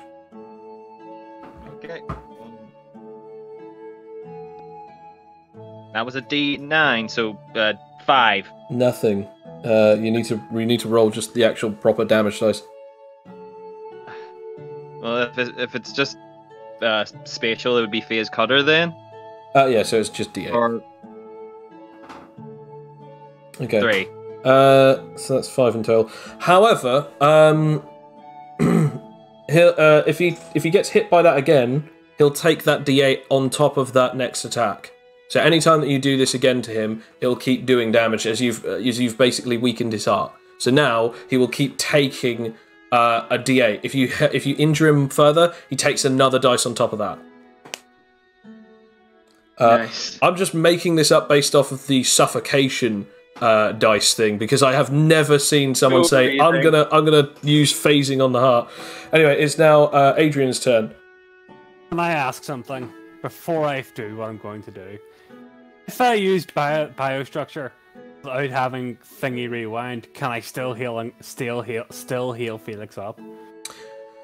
Yes, so what you can do is you can burst him apart and then with your second action roll again to then put him back together again. And as I said, if you if you're the one who causes death using it, you can rewind the death and bring them back. One's left. Even without rewind. Even without rewind, as long as you succeed those 2 rolls. So I'm just telling use you the this now. Phoenix flower, guys. I'm just telling you now. Please just use the Phoenix flower. Hang on. Shh. All I'm going to say is, if you are going to roll it, do not roll 2d20 plus. Just do a d20 plus 15 and a d20 plus 15. Do not do the 2 separate dice, because often the dice roller will just go, here's your high, here's your low. And often you will get a horrible low, and you don't want a low right now. Hey, to be honest, all I need is a 10 with a 14. Yes, but Bill did the same thing and he got a natural 1. For the love of God, Flint, you fucking idiot! Thank God. Fucking idiot! It does nothing. It does nothing. It does nothing. And that, Yeah, because the thing is, if you succeeded the first one and then failed the second one, you just I mean, you know, yeah, that would be the worst. Sometimes you just get a bad hand. Yeah. You gotta feed him my Phoenix flower. Okay, right, that's fine. You feed him your Phoenix flower, that's the end of your turn. You wake up, you no longer have that, you no longer have the ailment, and you are brought back with, roll a d4, and then plus 5, and that's the amount of health that you've come back with. You want me to roll that? Yes, yeah. D4 plus Please, 5. yeah, please don't explode him. D4 plus 5. Good. Awesome. Oh, yay, 9 look at HP. that. Nice. Okay, so you come back, and instead of having 61 damage, because I removed the other stuff, so instead of that, it's then remove that, so 60, then So it's 52 in total. Right, there you go. So you're on 9 HP in total. That's all good. Yes, you get 90 XP. No, sorry, you don't get 90 XP for that. Sorry, you get 5 XP for that. 50 XP for that. For healing him. For force feeding him something, therefore healing him. Take that. Also, I think I already said this. You healed someone for 7 points earlier, which got you 70. Because you don't get HP back from the stuff that you damage someone with. You get XP back for the stuff that you removed on top of what you dealt. Okay, so that's the end of your turn. Oh my gosh. Rakia, it's now your turn. Do you keep your passive damage going? No, Okay. no, I'm not doing that anymore. No, forget that. You have done this for the last 5 turns. That's 5 hours you won't be able to use this ability for. Yeah, fair enough. That's okay. I don't need it anymore. I am going to attempt to do Extremity Whip on this fellow in the area which Fletcher hit him in the heart, so he can do even more. But you know what? I haven't tried yet. I haven't tried it with my brand new arm. Fair enough. Yeah. So I purposefully hit it with my brand new arm. Let's try it. Yes.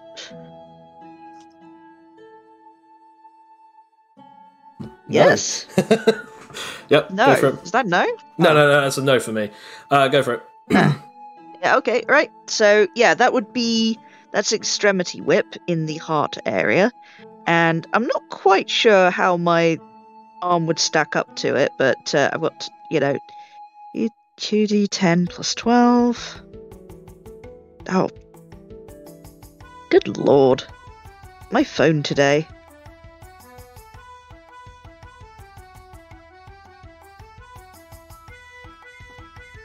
Oh, wow, okay, so 42 points of damage. That is lovely and chunky. That's Still the same. bleeding ailment too. He also takes the bleeding ailment, yep, which is the 2d12s. No, sorry, 2d10s. Which is another 14. That's nice. That'll be then...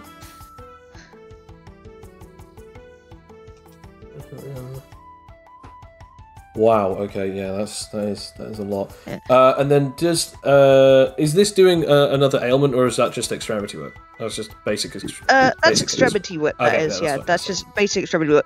But it's also like with the shockwave ability thing. I don't know quite how that. So half of the works, damage that but- you've just dealt, so 21 points of damage, is then added to that hand. The next time that you strike someone with it, it will do an extra 21 points of damage. Nice. Right. So now we come to. Cloak. Cloak, it is now your turn. This guy is looking like he's covered in blood all over, from the stab wound that he received, from the phasing, from the punches, from the strikes. They're all shallow except from this huge gash down his chest has just ripped him apart, and he's just constantly bleeding. I'm not gonna lie, I kind of want to take this guy alive so I don't look like a total nutcase.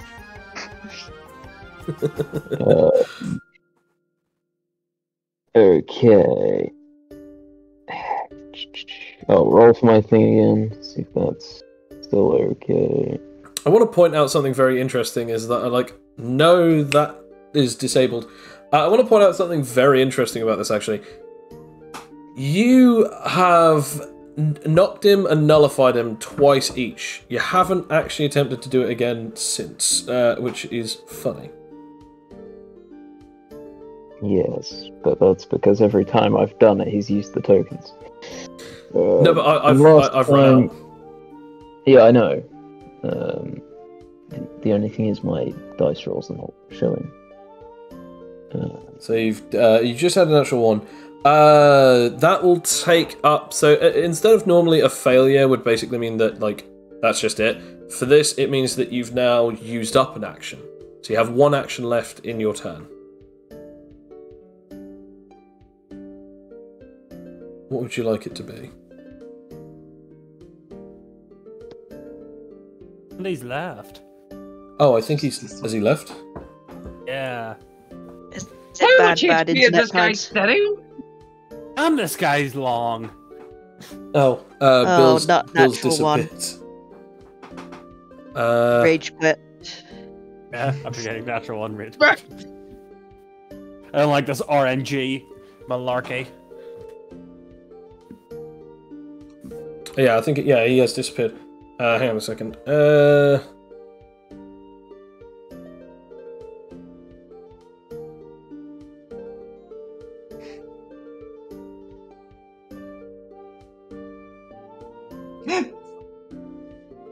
Okay. Okay. What is this guy setting on? I won't tell you how much he's setting on, but I will say that he actually does have a boss health of 700. Oh, come on! You have done a lot of damage to him, and I mean a lot. Well, I'm better. Glad I stripped them off when I did. Yes, yeah. I will say this would have been worse had you have actually hit him with that. I'm sorry, guys. If I had just attacked him instead of pulling him under. Since I think Bill's I honestly things thought that have... would have done, man. I didn't think it would be this big an encounter. Since I think Bill's things have tried died, instead. we're gonna go and skip over to Felix. Felix, you've just woken up. Okay, who's closest to me? I am. Technically, Adrian is.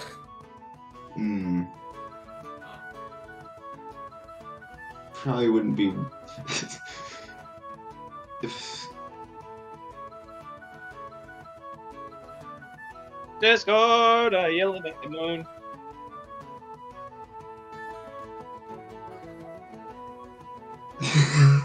Aww, that's nice.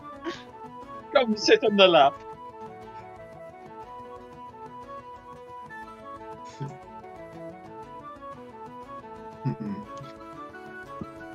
Yeah. Sorry, Discord is messed up for Bill. Bill is now up here with me. However, the only issue is that I only have one set of headphones that are connected to my computer at a time as well, so it won't work easily. What did you want to do? I was just gonna roll finesse knockout. Oh, roll finesse knockout. Automatic negation. Oh, okay, yeah. Can you not roll it on your phone? Where is my phone? I think it's in over there. This is the tension because if you actually succeed this would be funny. I mean, if I don't, it's still fine because he's debilitated. Yeah, he's relatively badly damaged. I will say this: you've gotten over the halfway mark for damage. I We'll hope so. see what my see if my If not, try your phone. That is. I just realised I can't actually fight back with this guy. I just realised he actually hasn't got any of his gear, so I'm gonna have to use. I'm gonna have to use something else to try to stop it. Okay. As Cloak goes to strike at him, he sort of just says, "No, wait, stop!" And for some reason, Cloak does. As we now come to Felix. Sorry, Felix. You're the closest person to you is Adrian, but you can just obviously walk up to this guy. Yeah. I would like to walk up to him and transform. Okay, roll for that. Or obviously, I guess. Yeah, there we go. Succeeds. Now willpower. Which I fail. Yes! As you just like full on like throw a punch at him, roll strength. What's it currently at? Max, because Is it max? yeah, Okay. yeah. So D20 plus. Because you're at 30 or 29 points, and it's not until you go less than 20 that do you start losing your maximum stockpiles power. Yeah, that's right. So 24. I will try to see if he can use this, but at this point he's only postponing the inevitable. He does. Oh, no. Actually, no. This doesn't work. You failed the. No, actually, no. You know what? No, I'll say it. I'll say it does. So he tries to do the same shit, like where he just goes, "No, wait, stop!" But you're not even listening as your arm automatically punches him. As if you were conscious in that moment, you would have stopped. There would have been hesitation, but in this exact moment, you just like transform, punch, and that's it. Roll damage. 3d10 plus 15. Blimey. And then you get another action after this. Yep. 31. Blimey. Okay, so that's... Jeez. Okay. You still have another action as he's just like, holding his face like, the hell is wrong with you? I was trying to help you.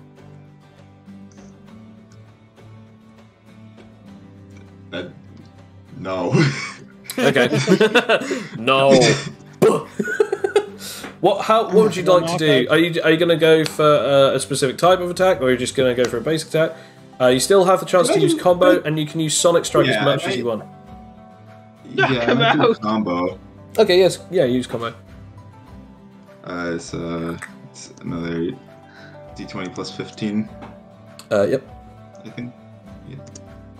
30. Took. You need to stop. Push. Hit him in the face again. You're allowed another action after that. Since you have combo, you can. You now no longer can use combo until short rest.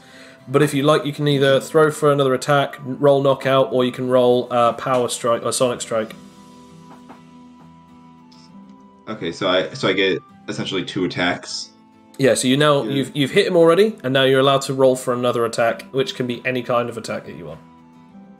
Right, which I will probably do Sonic Strike. Okay. The second one. So should I do the 3d10s first for the first one? No, just roll the other one first.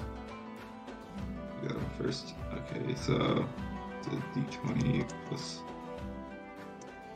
It's still plus 15, right? Yeah. Or, yeah, okay. So Okay. that does succeed. What the absolute hell? I even rolled like one of his bad stats for this, and it still didn't go out. He dodges out of the way of this attack, but he didn't dodge out of the way of the first one. So roll again 3d10s plus 15 for the first one. But yeah, he dodges Sonic Strike. Yeah. Jeez. Okay, that puts them there, and then. Blimey. Okay, as you've like full on walloped him in the face, and dealt like a huge chunk of damage to him, like twice, like punching him twice in the face, and as he goes for another one, he just dodges. It is now the turn of this guy, as he's like, you're all lunatics. You tried to kill me. I'm doing relatively well against 5 of you. And look at me. I still stand here. You have Honestly, not for much longer. Why do you think I threw you under the boat in the first place? You think that you can stop me? One out! Look Yes. at me. Come back and get some more. Fighting is pointless, don't you think? Natural 20. Excuse me? Jeez, okay. This was a performance check. This is called deceitful persuasion. He rolls a deceitful roll as if it is a persuasive or diplomatic roll. It's a new skill. If he succeeds, if he succeeds against your rolls, he basically like I'll just read out what it says. New skill: user rolls this roll instead of deceit. As it rolls deceit in the stead of diplomacy or instead of persuasion. If the user succeeds against the opponent, they believe what he says. At this exact moment, he just says, there is no point in this. You all agree. At this point, everyone is allowed to roll, but unless if you can beat an actual 20... Yeah, I'm not even going to try, to be honest. I mean, you can... Maybe I can roll, try. You're allowed to roll intelligence against deceit-based things. Oh, am I? Oh, yes, I am, aren't I? Yeah. Okay, never mind then. You can't roll advantage, but you can roll normally.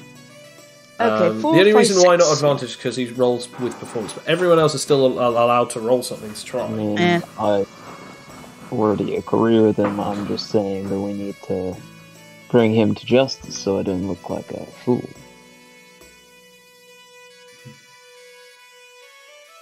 No, Felix and Fletcher.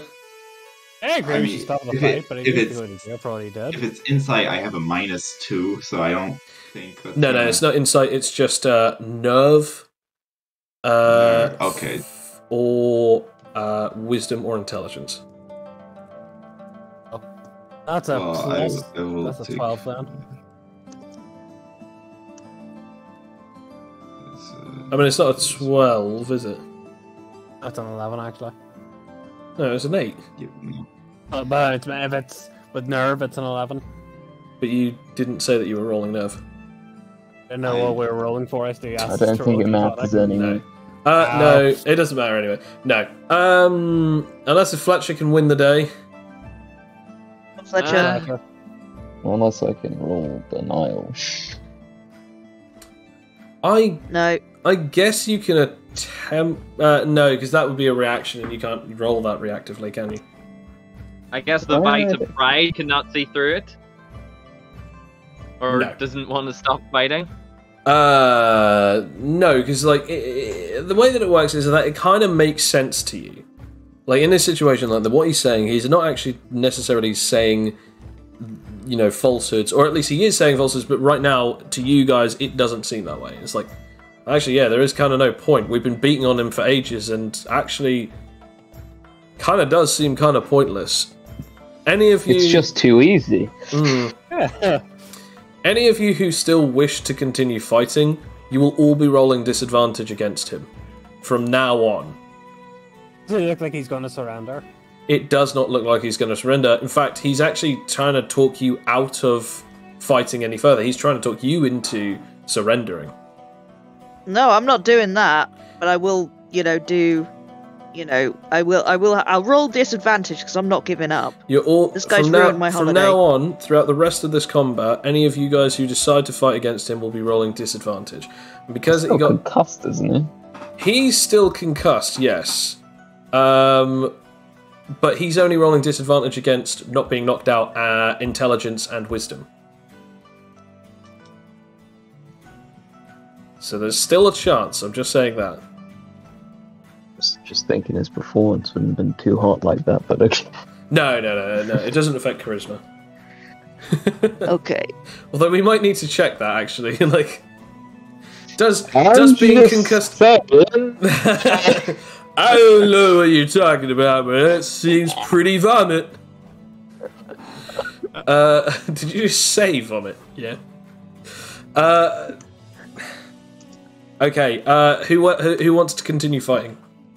I am, and what I'm gonna do, because actually I don't know how much this affects it, I want to point out it's not the end of his turn yet.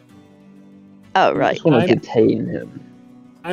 Unless if he's not going to let us detain him or stop him. Oh no! You can tell that he's basically the equivalent of what his deceit was. I'm still winning here because 2 of you went down and have just had to get back up. Wait, can I respond? Yeah, go for it. But again, you do see what he's saying as truth. Exactly. Okay. However, I will put my hand out, ready to shake him. You know what's We've fought a long battle, and I'm ready to just put it to rest.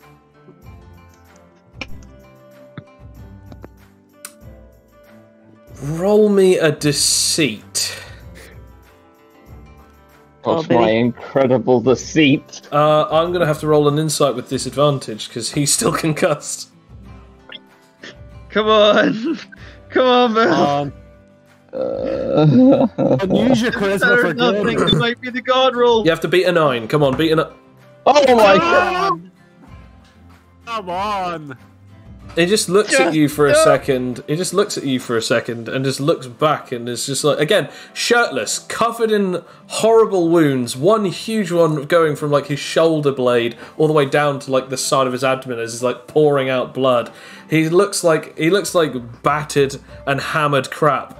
Blood pouring from parts of his face, bruises everywhere, like as if he just lost a slap fighting contest in Russia. And he just like looks at you. And just goes.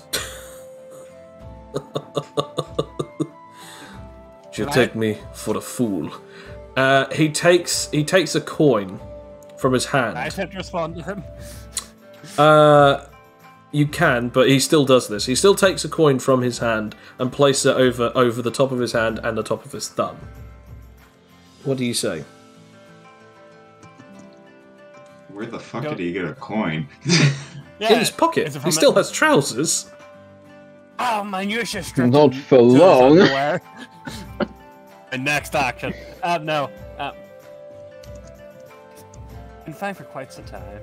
I don't particularly want to keep fighting. Or does it? But unless you surrender, I'm going to have to. I just need you to explain that all of this was your fault. No, surrender. You've killed 2 people. He looks at you, and I'm not even going to get you to roll this. He looks at you and 4 goes, people. Try anyway, because you never know. No. Do you know why? Because you failed his roll. You believe what he says to be true, and here's the other reason. There is no reason why, if you are affected by what he said, there's no reason why he would ever think not to do this. Which is, he then looks at you, flicks the coin up into the air, and laughs, and he goes, "Do you not know why I came here? Why I fight you? It is for your bands." As the coin then begins to spin in midair, and he then says, "So I think what I will do is I will take one." And the coin then fires off in the direction of... No. Oh, don't you dare, Joe. I'm doing what I think you might be doing. I will protect the girl. Fletcher. Oh, Jesus Christ. No! Okay. Oh, that's alright. That's alright, Fletcher. I thought you were Would I doing be someone able else. to reactive strike? You can both do those. Yes, both of you roll. And these are at disadvantage. Yep, both of these are disadvantage. So counter face does not work. Protect the girl doesn't work. No, protect the girl doesn't work. Reactive strike doesn't work. No. As the coin flips up, as it just then flies, striking you straight in the head, dealing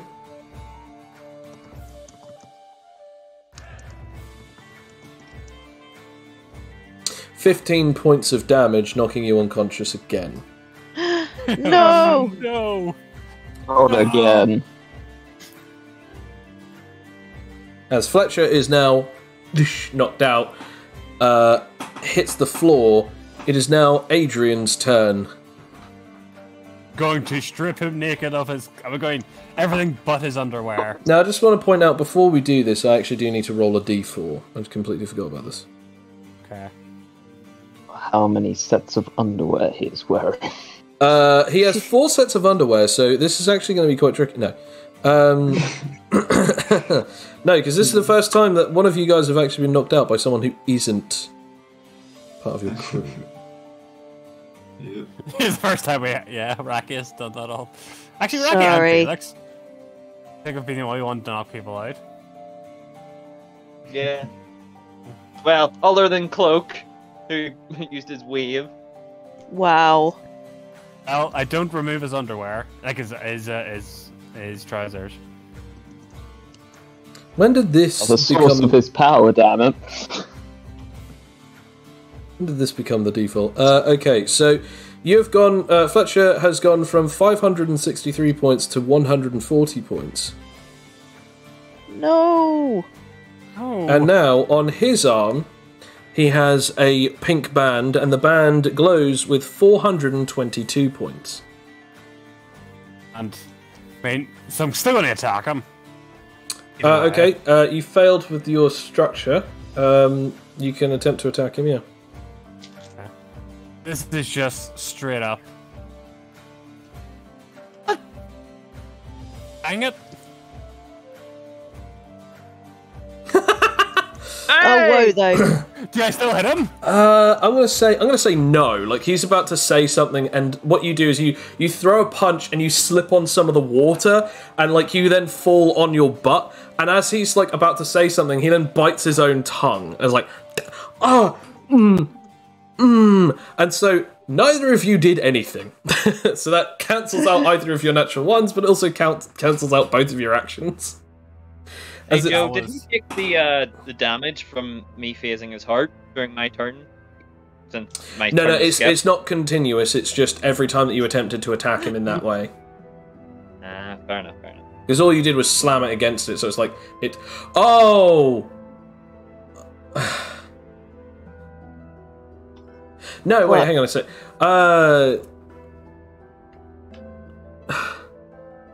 I've completely been doing this wrong. I just read the description of the effect that happened to him. Who hit him for? Yeah, you hit him when he was. How many times has he reacted since then? How many times has he reacted since you've been since you did the heart thing? About 4 or 5. He shouldn't be doing it during any of these. You guys have actually had like have supposed to have like all of these absolutely free. Oh. Because he was meant to have disadvantage. No, because he was actually supposed to be paralyzed. Oh! Because something that someone did, I won't say who or what or how, but something that someone did paralyzed him, and I did roll a d4, and I just checked the ability of that.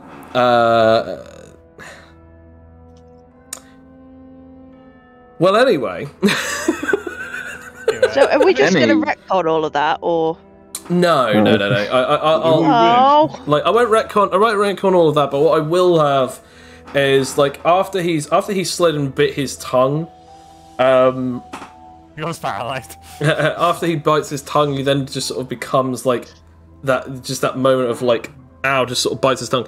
I will say, he also slips, and he falls. You also notice that he hasn't had hold of the gun in a while. He let go of it roughly around about the time that he got hit in the heart.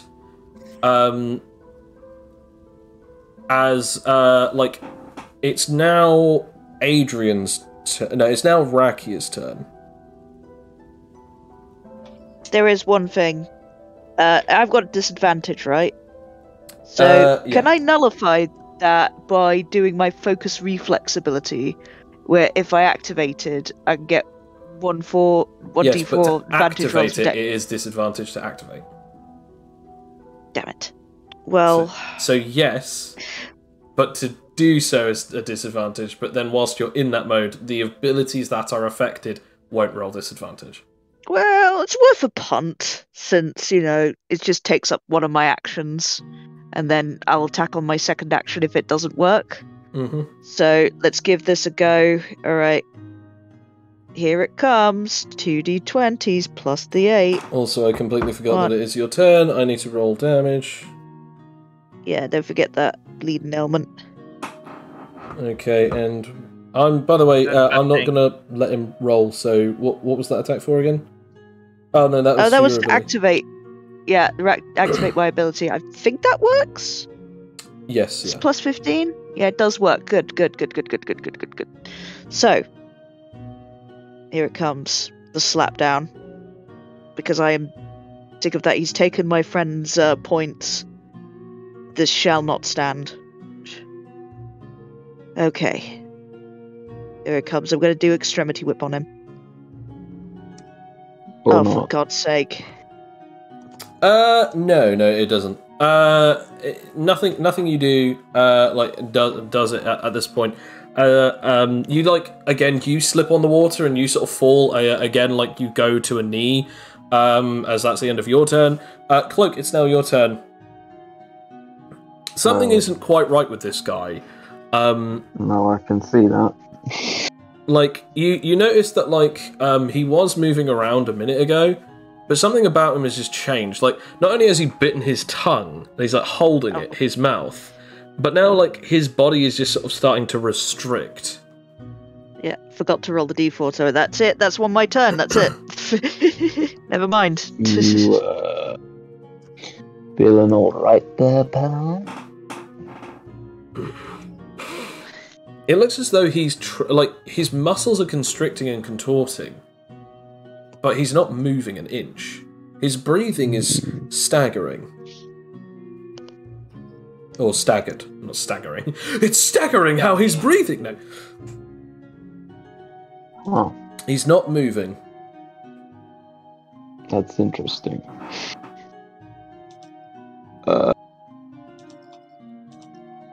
This is awkward. I could try and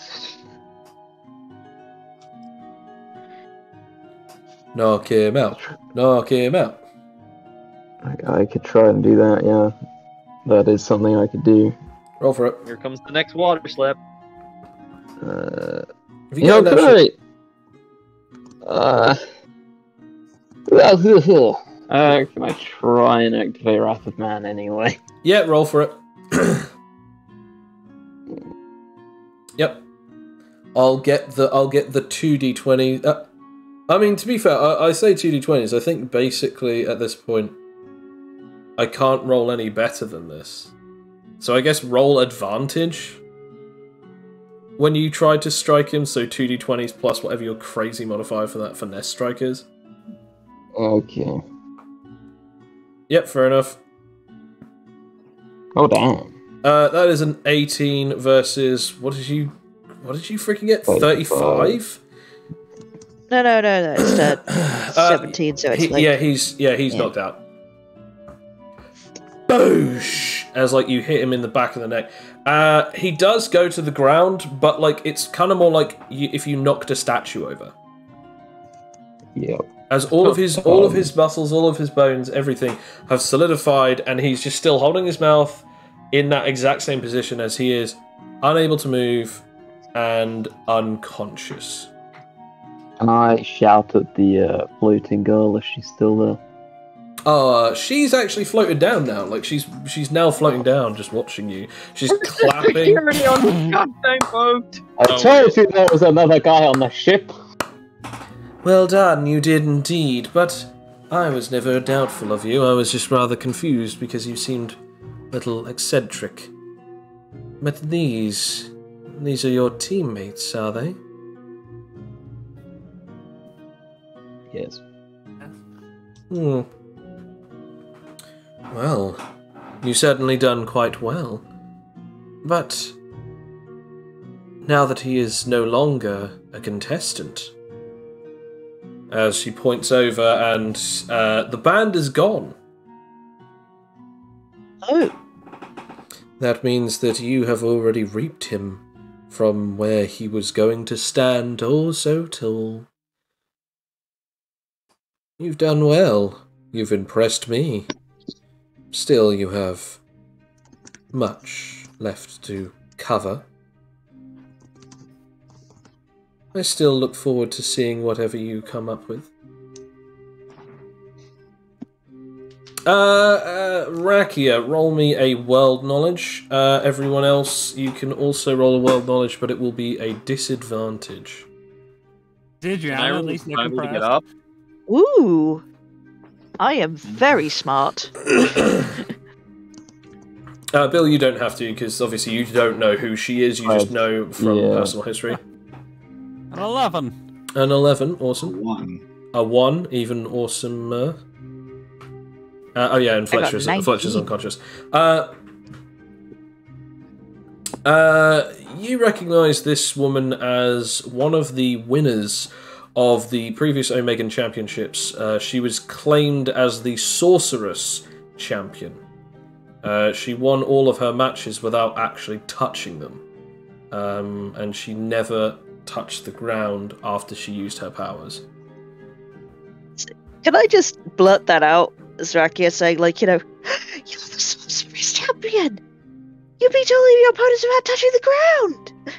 She rolls her eyes and is just like, yes, and if you want me to sign something, I will do it, whilst I carve my name into your chest with the incredible blades that you were able to procure from this man, as she looks over at the cards that are dug into a couple of you and dug into the wall. Well, you could sign my scrapbook if you... Well, I'd prefer if you just sign my scrapbook. She looks at you with like the actually. most angry, evil eyes ever, as they start glowing, like with some kind of strange electricity, as she just like... Please, go on. But just remember, if you say another word, I keep my promises. Rakia goes quiet. You didn't tell me your name, cloaked stranger. You said that you've seen me before, but I don't remember ever seeing you until today. I was sitting down at a cafe. So you were stalking me? I was stalking anyone who seemed strong. Right, because that makes it so much better. I don't see the issue here. Either way, you beat him. It looks as though his body is paralyzed. Something one of you did? See, I'm going to, like, run to Fletcher. It's like, I do know what it was, in fact. Yes, seems delayed effect. I don't really know what happened there. Maybe I just had to hit him a couple of times until he felt it. You're quite impressive. Either way, do you want to take anything else off of him, or are you going to leave him lying there dead? He's not dead. Well, he's dead in the eyes of the game, considering that his band is gone. I'm assuming that it's yours now, his points that he gained from one of your teammates. Well, it wasn't anything significant. you see, I'm going to, like, I tell you what, though. I've got one thing stuck in me. I will take that gun. Okay. I will take that gun from him and anything that he's got on him, because it's like, I'll have an investigation. Spoiler alert, he has best if nothing Rakia left on does him. that. Yeah, I am going to take that gun, and, I'm going to, like... The only thing else that you get off of him is a room key. I'm going to see if Adriana's still okay and not active in the many crossfires. She didn't get hit by anything, because that she did hide most of that. Once she saw him, she did run back, because she realised that, like, he was a lot more dangerous than first envisioned. You know what I'm going to do? I'm going to take that room key. Fair enough.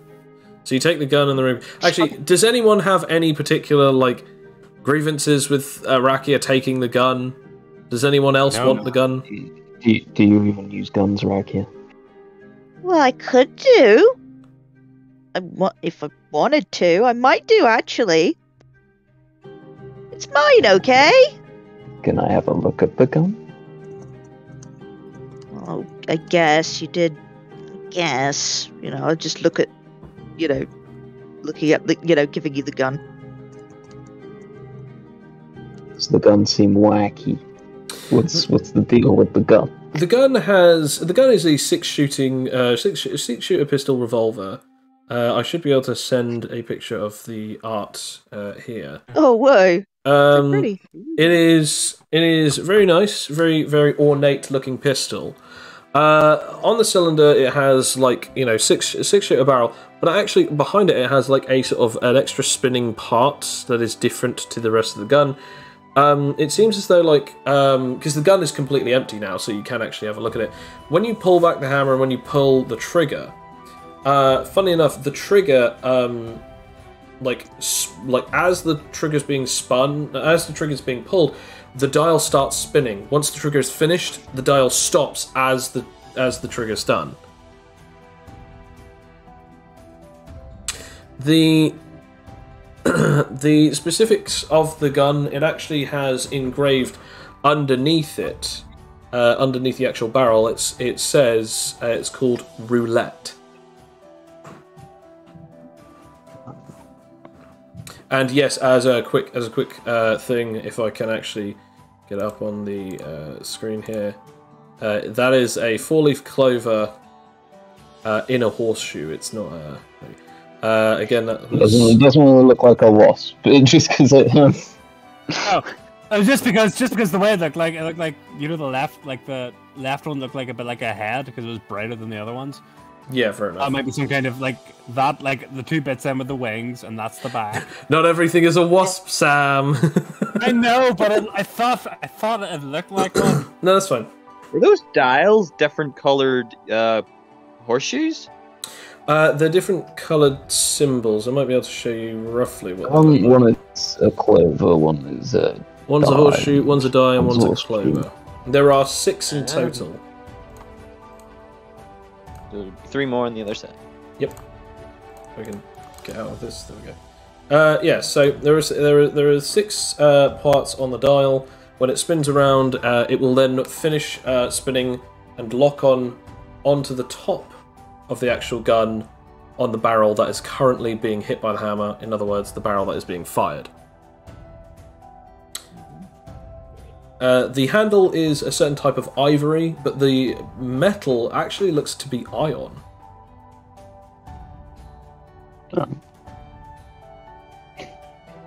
Racky, how many points do you have? I have 101 points. How many points did I just get from that gun? 400 and something. Yeah. You got 420 points. So well, you have 5,662 points. Not that anyone else knows or can see that. By my count, that brings me up to 5,800. You have the most points out of any of us. I counted it plus the previous lot. It was. It's 560. Where did you come from? The 2 came swear from. They evened out at some point. No. The 2 came from the points. It was like 400 and something, and then 2. Oh, right. Yeah. So you now have 5,662. Okay. Right. Well, if you like playing with guns right here, I can give you another gun and... well, you probably got another 400 points at least. But it's a pretty gun. It goes with my outfit. He was unconscious because of my ability, Rakia. It's true. Guess, but... okay, I'll get some guns, I guess. Alright, you can have the special gun. Okay, you now have the roulette. Do you give over points to Rakia, by the way? Yeah. if I can. Yeah, wow, really? We actually do that? What you have to do is you basically have to place your arm onto someone. This is explained by. I'll just say the Sorcerer's Champion does explain this. Like, you basically, if you want to transact points from one person to another who are part of the tourney, you have to place the limb that has the band on the other person's limb that also has the band, and think the amount of points that you want to give to them. Well, I'll give Rakia 400. Okay, so that puts you at 5262. Ooh, that's very good. That's The okay. So gun that I had from earlier of my magic sash. And you now have 501, Rekia. yeah, very good. Fletcher, so I've got you a gun have as well. 410. Yeah, and now you have a basic pistol. It is a basic pistol indeed. But yeah, you now have a pistol, Rakia, and Cloak, you now have an empty roulette pistol.